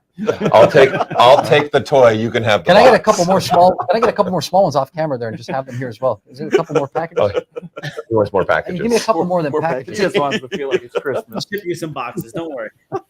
bring in some more packaging for you. You'll get your packaging fix. So, Wow, this is awesome. Thank you. Yeah, this Yeah. is so great. fun stuff. All right. What's next? I feel like I'm just like, what's next? What else do we Oh, got? we've got next? next. Oh, here we go. Yeah. All right, That's Magna just Guard. Yeah. hard. So yeah, this guy, he's one of Grievous's boys, and he was again different form factor, even though he's still a bipedal kind of humanoid-ish, but he's got all of this funky armor layering, and then figuring out how to do the articulation, building that in so that it's again, the nice thing about robots is the articulation is kind of designed in there for you, which is nice. So you work around that. But the unfortunate thing sometimes with dealing with CG models is, they don't always adhere to the laws of physics. So a lot of times, the joints won't, if you were to actually collide them, they would stop at like 30 degrees or whatever. So you got to kind of fudge some things occasionally just to get it to be a more functional figure. And, but yeah, he was, again, different kind of look. He's a lot of fun as well. He comes with a soft good. So if you want to switch, I didn't switch. Hold on. Sorry. He comes with his soft goods robe as well, cape, whatever you want to call it. Cool. Mm, Oh, wow. That's So yeah. And then he I comes. love your reactions. You work for the company, and everyone that Tom pulls up. It's like, do you work at Hasbro? Are we sure? Somebody check Sorry, this man's Tom. credentials. Somebody check this man's credentials. every He's actually a piece- fan we found on the parking lot. Yeah. Everyone he pulled up, Tom. Carter's next to me going, ooh, oh, wow. His credentials? I don't know anybody named Carter, but okay, whatever. Okay, all right. So He's good. Did you really check his credentials? digital. He Wow, comes this with is buttons. awesome. I love cool stuff. This is great. So this was done in ZBrush? Do Yes. we- Yes. Of course. It's in ZBrush right now. Okay, thank you. Tom, did you start with scan data, or did you do this? Did you guys do this completely This- from scratch? This one had a low res file from back From in Maya, I thought, right? Yeah, from Maya. I think it was back in, when was this done? 2003 or ish, 2004. Yeah, So probably. it wasn't great, but it gave us enough to Start go with. off of. Start with, yeah. Yeah. It's awesome. I think the action pose you got in that toy shot is just Yeah. really cool as well. Yeah, that one's really sweet. Yeah. He It's got- almost like what Carter says. It's no longer toys. We're large children. It's now collectibles on our shelf. It's a collectible. Yes. We're not It's playing. no, it is. It's it's the quintessential modern sculpture in a way because it is functional and you can look at it and see it, and touch it, and play with it. It's real sculpture. I think anyone who discredits it for anything less is at this scale and at this level, is doing a disservice Look to at doing a disservice to art. Actually, It's a great shot, Bailey, of showing the details, the Yeah. weathering. Yeah, and to kind of like echo like the previous points, like on like vintage, on Black Series, like textures do make a world of difference, even though they're so small in the actual physical product. Even if it's like to break up the specularity on a surface, it just helps that readability so much more. So I mean, like a lot like this can get like watered down in production, but all of it still like matters, and it's just so impressive to actually see it like zoomed in like this, just to know like how much like work goes into even a single part of a toy. It's always like rewarding to see like other work that people are doing with this stuff too. So I mean, it's a great place to be at. We're at Hasbro, so I think that's why nobody ages seemingly. So Carter, if we don't retire, Fountain of Youth. Retire. What? Oh, you didn't get that memo, did you? Sorry. Well, you're not really working if you love what you're doing. There you go. there So. you go. What to retire from? I don't understand what you're saying. Who would retire from this? Look at this package again. We'll get a close up of Louie's packaging. got The a package box here of again. the box. Look at this thing. There it is. There you go, Louie. Kidding me? I don't care what generation you're from. You're 9, 10 years old. You get this. Look at this thing. We're really derailing the toys. I'm not really. Packaging. This is actually in alignment with it. Look at this. You're gonna want this. Look at this package. You're gonna want these. I love that you put the old Kenner on there too. Oh, Yeah, you gotta get, show Collect get them that all. original Yeah, Kenner. yeah. By the way, for Make those it that don't long. know, Kenner was the original Star Wars toys. Yes. Play sets abound here. Here we go. The next play set. Oh. Next place, set. Yeah. Indoor bunker. Environment It's gonna be zebra. interactive. Can I Yes. can I have him? Thank you. Thank you. I'll hold Yes, them him. for you. All right. There So we go. Look at the balance. something else I always wanted as a kid, the indoor bunker play sets. But the closest I could find was me actually cutting cardboard and spray painting it gray. Well, my dad spray painted it for me. So, and then I just put that together with duct tape. But I've come a long way since then. So, Oh yeah, show that. Go ahead. are we ready? Yeah, go. So, He's got the shot. Go ahead. Oh wow. Oh snap! Wow. oh, Does not do that when he's not here. Sound effects not included. Right. but wait, there's more. We're gonna get really in Oh. here. We're There's more? going next level. Oh, wait. All right, Okay. can you get a shot in right there? See if I can get to this. There's. Wait, hold on. Wait for it. There, that panel.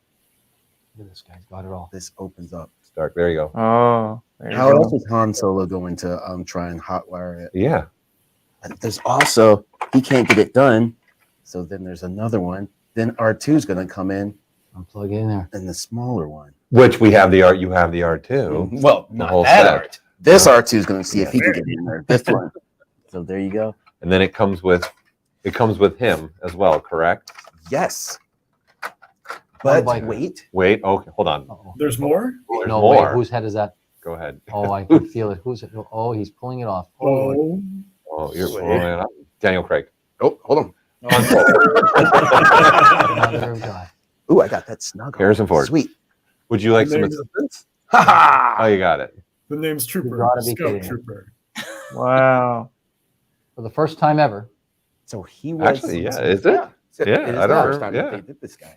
So Yeah. what the designer told me that this gentleman was actually the person that they were actually filming on his property for the indoor scene. So they put him in the movie as one of the Oh, biker wow. scouts guys. May I see that? That's the first time that guy's ever appeared. Look at Yeah. So he was never done in the classic line. I don't think we've done him in I mean, he never really had a name. We just call him biker scout in disguise. So yeah, I suppose that indoor trooper that was covert operation. And this one's available now. as Oh well? yes, this is also available on Hasbro that. Pulse. The man who owns the property. HasbroPulse.com.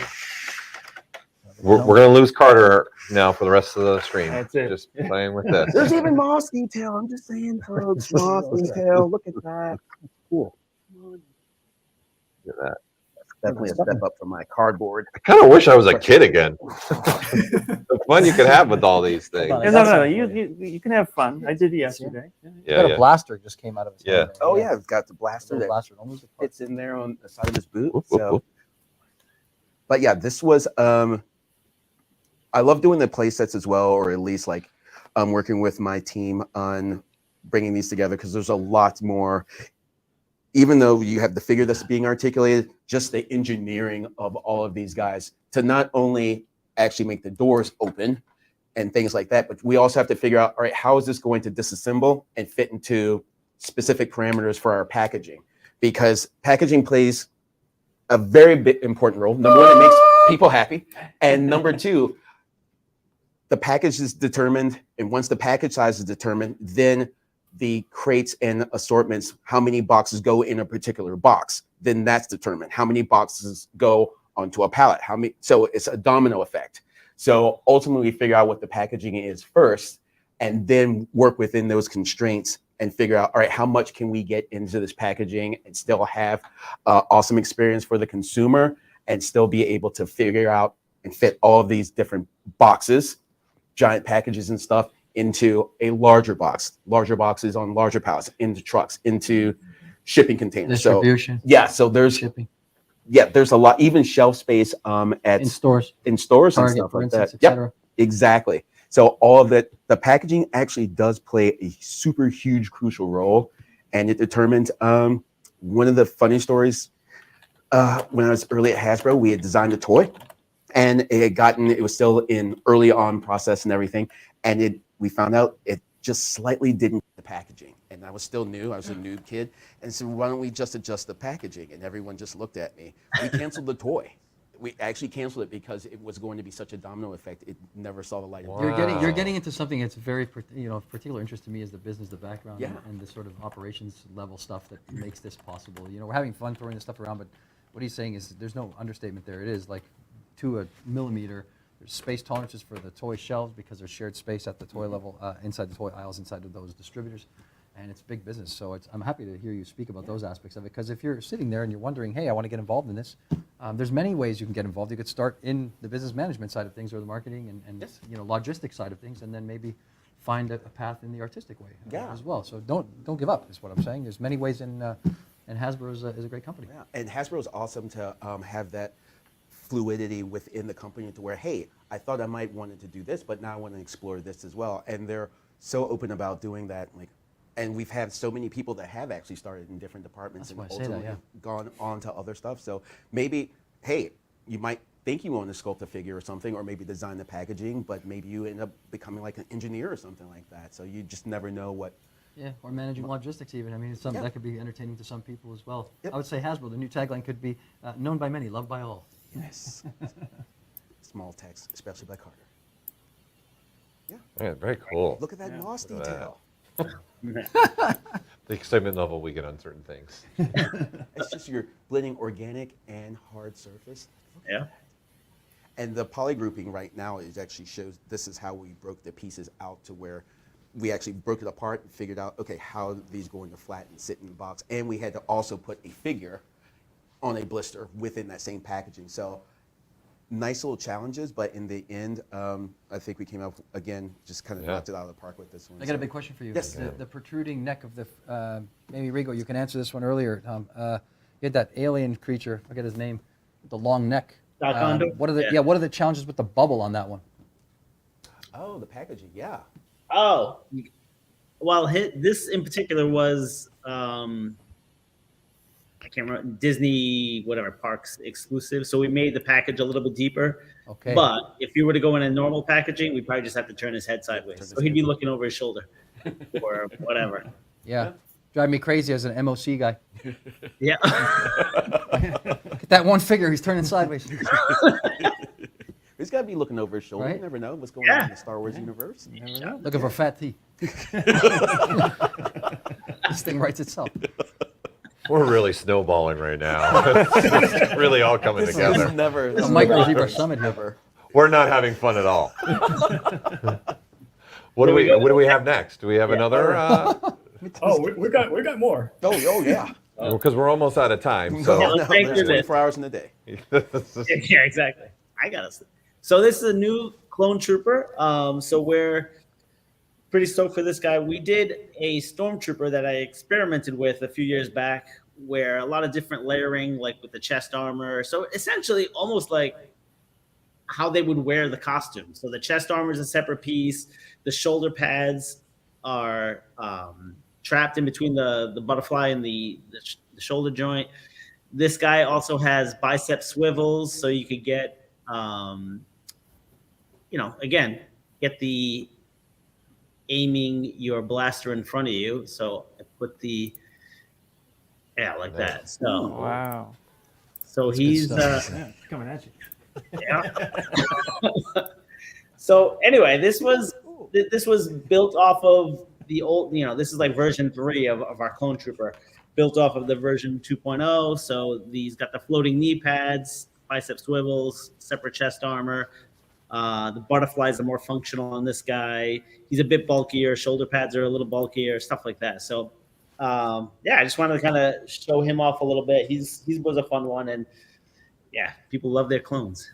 So. Is he available? Is he up for pre-order? I think everything we're looking at today is for pre-order. Oh, I bet you he's already sold out then.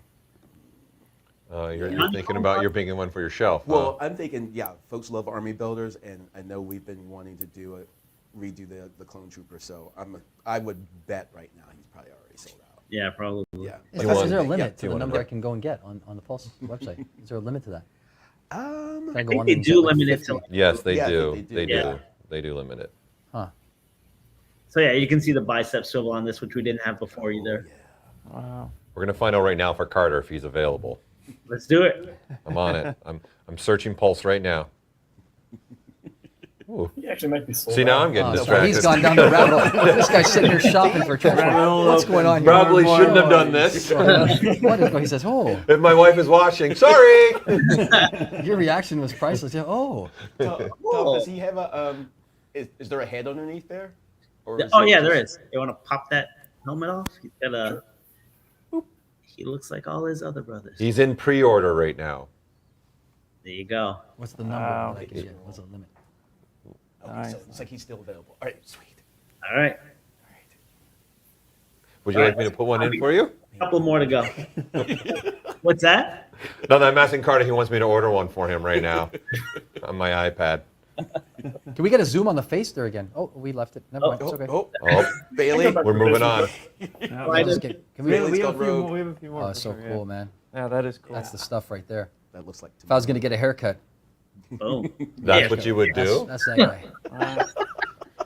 You got options, Hey, man. Pedro. That was a clone trooper, my friend. Look at that guy. Looks good. All right, All right, Totally talks let's real go deep. on. let's continue. Rebel scum. Okay, All right. so this one, Yeah. there's a couple of things that I love about this guy. So, Do you want me to hold the other one while you hold the one? oh yeah, let's do that. Which one would you like to hold? You hold this whatever. one. Okay. Sure. Thank you. I knew that was going to happen. Okay, Mhm. sweet. So, this guy is actually an amalgamation.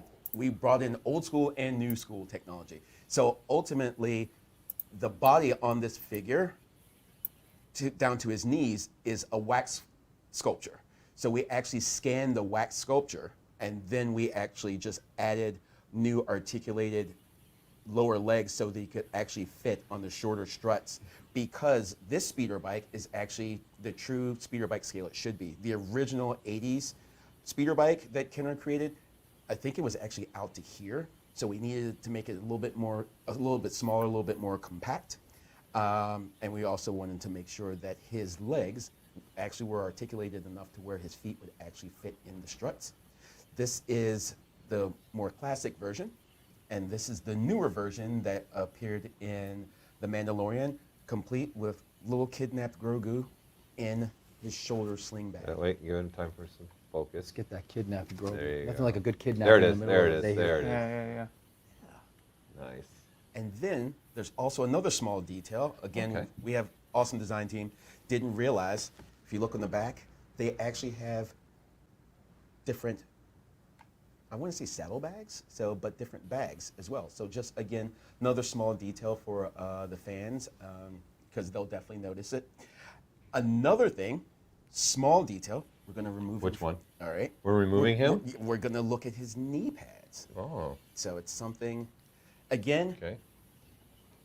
it's a little small detail, but the costume department, we weren't sure exactly what was going on with the actual show itself, but their knee pads are actually inverted. So his are facing up that way, and these are considered kind of upside down. So we wanted to make sure that it was true to the show and the actual appearance in the episode.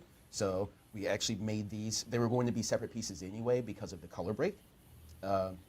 So we decided, hey, let's invert these and keep it completely accurate to the show. So I wonder if that was an accident on the show. I wonder. So- yeah. Put I 'em wonder on the if they- wrong way, Whoops. right? I'm not sure we'll ever know, but No. I think it's a cool little detail that was pointed out to me. Again, my attention to detail didn't see it at all. So, but design pointed out, because again, this is always a team effort.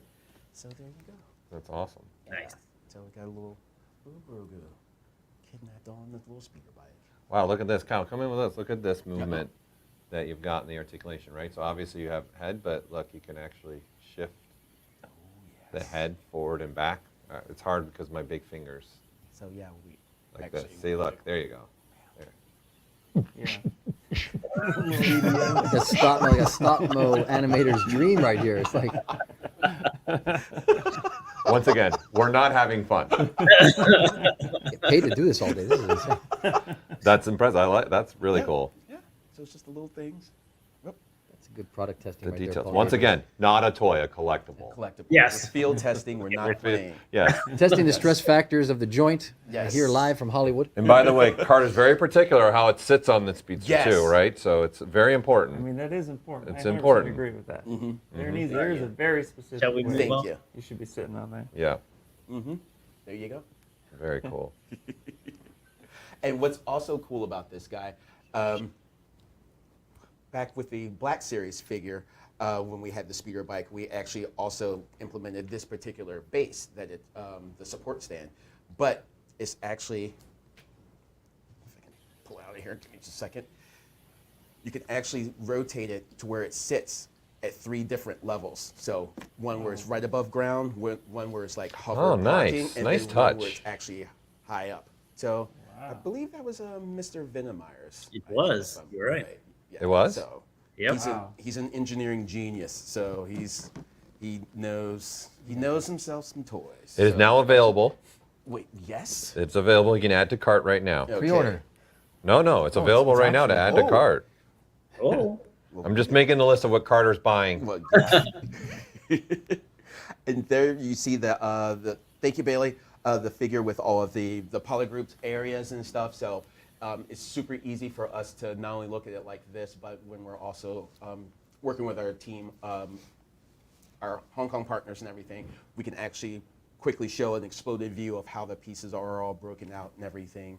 Only one of them's available now. Only the one that I had's available. The one the brown, the one with the Grogu in the bag is not available yet. It's pre-order. Pre-order.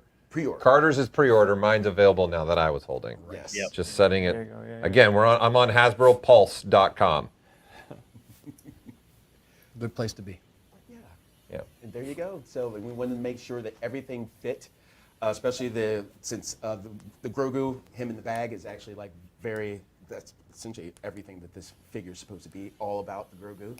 So we wanted to make sure that not only did it look good on the figure when he's also standing, but when he's also on the bike itself. So we wanted to make sure none of the pieces were intersecting or anything like that, which is, just made for a nice little fun figure with a lot of fun little details. And I love the deco on this guy too, where he's got more of a sand desert look on him. So.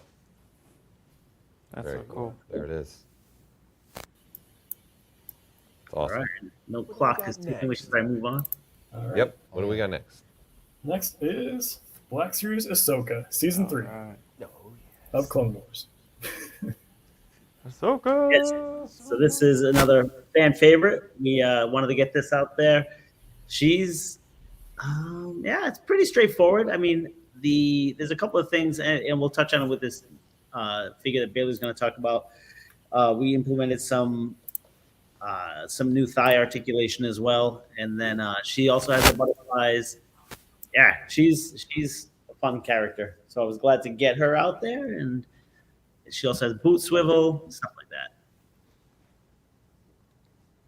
So in here, like two lightsaber hilts just like mount on like the front for like belts, like they do in the show. So you can kind of see like that here, where they just kind of peg into like those areas.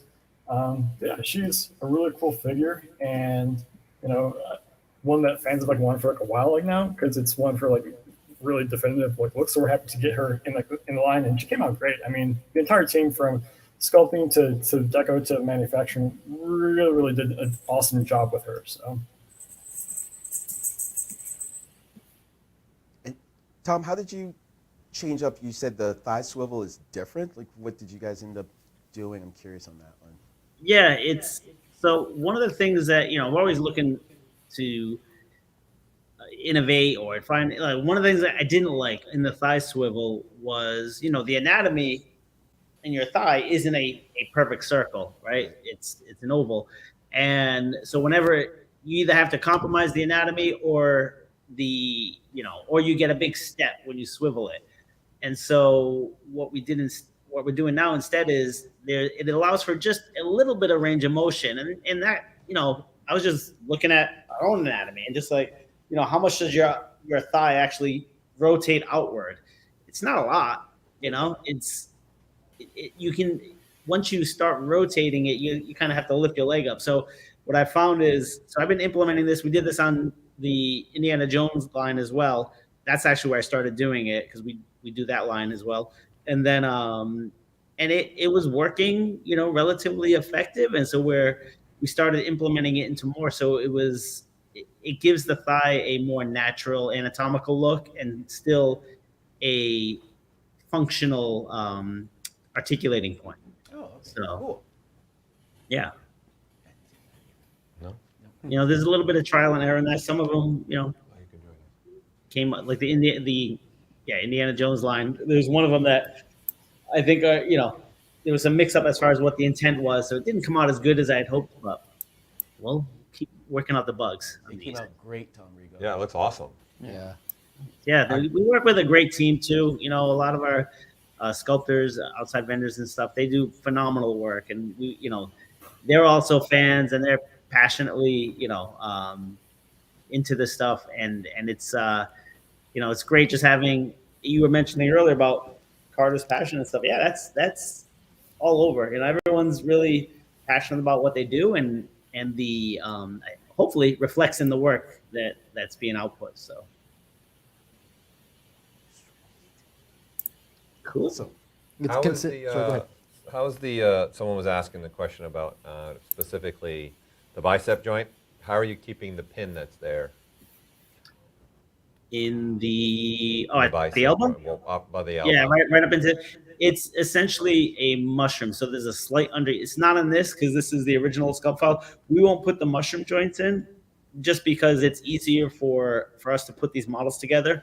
But in production, there's essentially, if you imagine like a mushroom head on top of that stem, and then there'll be an undercut in there, and that'll hold it. You know, you could pull it out with enough force, so if you heat it up, but that's what holds it in place. Awesome. Yeah, Yes. I'm also sharing the Hasbro Pulse website Oh, in the okay. chat too for everybody. yeah, right. thank you, good sir. Are the pieces? I have a question. There was a time when you were doing sonic welding, like between the front and the back part of the torsos. Is that? Have you moved on from that, or is that still? Nope. No, we still depends on the part. So if it's ABS, yeah, you got to sonic weld it.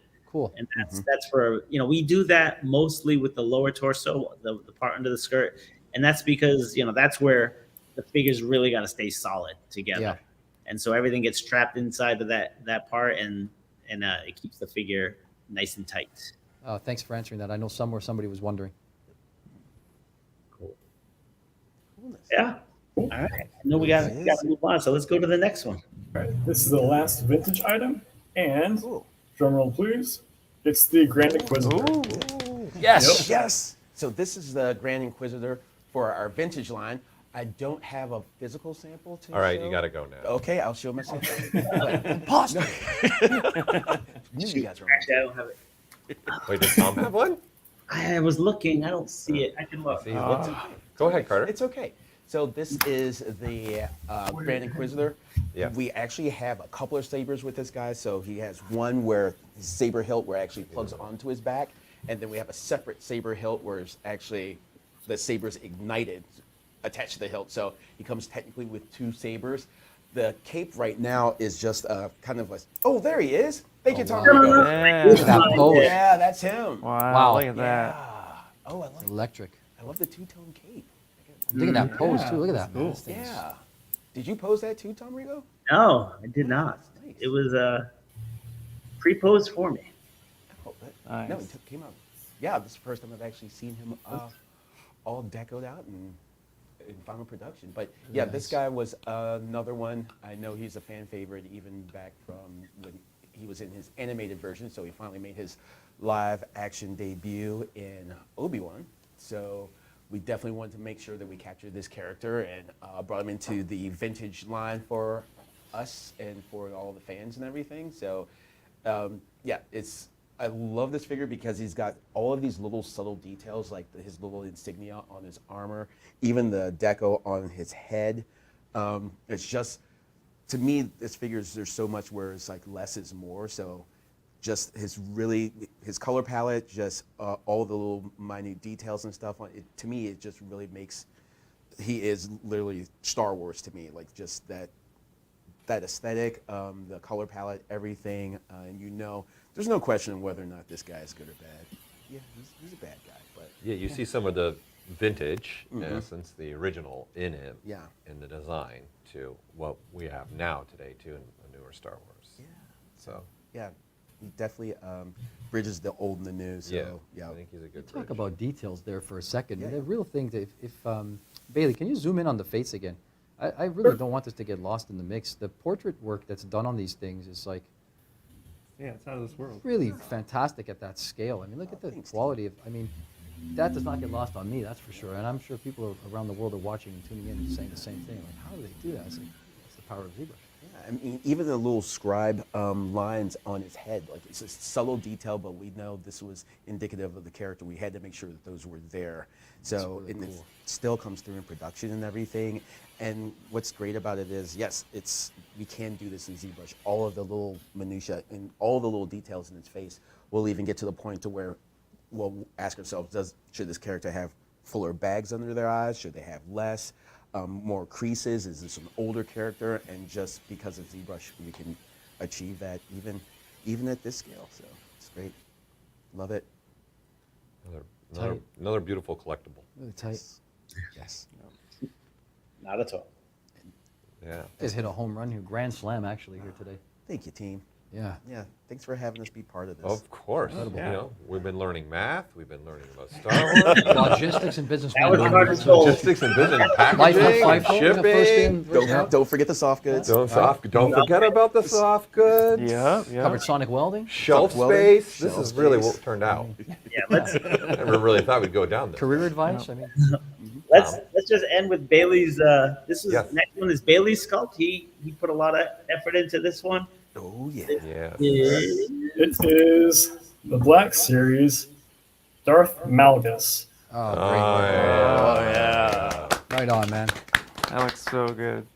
Nicely done, Bailey. Bailey. I just want to say Thank you. again, earlier, if you're just tuning in, Bailey, 12-year-old kid, reaches out to Paul Gaboury, and now here today on a live feed with the ZBrush team, showcasing his work for the Hasbro Black Series. I mean, if there's any career advice, do a Bailey. Yeah. I appreciate it. Thank you. Wow. Look at Oh, that. so look at good. that. Oh, he looks mean. I like it. He's a big dude. Yeah. Big boy. So it comes down. That's great. That's awesome. that's Is so that cool. available now? What do we Got got? a separate. Oh, you map. want to see if it's available? Yes, I'm sorry. I'm slacking on my availability. On Hasbro Pulse. Oh, out of the cart. Just check the pulse, man. Literally. Yeah, so this guy I poured a lot of my heart and soul into like this one. And the entire like team did too. I mean, they just did an incredible job with like the soft goods on like the cape, and like the deco department did an awesome job with like the paint apps. Just the entire team really came together on like this figure to make it a kind of like this ultimate tribute to like the video game fans, which is kind of like the realm where I'm in. A lot of my friends are, you know, Star Wars: The Old Republic like fans, and like that kind of era of Star Wars. And just to be able to, you know, create a figure for like that era in particular was really, really special. So like Tom was saying, we just have a removable face mask for Darth Malgus. So if you take off that face mask, you got all this really, really cool detail with his like, you know, burn marks and everything else in the figure too. He's got like that kind of like arrogant smile there as well. Just a really fun, cool Sith character.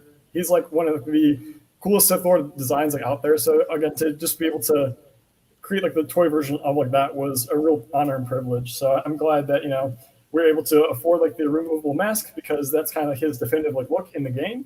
And just paying really close attention like how all like this stuff is constructed, like how just, you know, keys in the back there onto like the head. So it's like a seamless you know, integration in like that way, just making use of the mechanical structures of like the head as well. The pose the other inside. thing, If you have a chance to go to the Pulse website, if you're watching, go to the Pulse website. They've got this guy posed up in a way that I've never seen a figure posed before. Yeah, like Putting his cape on. He's putting his I cape mean, over his his hood or his whatever hood over on. his head, and it's just phenomenal. I think yeah, it's image number 4 or whatever. yeah. Again, like the team did an amazing job. Like the photography, like the posing, like Yeah. they were even pulling off poses I didn't even like think about. Like it was just really, really cool to see like that, especially like the single kick pose. Like I was just Yeah. that was awesome. So, No, and that's kind of what I was talking about earlier. As far as like what's fun about this stuff is engineering it in such a way so that the end user then comes up with these, their imagination's the limit. And some of the stuff I got, wow, I didn't even think about that. I think there was one of Luke running, and I was like, how the heck did they get him to stand on his toe like that? It was, I don't know how they maintained that balance, but they did it. So it was, it's fun to see. There's like, Instagram accounts where people do toy photography that Yep. it's just phenomenal. And, some of that stuff is you do a double take. It looks like a still from the film. And Until you, I'm a big fan of him. Look at the scale on this thing. yeah, like that's another thing. Like a lot of people have questions, so that's why I wanted to bring up like the clone trooper. That's pretty well known in terms of like the clone's like height. He's a big guy. Like there's a reason he's a deluxe figure. He's big. yeah. He's really impressive. He was even so big to where I remember talking about this with Tom, but we actually had to tool up an entirely different like lightsaber blade just because the one that we had just looked so puny on him and also in his build. So this lightsaber blade is a lot longer than like our previous ones as well. So he's just overall he's a big boy. So How many total inches is this one? inside the black line? Oh, goodness. Like 8? And, I only do it by like millimeters, so I can think he's like around like what, Tom? Like 169 millimeters? yeah, it was around 7 inches. A little Yeah. over 7, I think.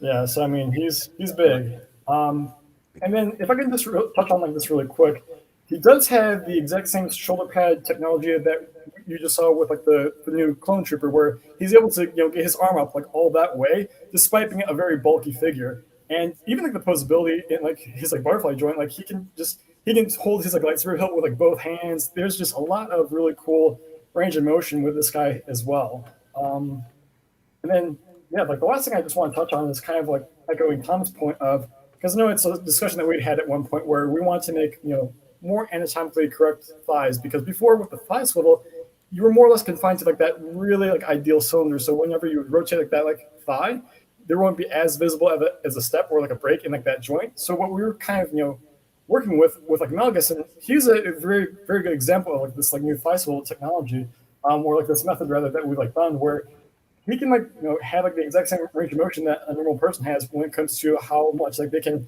rotate at the hip, and because of like that, we're able to pretty much sculpt some really muscular thighs in a way that is way more anatomically accurate. If I give you like a little bomb view like there, you can see that it's not perfectly cylindrical. The quad and like the hamstring have like different volumes to them. So to be able to get like that nuance to the anatomy also helped us like elevate like this figure for like that deluxe price point too. Absolutely. Nice. Well Bailey. done. Yeah. Well done, Bailey. That's a big boy. I think get a round of applause again for that one. That's phenomenal work. Thank you. Bailey. I don't know what to say. It took my breath away here today. Check my pulse. Put the box down? Hasbro. No, yeah, he did. He put him down. No, I got it. He's got him in front of him. Let's stay on brand here. Yeah, I know. There you go. Stay on brand here. I got them all here. He's got several packages now. I'm into it, man. It's like Christmas in May for me. It is Christmas for sure. Yes. Absolutely. I tell you, man, Awesome you guys stuff. integrated That's what we got, guys. I mean, Yeah. there'll be more coming, but we're cranking this stuff out all year long, and hope you guys are enjoying it. But yeah, Yeah. Well, I thank you. appreciate you having us. Yeah, Thank absolutely. you. Thank you, Bailey, Tom, Carter, Oh, everyone man. online. A round of applause. It's been a great adventure going through our toys/collectibles, as we're starting to call them as older adults now. Three Our swipes children. of the lightsaber. 3 swipes of lightsaber. Louie gives the approval over here. So we're not done though. Our day is still continuing on. We're gonna have a couple more little tips and tricks from Ian. We got some more giveaways to do, but we also have Leonard with us, who is a retired Imagineer. So he's actually going to be talking about the theme park, how some of that stuff can work, and he's also been working on his own at. That's absolutely incredible. It's posable. He's got it here with us too, so you're going to physically be able to see it, just like we've been able to see these beautiful pieces. It's made in metal, by the way.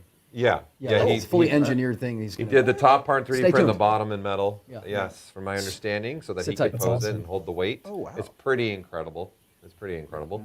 And we are giving away, actually one of the items we'll be giving away Come on now, show the people. today is this guy right here. We're going to be giving away one of these today too. Nice. So from Hasbro, as you can see, you can wear them. They're beautiful. They also have full sound effects in some of them Well, too. flop it on my head again. You can drop it on your head. Louie wants to put it on his head. There you go. Okay. There you go. There you go. There you go. 3 swipes for you. All these are wearable, and you can find these on Hasbro Pulse as well. So let me put mine on. There you go. Yes. There you go. Ready. Lovely. Yeah. All right. So guys, thank you so much for joining in. We're going to come back. We're going to go to Ian on the computer. He's going to show a couple tips and tricks, do some giveaways. Oh, yeah, giveaways. And then after that, we'll be bringing Leonard aboard. So don't go anywhere. Yep. Thanks, guys.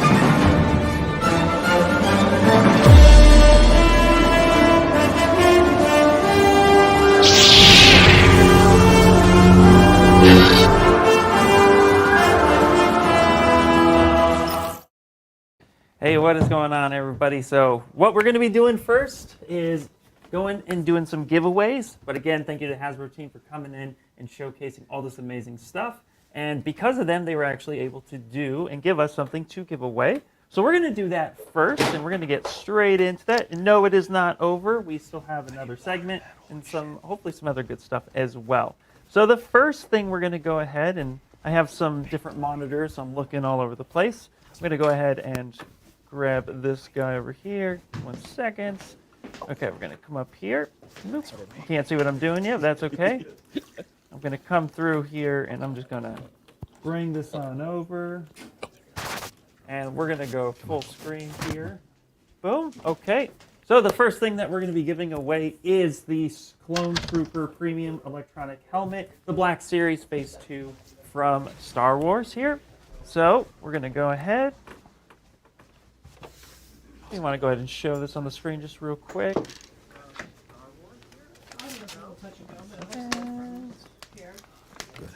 Perfect, perfect. All right, yeah, just want to showcase it first before we pick the winner. So we've been dropping the link for you to register for this giveaway today.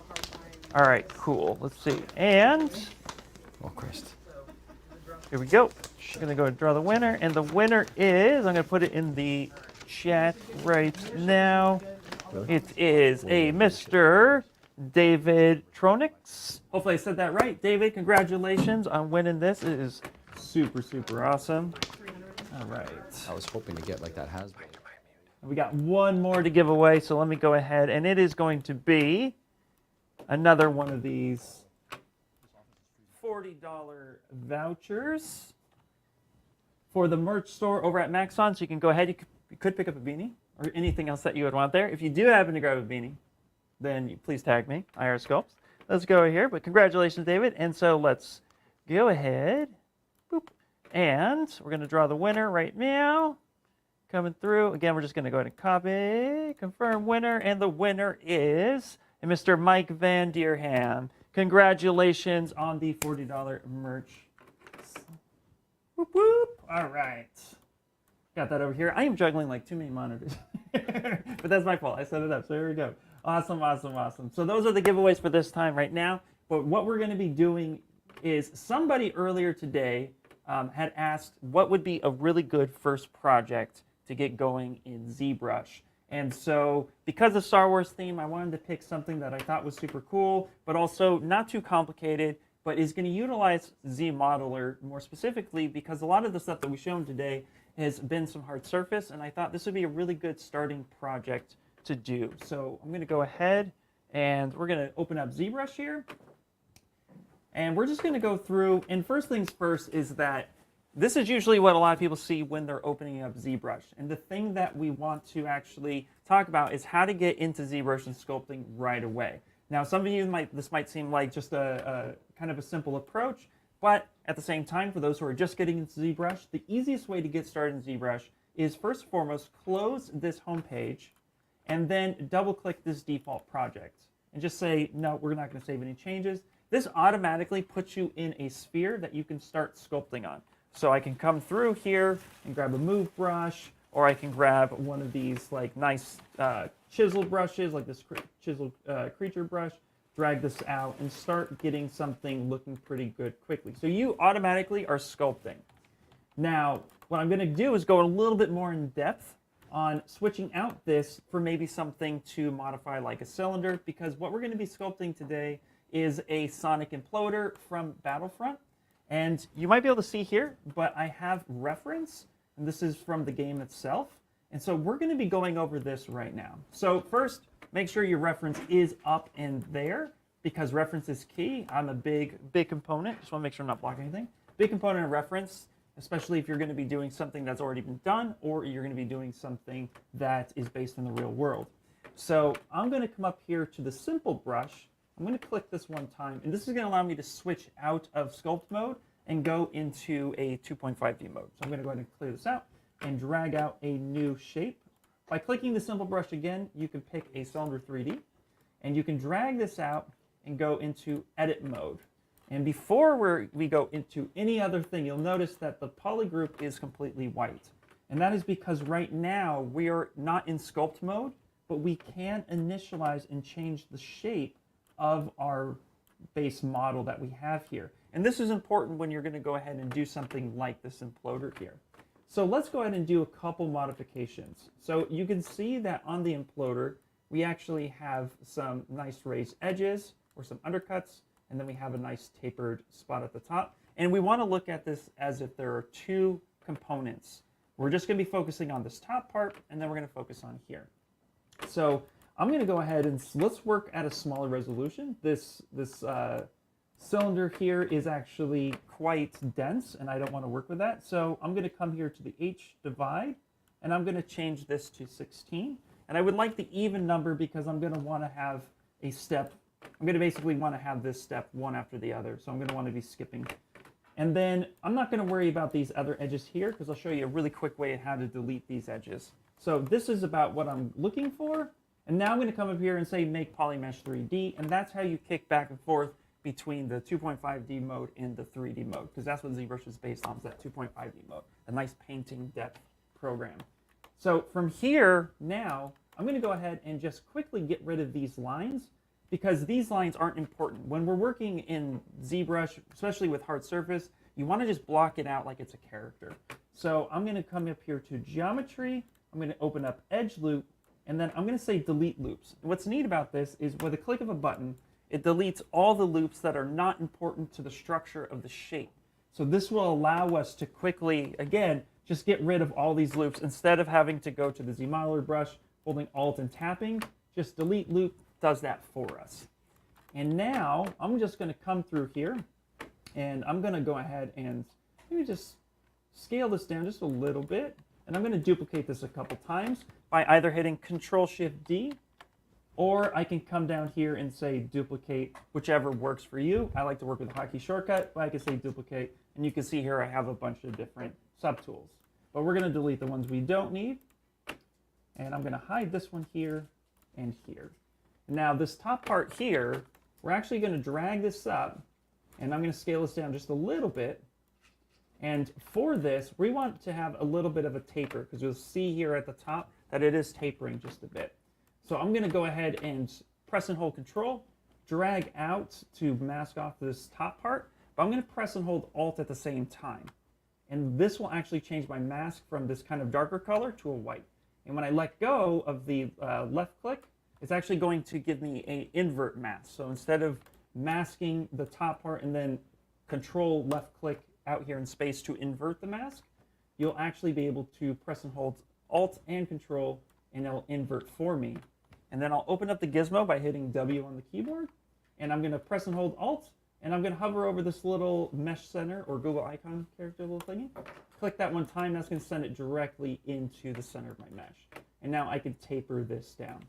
You can taper a few other ways as well. You can actually have the gizmo center, and you can open up this little cogwheel, which has a lot of different deformers that you can utilize, and you can actually pick taper, and you can taper this way as well. So whichever you would like, there's more than one way to eat a Reese's, as you say. So you can come through here and just go ahead and taper that. And if you use the deformer, just hit that cogwheel again and say accept, and now we have this shape. And I'm going to tweak it a little bit. That's a little tall, so we'll get something like this. Perfect, and that will be good to go. Now, what I want to do is I want to actually focus on getting these nice little raised edges. So we're going to open up with a ZModeler brush. So BZM, if you hadn't already. And then I'm going to alt-click this one right here. And we're just going to focus on this piece. And what I want to do is pull out these nice little edges. I want to extrude them out a bit. So I'm going to, just to keep things simple, press and hold Alt with the ZModeler brush. And hovering over this face, I'm just going to left click. I'm going to just rotate this around. Again, just giving it a temporary selection. And you can see here now that it's skipped every other one. So from here now, what I can do is press and hold the space bar over the face. And now I can say Q Mesh and Polygroup All. And from here, I can go ahead and drag this out. Now, this might seem like a simple extrude, but what's cool about this is that, let's say I wanted to do that same extrusion again, but I want to snap to have this mesh or this face snap to my next faces here. This is where Q Mesh comes in, because if I were to just hold extrude, this is just going to just kind of blow right past that one section.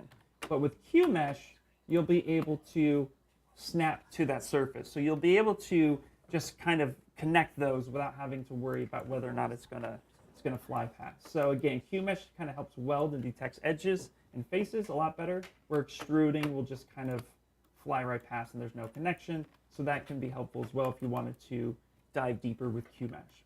But now we have something like this, which is looking pretty good. And now what I would like to do is I have a little bit of beveling that's going on here at the very top. If I zoom in, you can see that there's a bit of beveling, which is neat. So we're going to hover over a edge now. Same with the Z modeler brush, we haven't changed. Press and hold that space bar. And you can see I have insert, which is automatically selected with single edge loop. And then I have multiple edge loops. We're gonna leave it at default for the single edge loop here. And I'm just gonna go ahead and kind of place this somewhere where I think it makes the most sense. Say something like that, that's pretty good. And we're gonna utilize that for beveling in the here in just a minute. Now what's also neat too is let's look at this top one here. So we got an extrusion on one, but we have kind of more of a cutting effect, or it's like we're digging into the mesh on the secondary one on the top. So I'm gonna turn this guy on, and now you'll notice that it's every other one.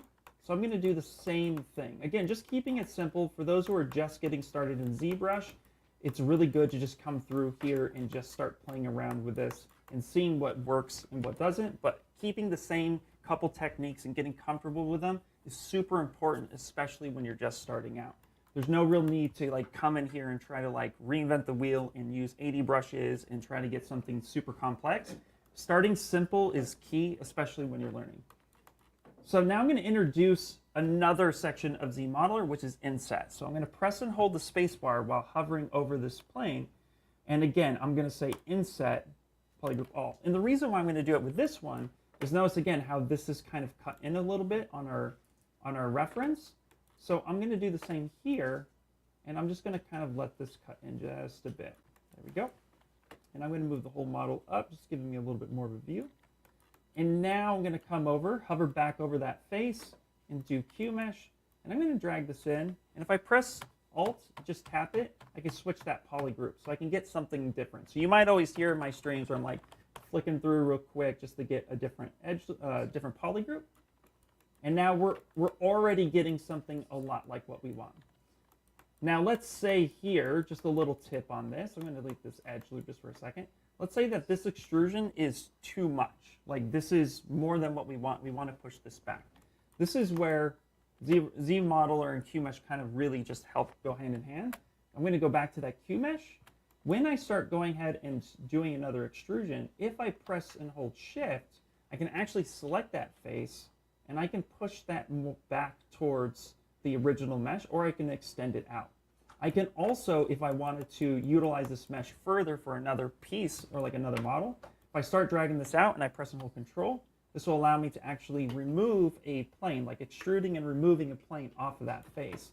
So then I could do another piece. So you have some options when you're utilizing Q-mesh to press and hold Shift and kind of push that back in just a little bit more. Awesome. All right, now we're going to come through here. Now we're only working on the top portion because what's neat about the Sonic Imploder is that you're actually able to, it's basically mirrored at this point. So there's no real need to kind of do the same thing twice. We'll end up just mirror and welding or duplicating this at some point to flip this through. And now what I want to do, again, blocking out your character for the first time, whether it be hard surface part or whether it be an organic character, I approach it the exact same way, where you're just getting the block out, you're not worried about the details yet.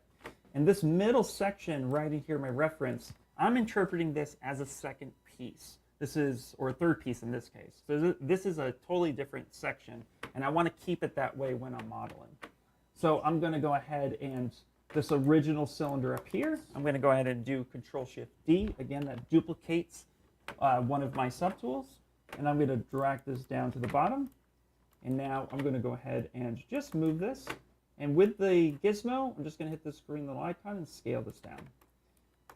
And I'm going to also come over here, hover over this yellow square, which does true scale. So we'll come down at scaling both on X, Y, and Z. And then we're going to place this right in here. Now, some of the stuff that when you're going to start utilizing mirror and weld or any type of mirror process, we want to make sure that we find our center as quickly as possible. And so this piece is our center mesh. So I'm just going to call that center mesh because that's where everything is going to live for me. I'm going to send that home. And then what I'm going to do with these two objects is I'm going to hit this little pizza box, or the transpose all selected subtools. A lot of you know it as the pizza box. I'm going to go ahead and just quickly press and hold Shift and Control, drag this out. So I have just this green box here. And I'm going to go ahead and also hold Alt to do a negative. So that way I deselect everything. And then just by pressing Shift and Control, I can tap, and I can bring this up. And I can bring this right about above center where I would like this to be. Perfect. And now with this center mesh here, what I'm going to do is I'm going to open up geometry. I'm going to open up modify topology, and we'll have mirror and weld. Now it might be a little hard to see on stream, but you'll see here we have X, Y, and Z on the axis, and we can mirror on any one of these at any time. All we need to do is deselect the one we don't want, which is X. I can hit Y, and then I can do mirror and weld.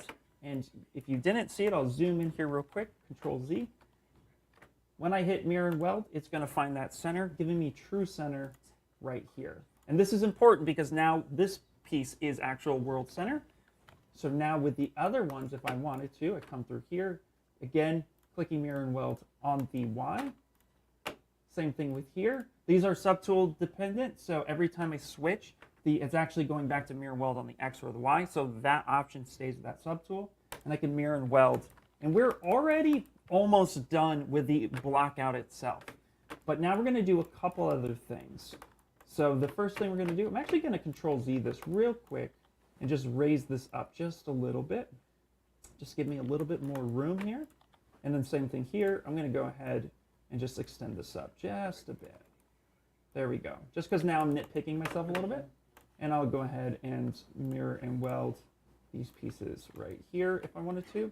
Actually, let's not do that piece right there for right now because we want to do a couple other things. All right. So the last thing, and I joke about this all the time, but I tend to really push ZBrush to its limits sometimes, so don't forget to save. So you want to save, we'll come up here to Save As, and I'm just going to go ahead, throw this on the desktop real fast. We'll just call this the Sonic Imploder. All right. Now what we're going to do is kind of finish this up. So again, we have a little bit of beveling that's happening here in our reference, and we want to replicate that beveling as well. So we're going to go ahead and turn that wireframe on. There we go. Turn that wireframe on just for a little bit. And now we're going to come through here and add a bit of beveling. And what I'm going to do is add in an insert edge loop. So I'm going to come through here. I'm going to come in through here. Now I'm going to do this the long way, but I'm going to show you why I'm going to do it this way, just so you can kind of see what's happening. So when I have just the one, I'm going to add another edge loop right here.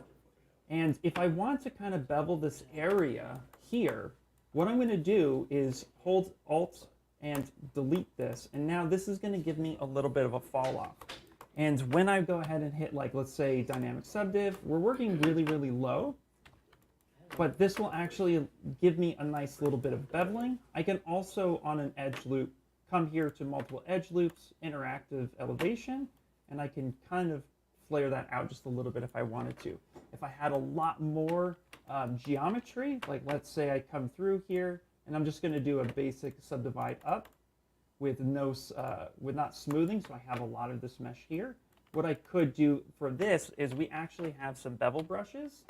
So I can come through bevel arc, and I could pick one side, then pick another, and I can start sculpting that down depending on how much topology I have and the size of my brush, give me a little bit of that edge loop. But we're not going to do it that way. We're going to back this up just a little bit, and we're going to go ahead and introduce one other thing which is really, really helpful, especially when you're working with low topology, but you have multiple facets like this, is we're going to come up here to transform, and I'm going to dock this on the right-hand side. We're going to go to Activate Symmetry, and then on the Y-axis, because ZBrush is up and down, you actually have the Y going this way, Z is going front and back, and X is left to right. So I can actually turn on with the Y-axis radius symmetry, and now what I can do is I can come through here, and I can start working evenly.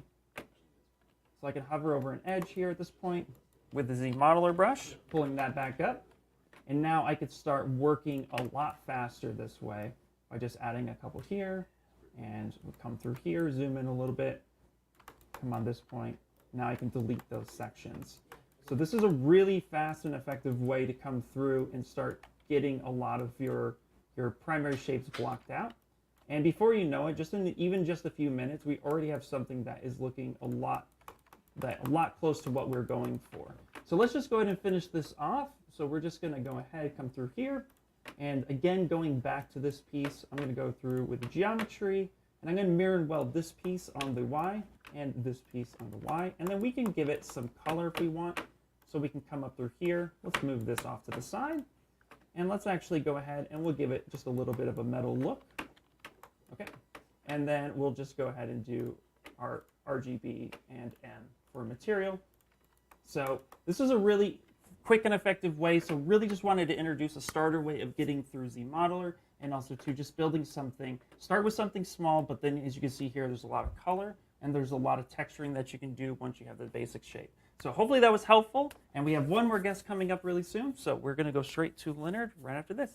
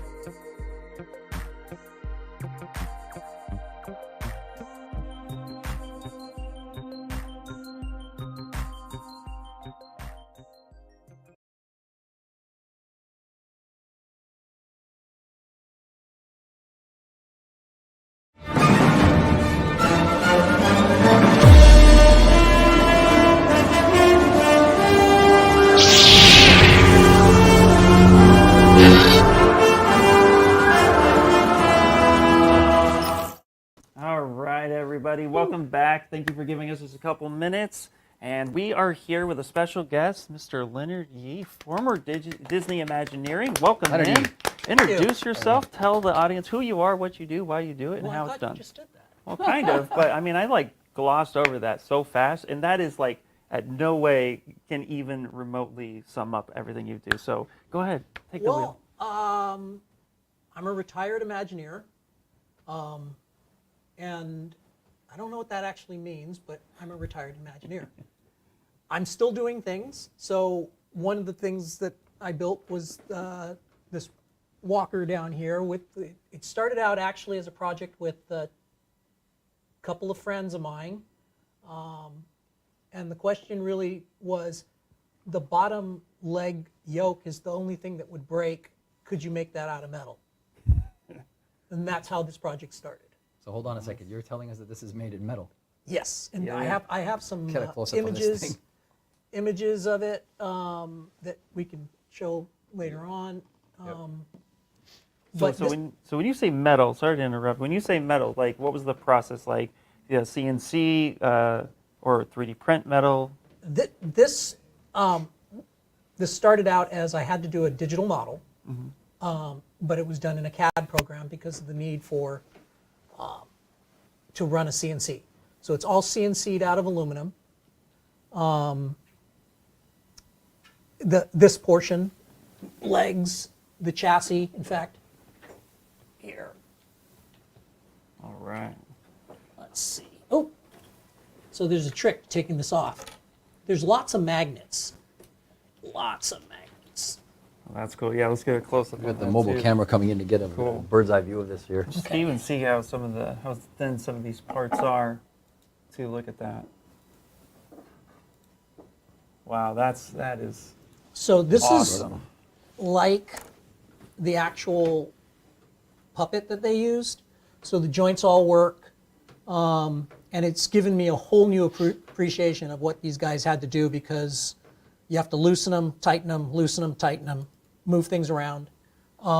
There are some mechanisms inside as the legs move that cause cams to shift around, and so that the animators didn't have to do that every single time.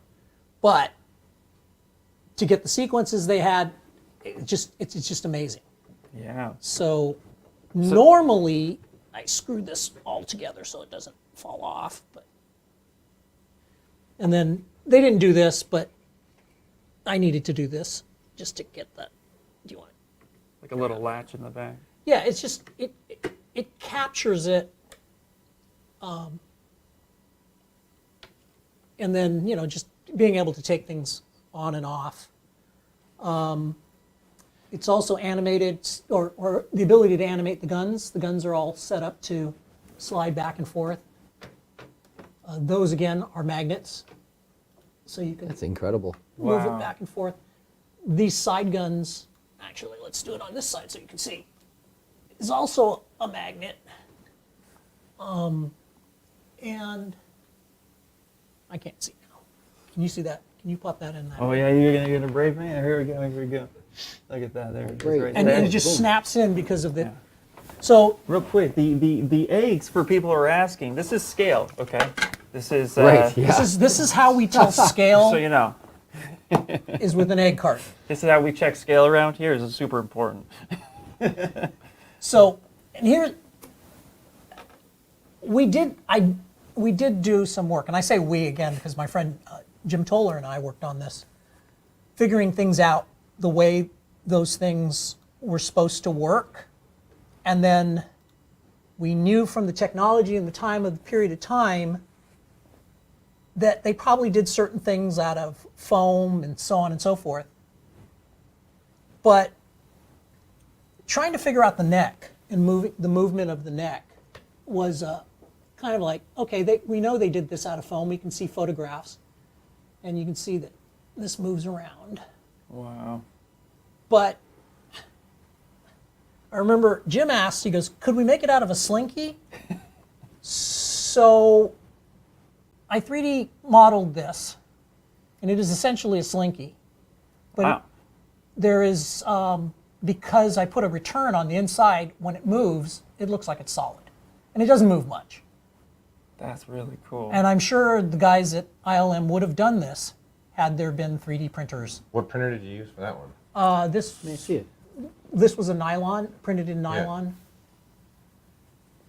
Wow, that is super cool. This is to scale, right? I mean, the Yes, sense this that is- this is the size it was Yeah. in the original film. There were things on the internet that kind of helped. I think somewhere there was an actual prototype foot they had an image of and they had a measurement of. So I knew that, knowing it was the 70s and 80s Yeah. and done here in the United States, I knew roughly size of materials because, and kind of in that mentality of well, these guys are going to be working in inches, you can kind of start figuring sizes out, knowing simpler things, knowing the size of a screw head. Yeah. And then you start looking at photographs and start looking in, how many screws across, and then you kind of start guessing at things and rounding numbers up and rounding numbers down. But I also had model parts. I had model kits that had the actual parts, and I knew that this back piece here is from a German flak gun, as are the front guns. And so getting a hold of these kit parts allowed me to scale things, to get, to right make size. things fit. And, Yeah. and then there was a lot of staring at photographs. So a lot of guesstimations and trying to just figure out. Yeah, based I on, mean, it is as close as I could get. Yeah. Maybe people out there that know something I don't know, but I just kind of started working with things, and as simple as down here and on the feet, there's a shaft that goes through, and I started looking on all the metal catalogs, and my guess was a certain size, and then I started looking and going, okay, that piece of steel is not even available. I doubt that they sat there and turned down all of these to this size, So I just started resizing it, and then once I discovered where the little end cap was, that confirmed Right. different Wow. things.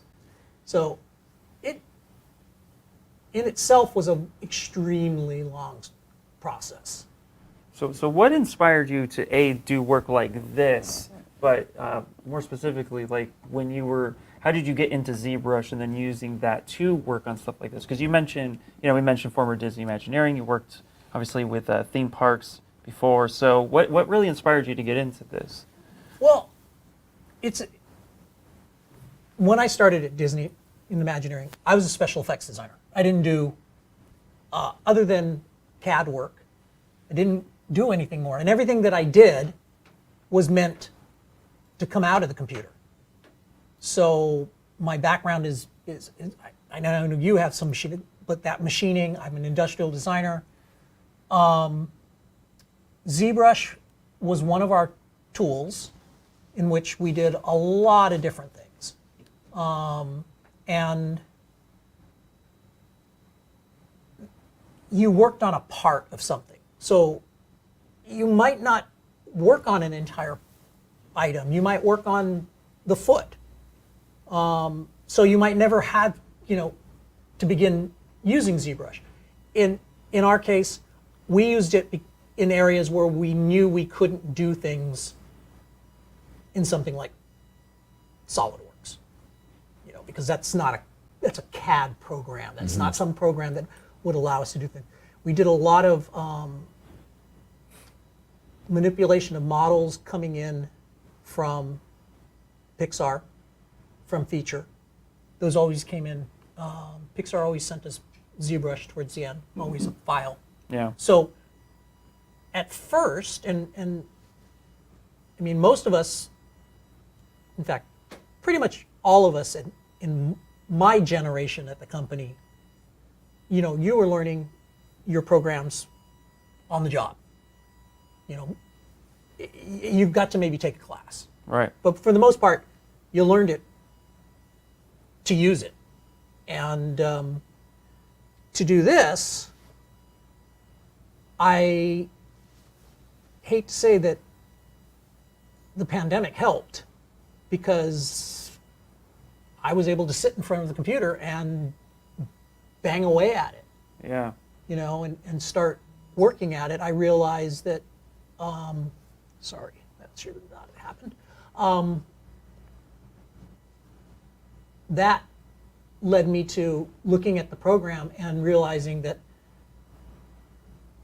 I was starting to just do hard surface, because in the CAD program, it was really too hard to do this. Right. It was really too hard to shape and have things that had a slight bow to them, and it was really complicated, and I was able to do things a lot faster this way. Right. Now you said you brought some files to take a look at in ZBrush, yeah? Yeah, I've got some photographs. Images of the legs and the and all the CAD work, kind of to show that. Some photographs of the machining when it was done, just give you an idea what the parts were. And then some ideas of how I built model parts in there. I'm trying to think. So I can show those to you, or Yeah. Yeah, Well, we can definitely switch. on screen. There's a lot of images. Definitely in the ZBrush Central post. We shared a link to that just a little bit ago. You In fact- definitely want to check that out because you did an amazing job, by the way, showcasing the breakdown of your steps from the model in ZBrush all the way to just what you have here. The pieces off the machinery, then painted, then weathered, like. The whole process, it's really cool to see the journey that you've displayed here. yeah, the sculpture, the building of the model is something that I've always wanted to do. But I typically would start with any type of process just to trying to learn something. Yeah. And to be honest, what you usually see in my collection of things are things like this. Just primered. That's it. That's as far as it Yeah. goes. I was It going to does- ask you. I was going to ask you about the paint. Yeah, I was looking It's at, just- at the walker, and it's got this really nice sort of pattern on it. That is actually done. I actually primed it and painted it with acrylics, airbrush, tried and true washes. Yeah. Yeah. The weathering's awesome. Yeah. It's fantastic. A lot of this went a lot doing it. That's funny. Yeah, just lick and boop. And- There we and go. you- Perfect. and you, okay, smear. That looks good. There was a lot of that. It looks really good. It's like Yeah. really surreal, actually. It's on the table here. And again, studying the photographs, I got to the point where I could tell you which walker, whether it was the one in the foreground, one in the background, one in the middle ground, Right. from the weathering they did on it, Yeah. because none of them were the same. No, and I mean because each one was built individually, and as you're replicating this as close as you can to the original model you used, I'm sure you had a lot of differences to work out. You had to figure out which you wanted to go with, and then choose from there. Yeah. There was, and some of the things that happened is because I was building a replica. I was never going through their design process. So, in this final assembly, I discovered that there's a piece underneath that is restricting the movement of the legs. It's not a big deal, but if someone was going to try and animate it, they Cause wouldn't be problems. able to animate it the way it was on the film. And my other friend Jim is an animator, and he's going to do a sequence of it. Cool.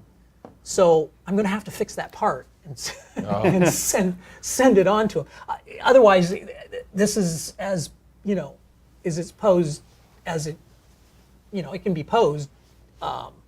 Takes Allen wrenches to move, because I can unbolt it. But there are other things on here, like the side leg pieces. These just rotate around. Yeah. You're able to, like I showed you the head, the leg actually will shift, Wild. Oh wow. and then this, just like so, all of that happens. That's wild. That's super cool. Like, yeah, I'm blown away by that. It's super cool to see the fact that you can move it around, and that's amazing. Just the dexterity of it. I'm quite flabbergasted with what you've done with this thing. It's really phenomenal, actually. Yeah. I'm It lost was, for words. like I said, there was a lot of staring at photographs.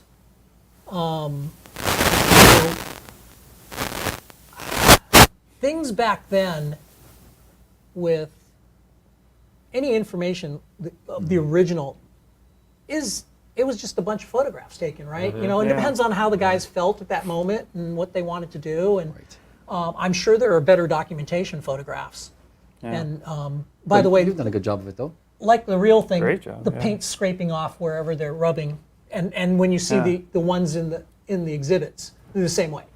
Yeah, little because parts. that friction and the articulation, you can't avoid that. That's Yeah. going to happen. But I almost feel like that brings a little bit more genuine feel to it, as if it actually was moving. Because same on any vehicle Right. or moving part out there in the real world, you're going to get that rubbing, and and so it's nice to really see that. Like that's not where rust would build up either. Rust would be somewhere where it's not really being moved and touched, but there it's constantly rubbing, so you'd clean up in that spot. So it's neat to see that level of detail kind of happens over time as you play with it. Yeah, well, you know, it's funny. I started thinking about the Empire. It's totally wild. I'm sorry. When you started thinking about the Empire, I'm going to do something here because this is worrying me. You broke Oh, I Louie see for the it. packaging. This is Oh. starting to rock, Oh, and okay. that's got they're Hall effect sensors, and so it's trying to readjust for the magnet. Yeah. And then at some point it just goes bloop.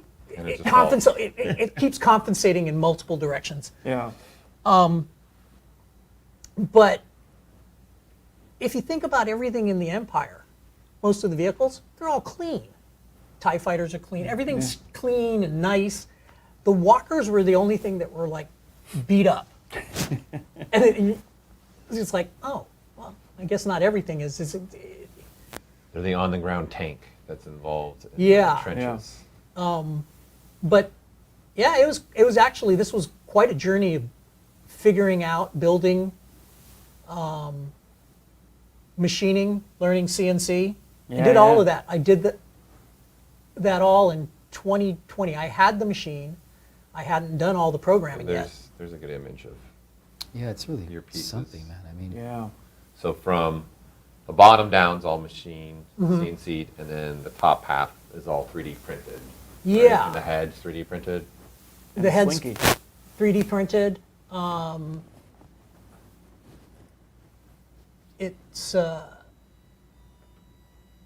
It was coming up with a way to print this in the printer I had, which was limited. And yes, there were piles of failures.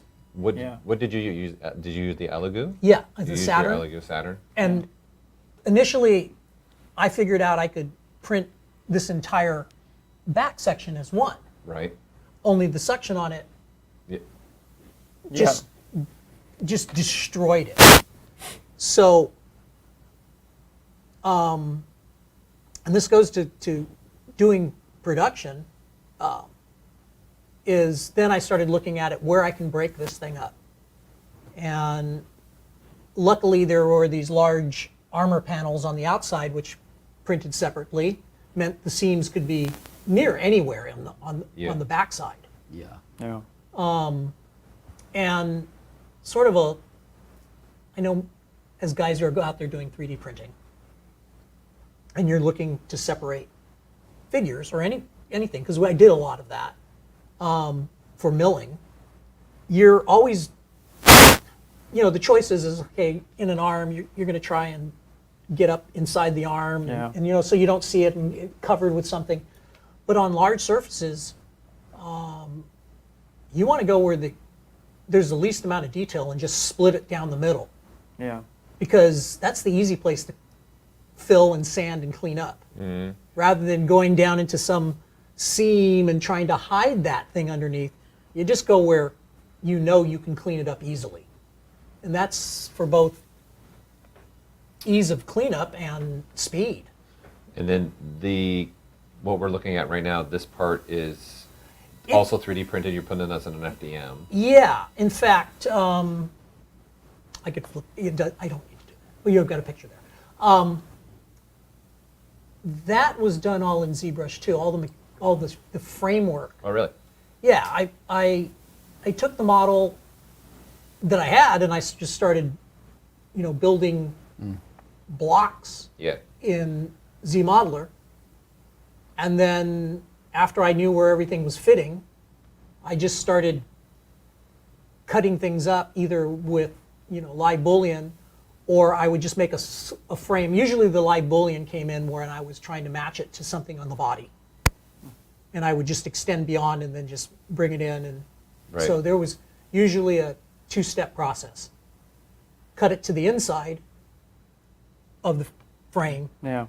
and then bounce it out, and then take that and cut it out of the one of the shells.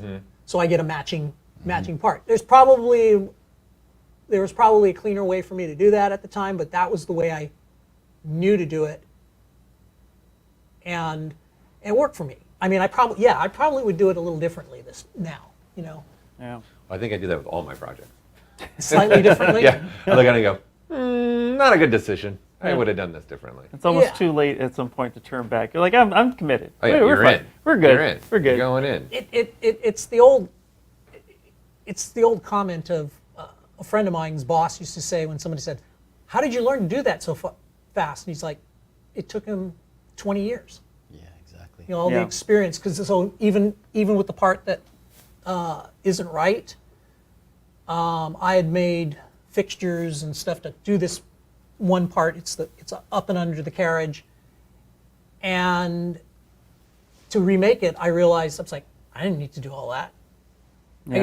I could do it this way, and not make all these fixtures. I can just clamp it Right. in a vise. But see, what's cool about that, and this is definitely something that I like to talk about a lot in my streams as well, is that 9 times out of 10 in my experience, it comes down to just trying something for the first time. Don't be afraid to fail on that. And this project here, you learned a lot of first times. You were learning CNC, you were learning on what was done before and then how you could translate that. Like there was a lot of like trial and error done, but obviously the reward was super high because this thing is standing in front of us, fully articulated, and you can move it around. It's mind-boggling. And it's just, it's a testament to what can be done. Yeah, I mean, I actually probably could build a whole nother one that's broken and Yeah. battle I damaged. see what your mind's doing right now. I literally see what your mind's doing. You're looking at I it was going, like, there's a whole pile of part. I didn't throw everything away. And it's oh just yeah, like, then that'd be awesome. Well, It's more like- importantly, what you did was hold on a second, because there's something there that's so important that people are at home watching and thinking about getting into this maybe for the first time, is that you literally showed that a person could take up something new. During this pandemic, you came into these new technologies and you were doing it, right? And I think that's a testament to like just continually growing, regardless of Yeah. where you're at. It's like there is no end to learning. So I think that's to me really tantalizing to hear you say that. yeah, no, I that's a huge thing that is that I think is really important about any career, and I'm sure people are thinking about, well, how did I start? Yeah. And Right. I started. I was leaning on that towards that. Yeah. I started working in a small design shop in the Bay Area. Funny part, Hasbro. I ended up working at Hasbro Oh yeah, in the 80s. There you go. it's all coming together. Yeah. Yeah. And then, our project failed, and our whole product line went away. We were doing video games. It evolved. Yeah, As we spoke off camera, Yeah. it evolved. Because to And- say it failed is maybe. yes, Look where there we is are no today. failures. There's, Yeah, yeah. I think as the NBA star says, there's steps. Yeah. Steps. You were at the forefront of something at that point as well, right? I mean, Yeah, and I worked on, so I was industrial design. I did a lot of packaging, a lot of CAD work, a lot of, development of, in fact, worked on the first handheld video game called the Atari Lynx. Wow. yeah. So there you go. I knew that about you. So Yeah. we were alluding to that. Yeah. There's no real failure there. I mean, it was kind of. It all happens, Yeah. and then eventually, I actually worked for a defense contractor company, and we built the Bradley fighting vehicles. So I worked on real armor at one point. Where'd you find this guy? This is amazing. He stumbled in today. That I ended up at Disney in the special effects department, learning and designing things. There's a funny story about me designing something because I came out of working on computer industry stuff in the Northern California, which was pretty high-end CNC stamping, bending. Yeah, right. So I remember designing this bracket, and it was just a piece of metal. It was bent out of one piece. I thought it was really clever. It was going to work really well. Took it over to the shops at Disney, known as Mapo, and showed it to a gentleman named Art Frankie, and he looked at it, and he goes, "How do you expect me to make this?" And I'm like, "Well, you CNC." He goes, "Yeah. How about if we bend this and spot weld this?" I went, "That'll work." And I walked away from that with an interesting moment. And he wasn't chastising me at all. He just wanted to know how I really expected them to build this. And while my original design was a very smart piece in terms of manufacturing, it used one piece of metal, it saved on metal and all of the rest of the stuff, it wasn't smart for where I was. Yeah. I never looked at what their capabilities were, what they had at their ready to do, and their part was just as smart as my part, if not smarter, because they could make it. And they didn't have to go outside and have it punched and all this other stuff. Sure. So that in part is learning. And I worked at Disney for a number of years, and unfortunately the Imagineering is project-based. So when the projects were waning, I was let go. I found my way to Monterey Bay Aquarium, where I ended up doing I call it the new wing. It's no longer the new wing. It's been there about 15 years, so maybe more now. But I designed tanks for all of the jellies and all of that stuff back then. I helped the biologists figure out ways to keep animals alive based on their information. So I'm into design. I love design. It doesn't even matter what I'm designing. It's just doing the design. ZBrush allows me to do designs that I'd honestly had never thought of. Yeah. Because I just couldn't do them before. Right. It's like, and the options, it brings all kinds of options to the table. I've done traditional sculpting badly. I like how you put that. Yeah. You've done it. This is a PST zone, positive self-talk. To be honest, I would have never attempted some of the things that I'm attempting right now, which is I'm sculpting. Traditionally, yeah. Yeah. Traditionally. Yeah, in a traditional way, I am going to sculpt my nephew and his fiance for their cake topper. There is no way 5 years ago that I would have even thought about doing that. Are you doing photogrammetry faces of them, or are you going to do it from scratch? I actually this was pretty amazing. My nephew did the photogrammetry just so I could get proportions. Right. And they're more stylized now. Oh, okay. And I'm not doing them exact because we're going to do, I've got to sculpt their dog too because he's got to be in there. What kind of dog is it? It's corgi. Nice. Okay. The original idea was, never mind that. Just curious. And but again, maybe I would have attempted it. Yeah. But then there's molding or baking and all of the other stuff, and then I'm pretty anal, so I'd be probably sanding and redoing and sanding and redoing. Yeah. So ZBrush allows me to do that. 3D printing now out there allowed me to print immediately a sample, or a test, a maquette, and that's another thing that I think a lot of people don't realize when it comes to working in the real world and everything's got to come out, somewhere. Yeah. You got to print it. You got to make one. Maybe not the full size. You got to Yeah. do a maquette, because you will spot things that you will never see, or it'll take you a long time to see, just revolving it on the screen. Yep. Yeah. And That's a good point. I think that in terms of my career, I've always, one of my best compliments was from an art director that said, Leonard never says no. He sometimes gently guides me in another direction, but he doesn't say no. And that I never realized until that moment was key to my career. Yeah. I've been given jobs at Disney, or not given jobs, asked to do jobs. One was to check in all the tooling for all the theme lights that was coming back from vendors. My manager asked me, would you be willing to do that? I said, sure. And I did it for 2 weeks.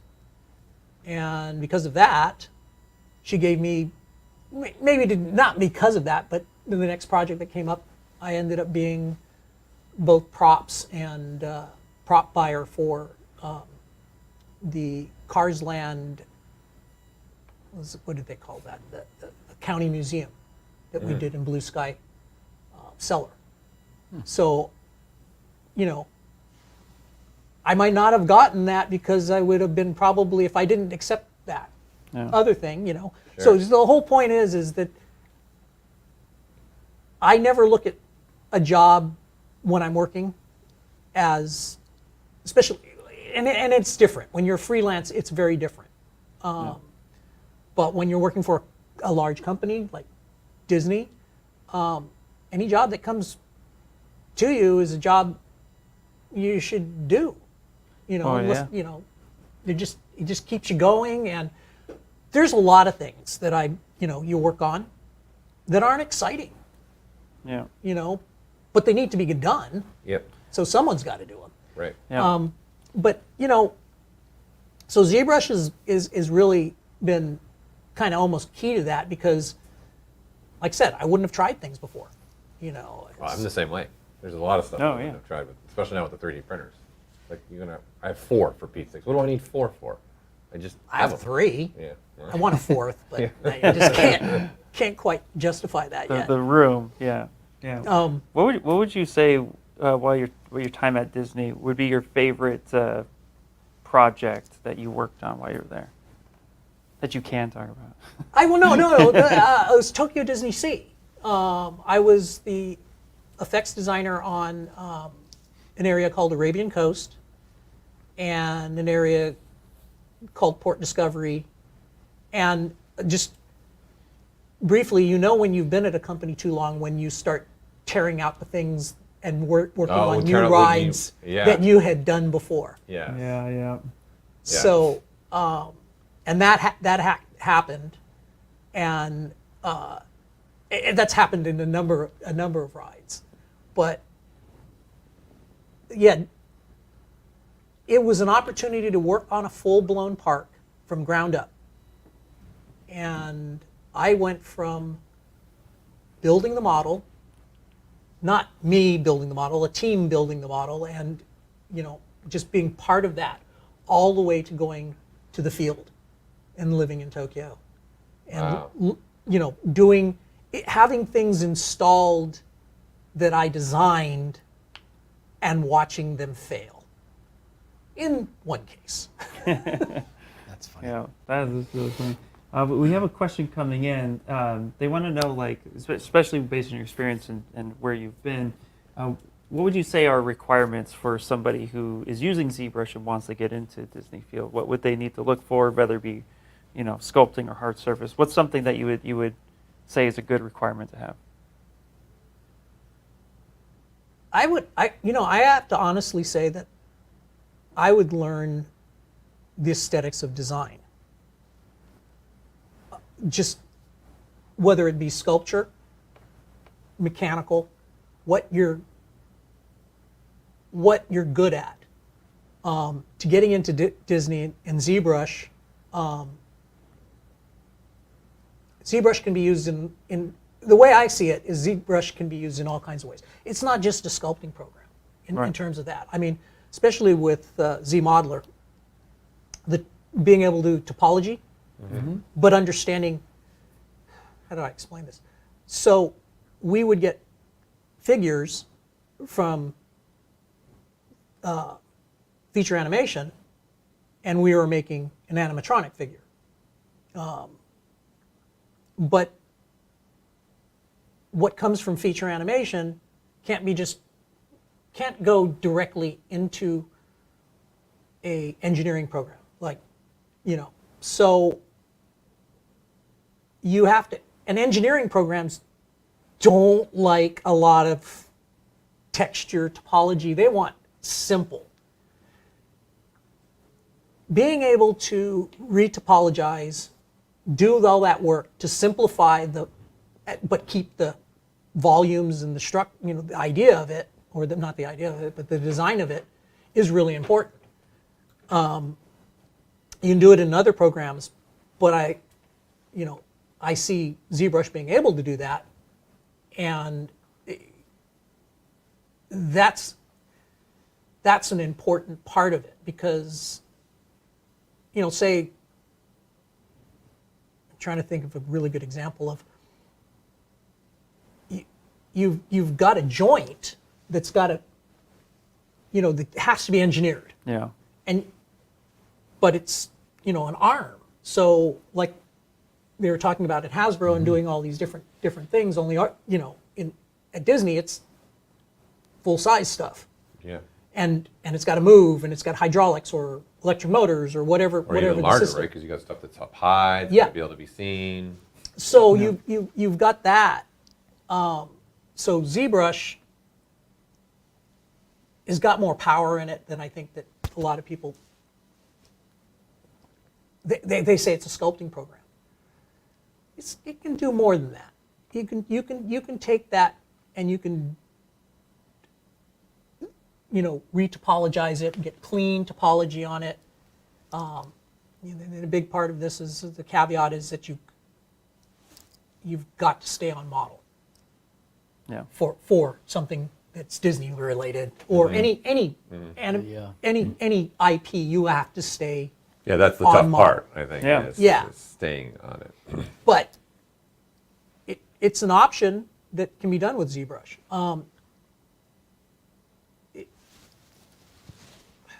There's really no good, solid answer for that.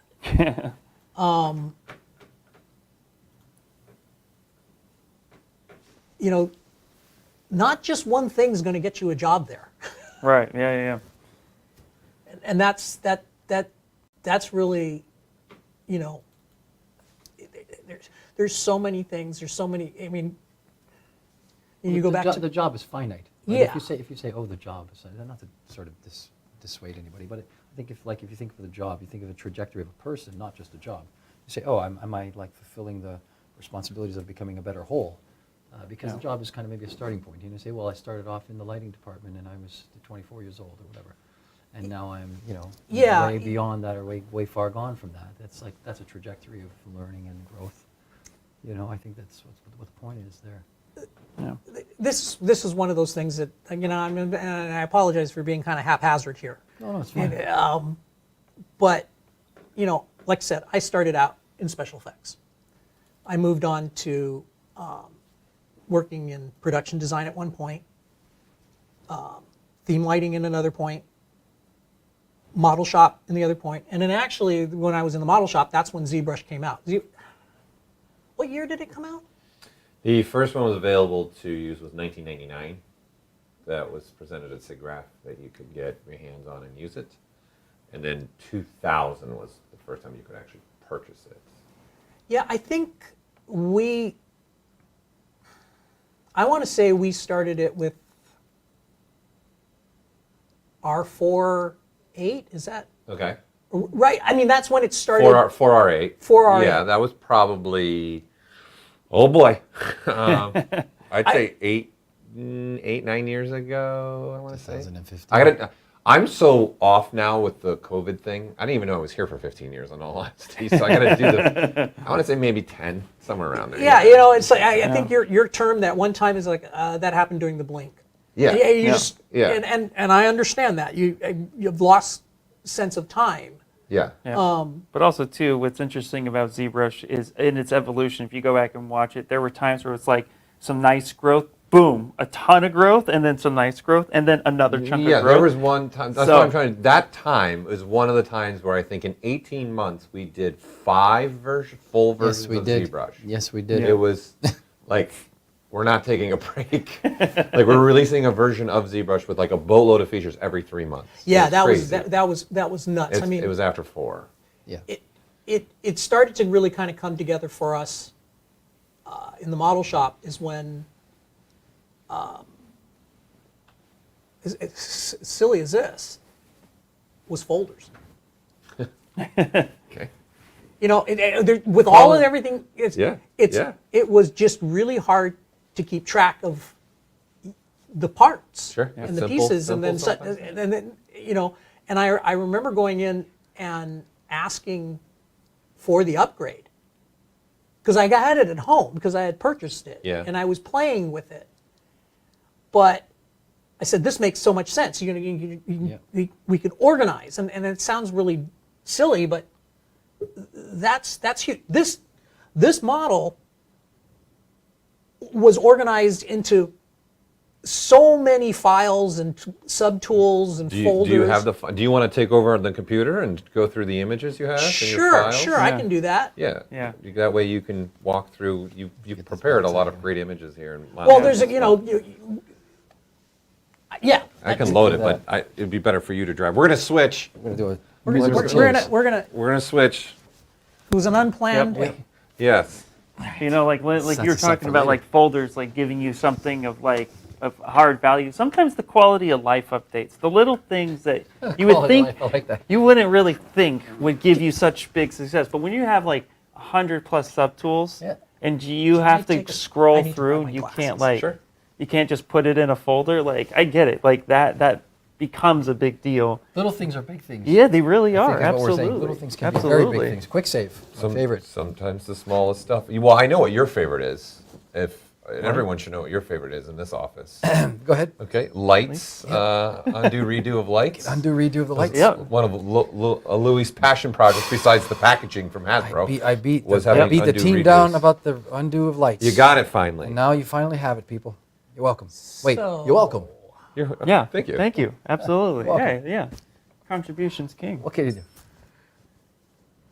Little stuff. No, you don't want me to save your project, right? No, that's fine. No, you're fine. No, you're good. Destroy. Delete. Destroy, delete. Exterminate. Trashed. Oh, wrong genre.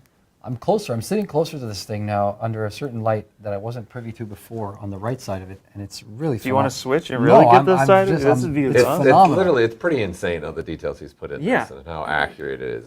We'll get some high quality photos of it and post them up maybe on our socials. I have a feeling it sounds like he's going to be doing some more. Yeah. I feel like he's going to have a scene in his backyard that's just a bunch of these. It's going to be by his garden. They're going to be protecting his tomatoes. And do you think of automating tomatoes against the the marauding vermin? Yeah. Do you feel like maybe you might do one with some motors? Oh boy. Just saying. No, but this was done for Paul. I don't even think Paul saw it. That there was a little comment somewhere along our conversation where he said something about lights, and I went, oh, I'm not gonna. But if you look in the front of it, there's a light. There is a light in there. Yeah, I noticed that. I noticed it too. Yeah, I think it was when I was doing the X-Men. I was talking about bringing lights into mine or something. Was that what? I don't remember. You had just made a comment, and I said, yeah, no, that's not going to happen. And then I thought about it, and I was like, you're right. I could throw lights in there. So I think we're going to try to get a close-up of a light real quick here, real fast, just so people could see it. That product shot those little details, again, that just really kind of help bring it up. Look at that. Yeah. And this thing's taking forever to load. Well, it's a big file. It is a huge file. Wait, for 1 million bonus points, Star Wars bucks.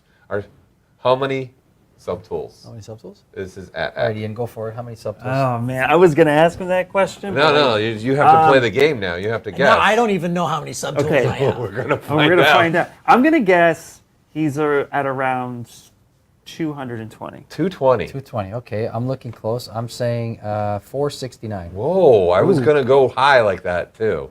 I'm gonna say just to keep it great, 328. Just so we have a Okay, 200, all right. 300, and Now, how do 400. I tell total subtools? It'll tell you at the top. Yeah, Here, let me yeah. see. And I'm How gonna many- go. And I'm gonna go Let me with see what 15 it- folders. We have some guesses You're here. going in 15. Oh, we got guesses. We got What's the guesses guesses? coming in. So we have 120, 150, 250, 512. That So I woke- think they're starting. That to woke everybody up. That's not that many. A little gambling in To the me, there's afternoon. This guy's true.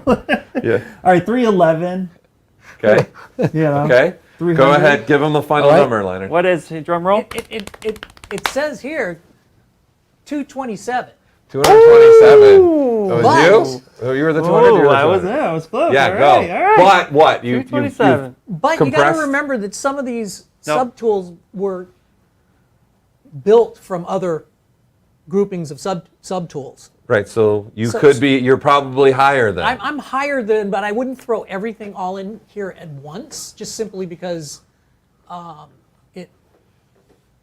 having a hard time. Just so you know, I'm left-handed. I'm so used to doing things. Oh, we can switch. It's not an arm. No. The mouse is right-handed. I just am. I have my interface reversed. Oh, yeah. Gotcha. So Okay. I'm making excuses is what I'm doing. We can flip. You can flip the 227. mouse That's to pretty close. left-handed if you want. You're almost No, spot no, on no. there. I don't. Take you to the casino. Okay, so let me see. good. What am I? Yeah. So then you said how many folders you think he had? 15. 15. 15? Oh 15? man, no, I'm thinking more than that. I'm thinking more than that. I'm thinking like. I'm in the 20s. Oh, wow. least, Okay, I guess minimum. I'm the higher this time. I was minimum. thinking like guy- 35. This gentleman's an 35. engineer. He's No, refined. I don't think I went that high. He's got it organized. I got faith. Oh, there is sort of an organization. This is sort of my. Look at that. Look at that, he There just you keeps scrolling. There's just things in there. What is the biggest project any of you have seen or done subtool number-wise? Online, go. Oh man. What is? I have a number. I have a student, Biggest I've seen. and I want to see if this number's been beat. Just Well, for it's not giggles. by me. I'm a proponent of clean up and delete. You know, It's probably because I worked on not such powerful machines for such a long Right. time. Call that budgeting. So, Yeah, yeah. then what's the number for you all? Oh man. Right now, my biggest one for me personally is my Gundam, and he's at I think 150 subtools, and I'm not done with him. But I had a student that it's blown that out of the water. Yeah, me too. I was going to say I had a Okay, yeah, student that probably, I guess it kind of ends and terminates when the application won't open because it's too large. Well, a Mr. Daisuke said he saw 1,032 subtools Wow, from a Japanese that guy. beats my student. there you go. He was in the 500s. I had to say he had like 540 Yeah. something subtools. I think I've only broken 100 once, and that's when I was Well, like really attempting hard surface and broke it all into Yeah. chunks. Okay, here we go. Back He's to got it Leonard. live here. Leonard, I ladies am and looking for where am I? See my. What do you need? I was going to show you some. Oh yeah, your folder's open still. If you're looking for, Yeah. What do I do here? hit the Apple key. Apple key. There's my Mac coming in. Window key, and then you should be able to see it on the bottom. It's a folder that's open on the bottom. Ah, there we go. There you go. There you go. So I'm going to show you some. Rather than just fighting through all of this, I'm going to show you through. The images. Yeah. I'm sure I'm boring everybody out there. No, Not at all. No. it's Star Wars Day. We're geeking out. Okay, so those I built 3 of these, by the way, not just one. Because I love that Kyle in the background's laughing. That's what it's behind the camera. So these are the 3 chassis. These are all the parts for 3. Because you got a folder system happening right now in real life. Like, look at that organization by parts. they built 3 for Empire. The actual there was ones in the background that were prototypes and things, but I just decided to lay this out. And, this was this was my life during the And this pandemic. machine you got at your house. Yes, So it's a everyone knows the CNC machine. CNC machine he bought for his house. That's Yeah. what, Yes. yeah, that's what I was paying that knowledge of. It was Yeah. really crazy that you go in that direction. Amazing work. So this is what underneath all the paint. Wow. Wow. I love your paint, but this looks quite I exquisite know as well. it was It's got a almost raw it was job. almost depressing to paint it. Yeah. I actually like the mill tool markings Me too. a lot. It really brings I don't know character. the weathering he did though. Like it Oh, all no, it's comes together. fantastic. Everything you've done come together. So I'll yeah, take both. I did a All right. couple of He's explosive. got There's three, right? Why'd you keep one all silver? Actually, I was fortunate enough to get a photograph of the actuator parts in the leg, No way. Really nice. of the actual parts from Tom St. Armand, Wow. who was the machinist, the original machinist on the project. And he goes, but I don't remember how it worked.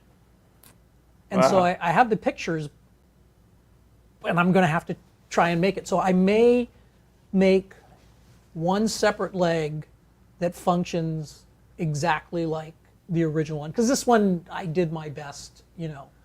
I So- think you did amazing. Come on. I love that we keep giving him more work too. As this goes on, this streak goes on, we keep telling He's Leonard, going to have a whole "You should do empire this." by the time Okay, we're so done. yeah, so here's We're remaking Hoth. We're doing it. I've been working on a studio scale Star Destroyer, Here we go. but that's just taken. That may not happen in my lifetime. That's I right. feel like we're going to go to Leonard's house in his backyard. It'll just be reenactments of Star Yeah, Wars. it sounds scenes. like Leonard's gonna recruit some of us to help him It out. sounds like- too. Let's all do so it. I was look. This is the picture. I was Yeah. looking- So this is Here we my go. this What is is my going this on is my here? mill Yeah. wow. in the garage, and the oh, so there's all the parts that I had finally painted. For this one. Yes, Yeah. and yeah. Oh boy, beautiful. So, geeking out, I also want to show you guys, I talked to a couple of my former coworkers, and one is one of the sculptors, Steve Catronio, and Steve, he did this in ZBrush. What's the type of CNC that you have? I have a couple questions on that. Okay, No, like what's the one that you have? you mean what brand or what type? Mine's a it's made by a company called CNC Masters. Okay, yeah. They're out here in California, and that was kind of the driving point. Is shipping costs are incredible, Yeah. and I could drive to their place over here in is it, I think in Irwindale or. Okay, not too far. They're Yeah. not that far away. Yeah. Where I was able to drive to there And go they- get it, and you just picked it up. Yeah. Yeah. And here's the best part about that. I get there, and I'm looking at one of the brothers, and I said, "You look really familiar." And he goes, "Well, you work at Imagineering." I go, "Yeah." He goes, "We worked at Disneyland." And then all of a sudden I realized he was the ride-op supervisor that I used to deal with. No way. And his brother used to run the Sky Buckets, which Small world. we Wow. know. That's one of the rides there. Yeah. Yeah, it is. It is. I have stories for another day about that ride. So But is that the mill you showed? Is that a single axis, a dual it's a axis? it's actually a 4-axis machine, but I don't have the 4th axis hooked up to it. Okay. I take it on and off. There you go. So if you recognize this is the creature outside of Jabba's palace. Mm-hmm. And Steve sculpted this, and it's inside the cantina up high. In the park right now. in the park the right now. Disneyland one. Yeah. So Steve Galaxy's Edge. Steve did. That's awesome. And then This makes my park visits even more exciting. It's like finding the hidden Mickeys. No, Yeah. I'm gonna find the hidden ZBrush and sculpts. I actually still like going and trying to find all the hidden Hidden Mickeys. Mickeys, it's tough. Uh, I used to nobody- know a lot of them. A lot. I feel like they removed some over. There's a the website. time. I digress. Let's give it back to Leonard. so Jamie McGow, who Yep. one, Yep. the one back. So he'd sculpted these. And this is in the barbecue pit, you know, the barbecue and rotating Yeah, around. yeah. He did these. These were there's a print of it. This was his own personal work of a Gaboury guard. And he did the hands for, since we're going back to, that was one. This, the hammerhead. We just saw that guy earlier Yeah, today. we did see him earlier. In all his Hasbro glory. He did the hands. Wow. The head was sculpted traditionally by my friend Jim Toller. Nice. So, and that is another thing that he did this rock outside of the Collectibles Museum. Oh, and this is with his Gaboury guard Christmas ornament eating a rancor. And I just had to kind of include that because Christmas ornaments are a big thing with all of us. Oh yeah. Oh yeah. Here's another little creature that he did for the creature shop. Nice.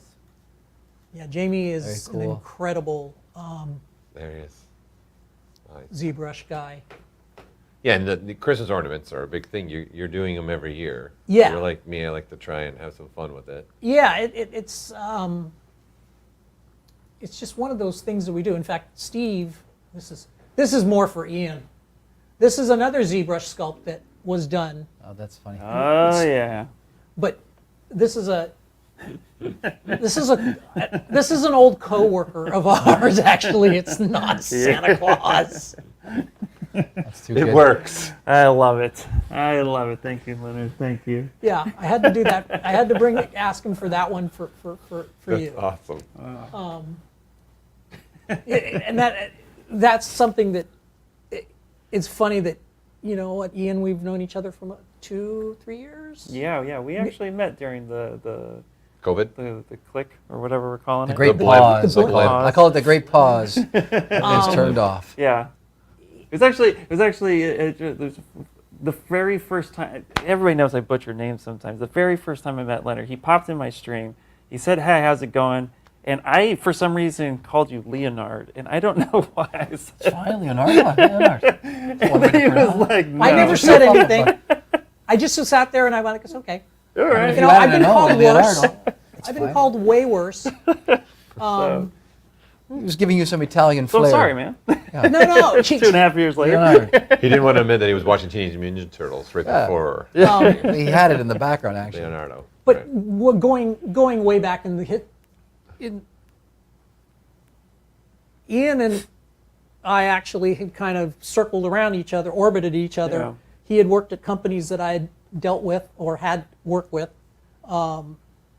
Turns out people know him from other friends, and so we've all been kind of just orbiting around each other. And, Yeah. and it's been rather funny kind of discovering that. That's cool. It has been, yeah. This is why network is super important. I just go out real quick and say that. Network is important because you never know who's around you. You don't know who's watching you, especially if you're live streaming. So yeah, just put yourself out there. Yeah, absolutely. So it's been a fun journey. Oh yeah, this has been great. I did find this, which is something that.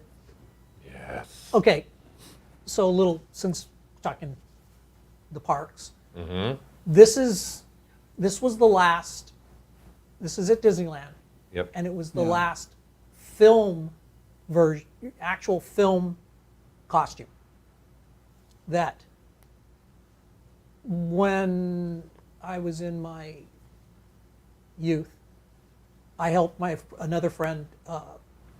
We cleaned up and shipped all of the droids from ILM Yeah. to Disneyland. All of those are original ones. Wow. He's 24 gold plated, so he wouldn't tarnish. Wow. Wow. That's crazy. Wow. Now that's kind of the history. Yeah. The console behind him, Yeah.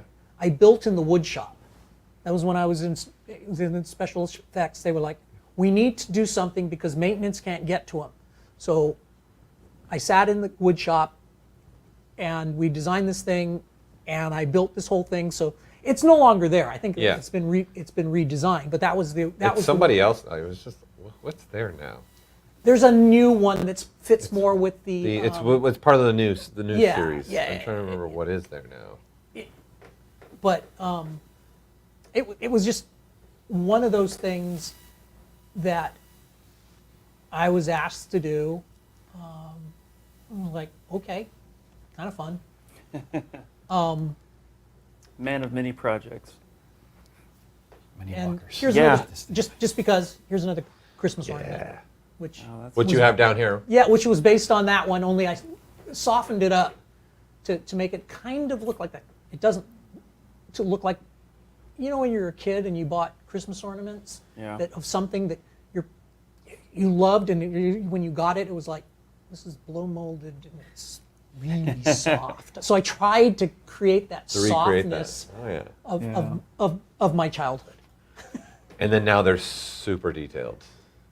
Yeah, there's a lot of it's Christmas kind of ornaments. it's fun, Yeah. but I like a good blow mold from time to time. I mean, you know, really strip it I'm back. not a big Christmas person. I got a lot of looks. When we went and watched Strip that, it right I bought back, like yeah. I think I bought 5 of them in the Yeah. Disney store. I got. Look at this. Here we go. More of the construction well, process let's see what else can Kyle I? Johnson. So you have the final AT-AT like sculpt in ZBrush you can show real quick. Yes. The final. With all the lights The turned final, on and all the parts, everything. everything just ready yeah, to go. yeah, because that's gonna be super cool. Look at this thing. It's unbelievable. I think Leonard's next challenge is making packaging of it for Louie, so Oh, he can listen, add give to me a his call, man. package collection. I'm happy to help. Look at this. Yeah. I'm just proud of you for putting the packaging down. Honestly, I think it's a quintessential. I think Hasbro it's amazing. product. I Look love at it. I mean, I'm a big fan of it. I have some quibs, but I'll leave it off the record. There's, you know, the back here. I'd like to see a little more collect them all type business. Yes, Really Did get to Carter get to the leave? vein. Carter, he gone. he's gone. Oh, I think he's gone.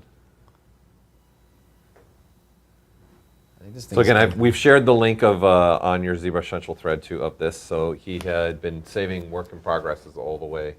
Yeah. and through I haven't this too. I haven't posted any of the photographs of that. I will ultimately, because I thought, well, I'll just wait until let's do the reveal here. Thank you. We appreciate that. It's Yep. breathtaking. It's a labor of love that you can see, and it's just amazing. I'm just dumbfounded sitting here looking at it. Yeah. Every time I look at it, I'm kind of like notice something new, some new detail about it. It's really glorious. You wouldn't mind if I took it and put it in my car, would you?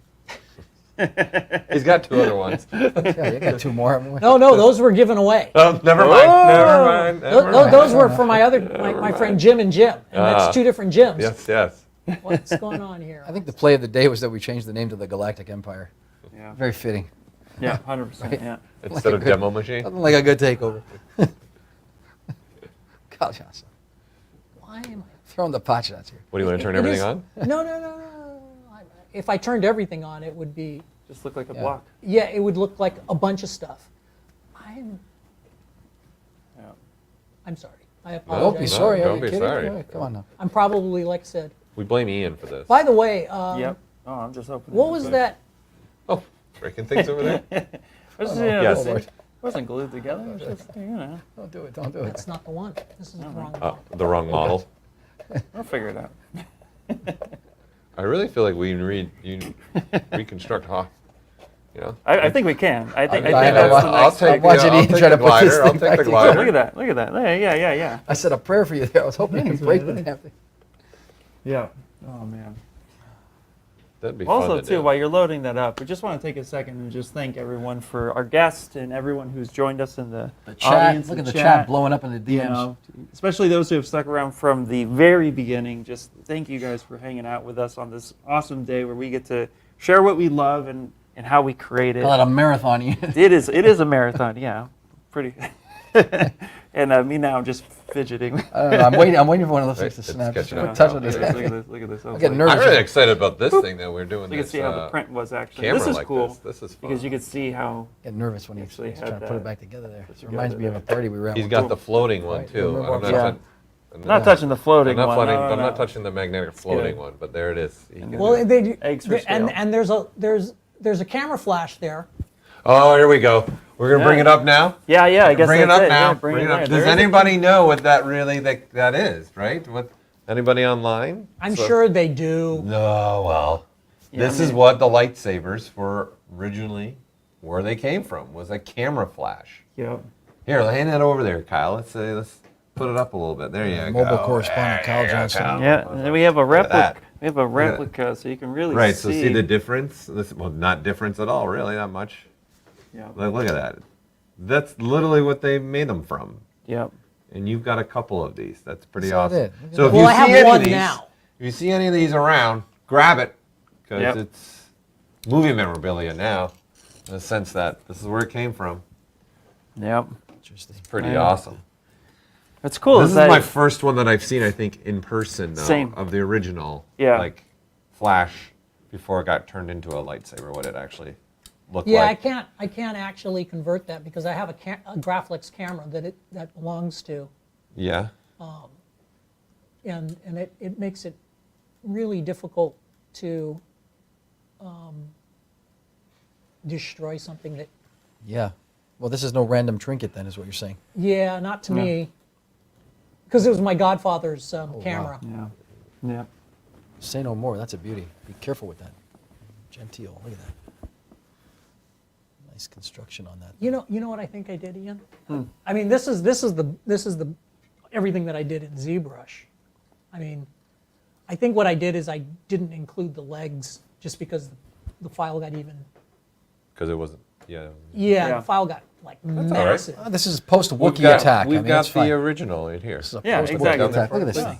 Yeah. Take a look at that. Isn't that cool? So Yeah. what's Joy. common among originally what was common between Darth Vader's and this, because it wasn't made by the other one was made by another German company, not Graflex. Well, we got the Vader one right here.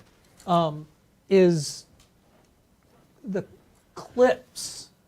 If you look at even the model of that, they duplicated the little side clips. There you go. That's three strokes of the saber. Let's see. Let's see what the difference is here. Look at that. There you go. There you go. Not much. And that side clip is how you hook it. Yeah. Yeah. You slide it down. There's a little matching piece on the camera. Yeah, that's so. Now I'm really showing my geekdom. That's what we're here for. Yeah. That's why we're May 4thing it. The whole point, yeah. I'm all right with it. I enjoy this. So here we go. That's Here's- great. Kyle's putting it up here on for us. There It's you tough go. to tell. Let me see You that. Just grab evil, just grab evil the enough. old, Let's see here as we yeah, get into the camera there. as we Don't get be deep shy, into don't be the bashful afternoon about it. here. Let's see here. Here we Oh, go. let's I'm get gonna the shot maintain there. it, man. Hopefully I don't. There you This go. is everything I ever There you go. wanted. Is the sound of Here this you go. thing. Put it up next to this one, Louie. Okay, wait. There you go. So there's the difference. It's been this long all day. There you go. Oh wow. Quite fascinating. Let me just get a little Yeah. red light on us here. I've been in Vader Lounge most of the day. Yes, you have. This is got three strokes of the lightsaber. Here we are. Yep. Deep cool. into the afternoon here on the 4th. Put that back. It's funny when you look at them, like how the actors too holding it right to try and get that clip. It's like right dead in the middle where you'd want to put your hand. So you go look at the scenes. They are holding it up higher, right? Yeah. But I think that's probably, I would say, some of their training, like samurai, right? They got training. Did they get training by samurais? I think, right? Did I not read that somewhere? I know in the new. Well, one. they got training from sword. Call it Sword fighting specialists. Swordsmith. Masters. Yeah. Swordsmith? Swordsmen. or But sword you are gonna hold people. it higher, Sword people. so Yeah. you can strike, Yeah. and they can keep it in front of you like this. Yeah. So, not that, I mean, this was just something that I did in terms of, this is the Harrier engine, Oh, we'll put it up there. and it's, the Harrier engine, by the way, no, I'm not building this ball, Okay. is the, also the engines at the back of the sandcrawlers. Oh, wow. Anyway, typically I did this quite often is I would make, I found this photograph perusing the internet to try and figure out what because the engine looked like. I knew they were under there. I just didn't know what they actually looked like. So I wonder if I can. How do I just show the floor? Is there a way to do that? Only like the floor without the models. You got to have a model, some model selected Okay, so let me see if I can at all just times. grab that. You could just switch to like the polymesh star or something. I can just show it that way. There, there's Yeah. some of the bell. So that's how I, as best as I could, and then I started figuring out parts. You know, there's parallax with the camera, Yeah. but it allowed me to get to the point where I was able to do that, and then again, a lot of it is, and I'm sure that it's not perfect, but I'm not really Worried about it. yeah, at this Yeah. point, there is a point where you have to kind of give up on. It's an Perfection. absolute perfect. Does it look Yeah. like it? Yes. Yes. It's in the Is right it key. proportional? It's proportional. It's not completely out of whack. Yes. If someone looks at it, they're going to know what it is, number one, first of all, right? So, and then Yeah. number two, the details you put in, that's the secondary thing people are going to start looking at, seeing all the minor details that you put in it. Yeah. The passion then shows through. You know, and having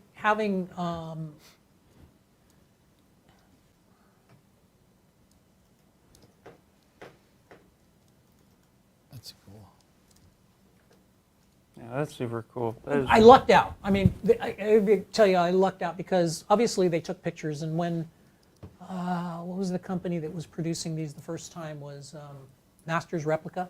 They produced them. They had taken photographs of this model. Oh there no, you that go. one's that's the actual. So that's from the exhibit. that's Okay. cool. This is from some game company that had a photograph out there where they were doing a 3D model of it, but that's an actual one. The prop store, they're selling a head. Yeah. Yeah. So, and grabbing all of these photographs for reference is a great thing. This is Oh, this the is ruler. one. There you go. This was one from when I think Masters Replica went in and took these pictures. And it's one of the few where they actually dropped the scale directly on it. So that's how I scaled a lot of stuff. This is like you go in there and then you go, okay, and then you just kind of start extrapolating Right. other dimensions. I was always, but it was always funny. It's Oh, like, that's a handy one, yeah. you know, in between. This, by the way, the model that, and this is on a website, and there's a ton of pictures of it. But this model was one that was done specifically to put in George Lucas's office. They weren't going to give him one of the original, for whatever reason, whatever the reasons, they didn't want to put the stop motion one in, but he wanted one in his office, or they wanted one over there. Somebody wanted one. So they did a mold and a casting of it. And Well, this is like gold, having the ruler with it Yeah. there. This Yeah. is like gold. It's like that's he just found all of his measurements. yeah, Yeah, this is the hardest thing. It's Yeah. really, you know, and like I said, I had model parts.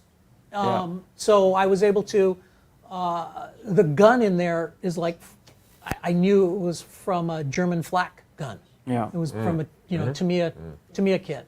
And this is from a Tamiya kit. This is my own. I can't remember what model it is, but that's underneath those little coils are underneath there. But again, if I found a model kit that I had, I could use. And I had the right part, then I was able to check things. Again, it's not perfect, but It's amazing. It looks.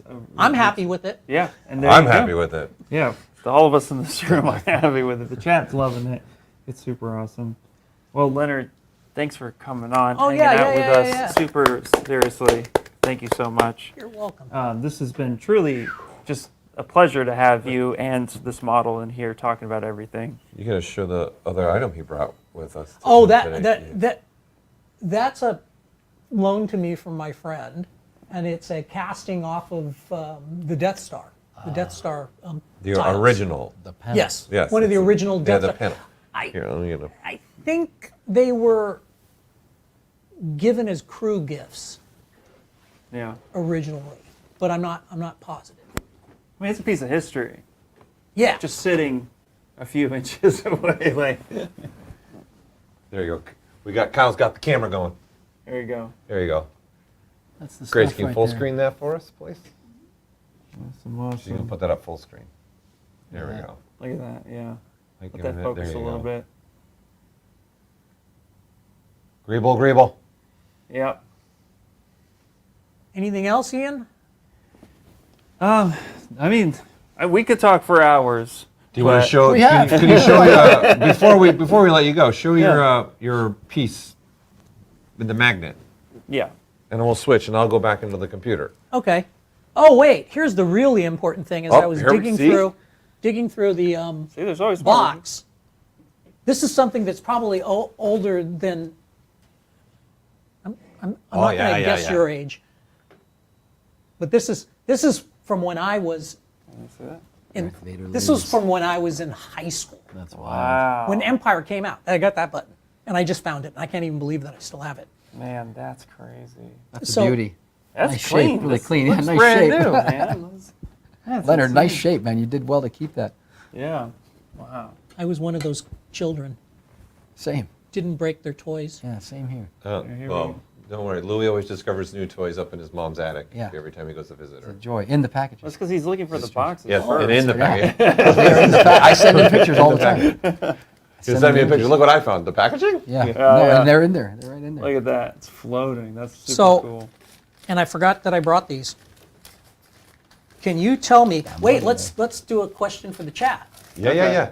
Okay, can anyone tell me? I'll let Kyle do these. Can anybody tell me what those are?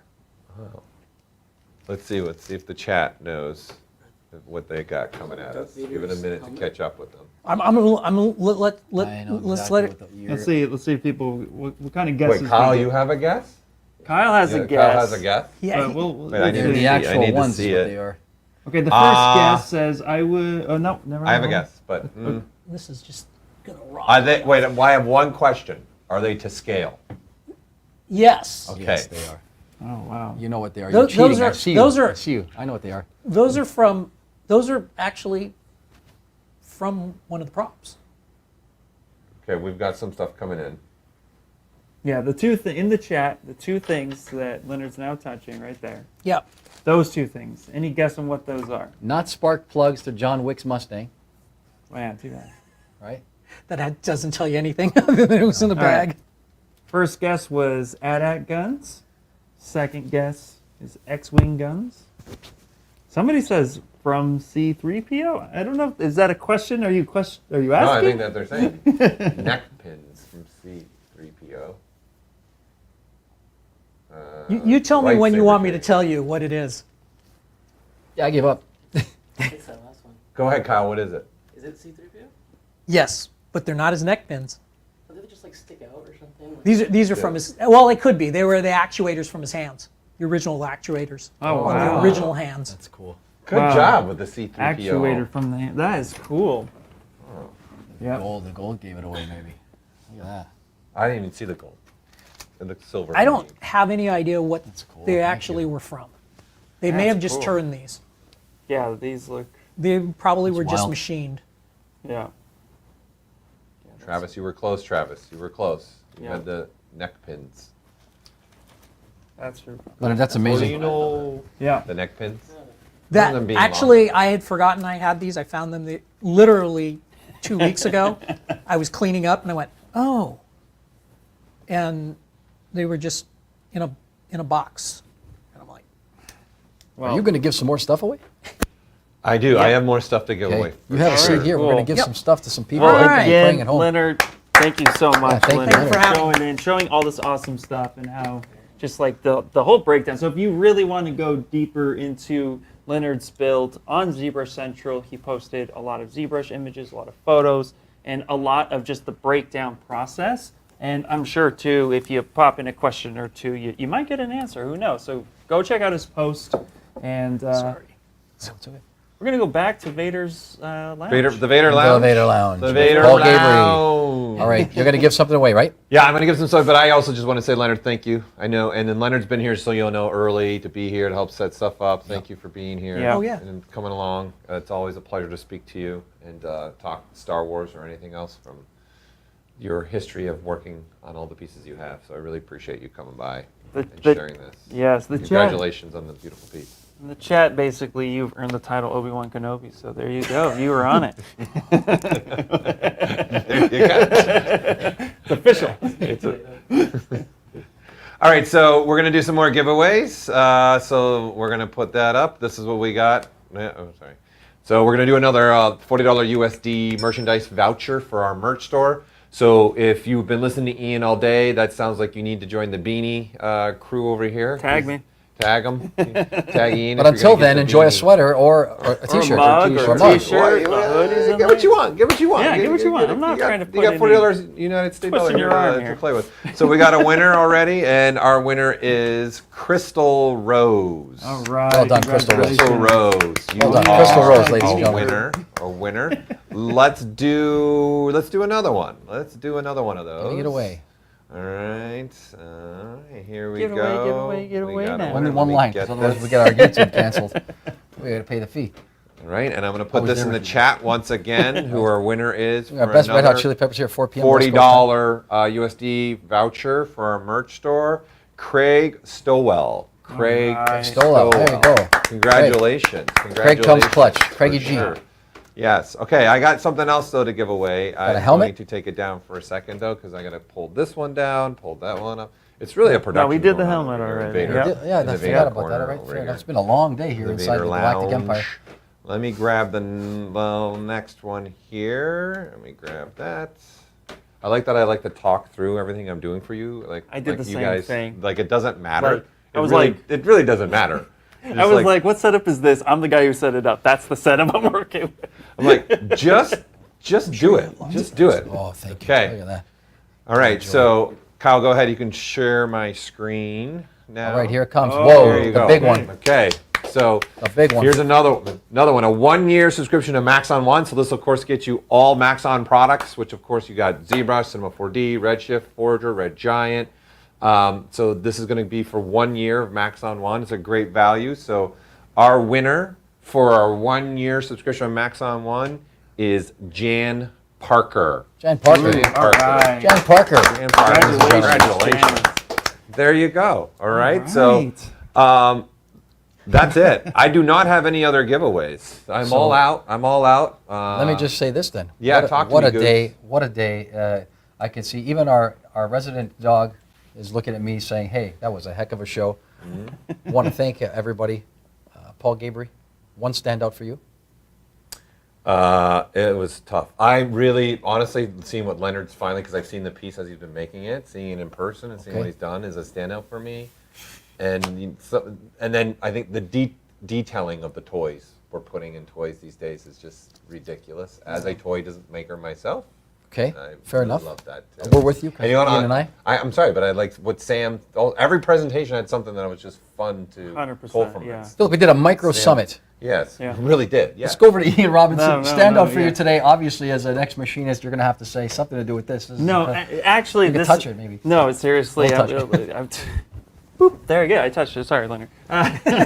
No, I mean everybody brought their A game with presentations, and but what really stood out is just seeing how things start off as ideas and then what spawns to being a total creation, whether it be a Giants replica prop right in front of us to a toy, or even what Sam brought to the table when he was talking about his journey into becoming what is now considered the standard for prop design in Star Wars.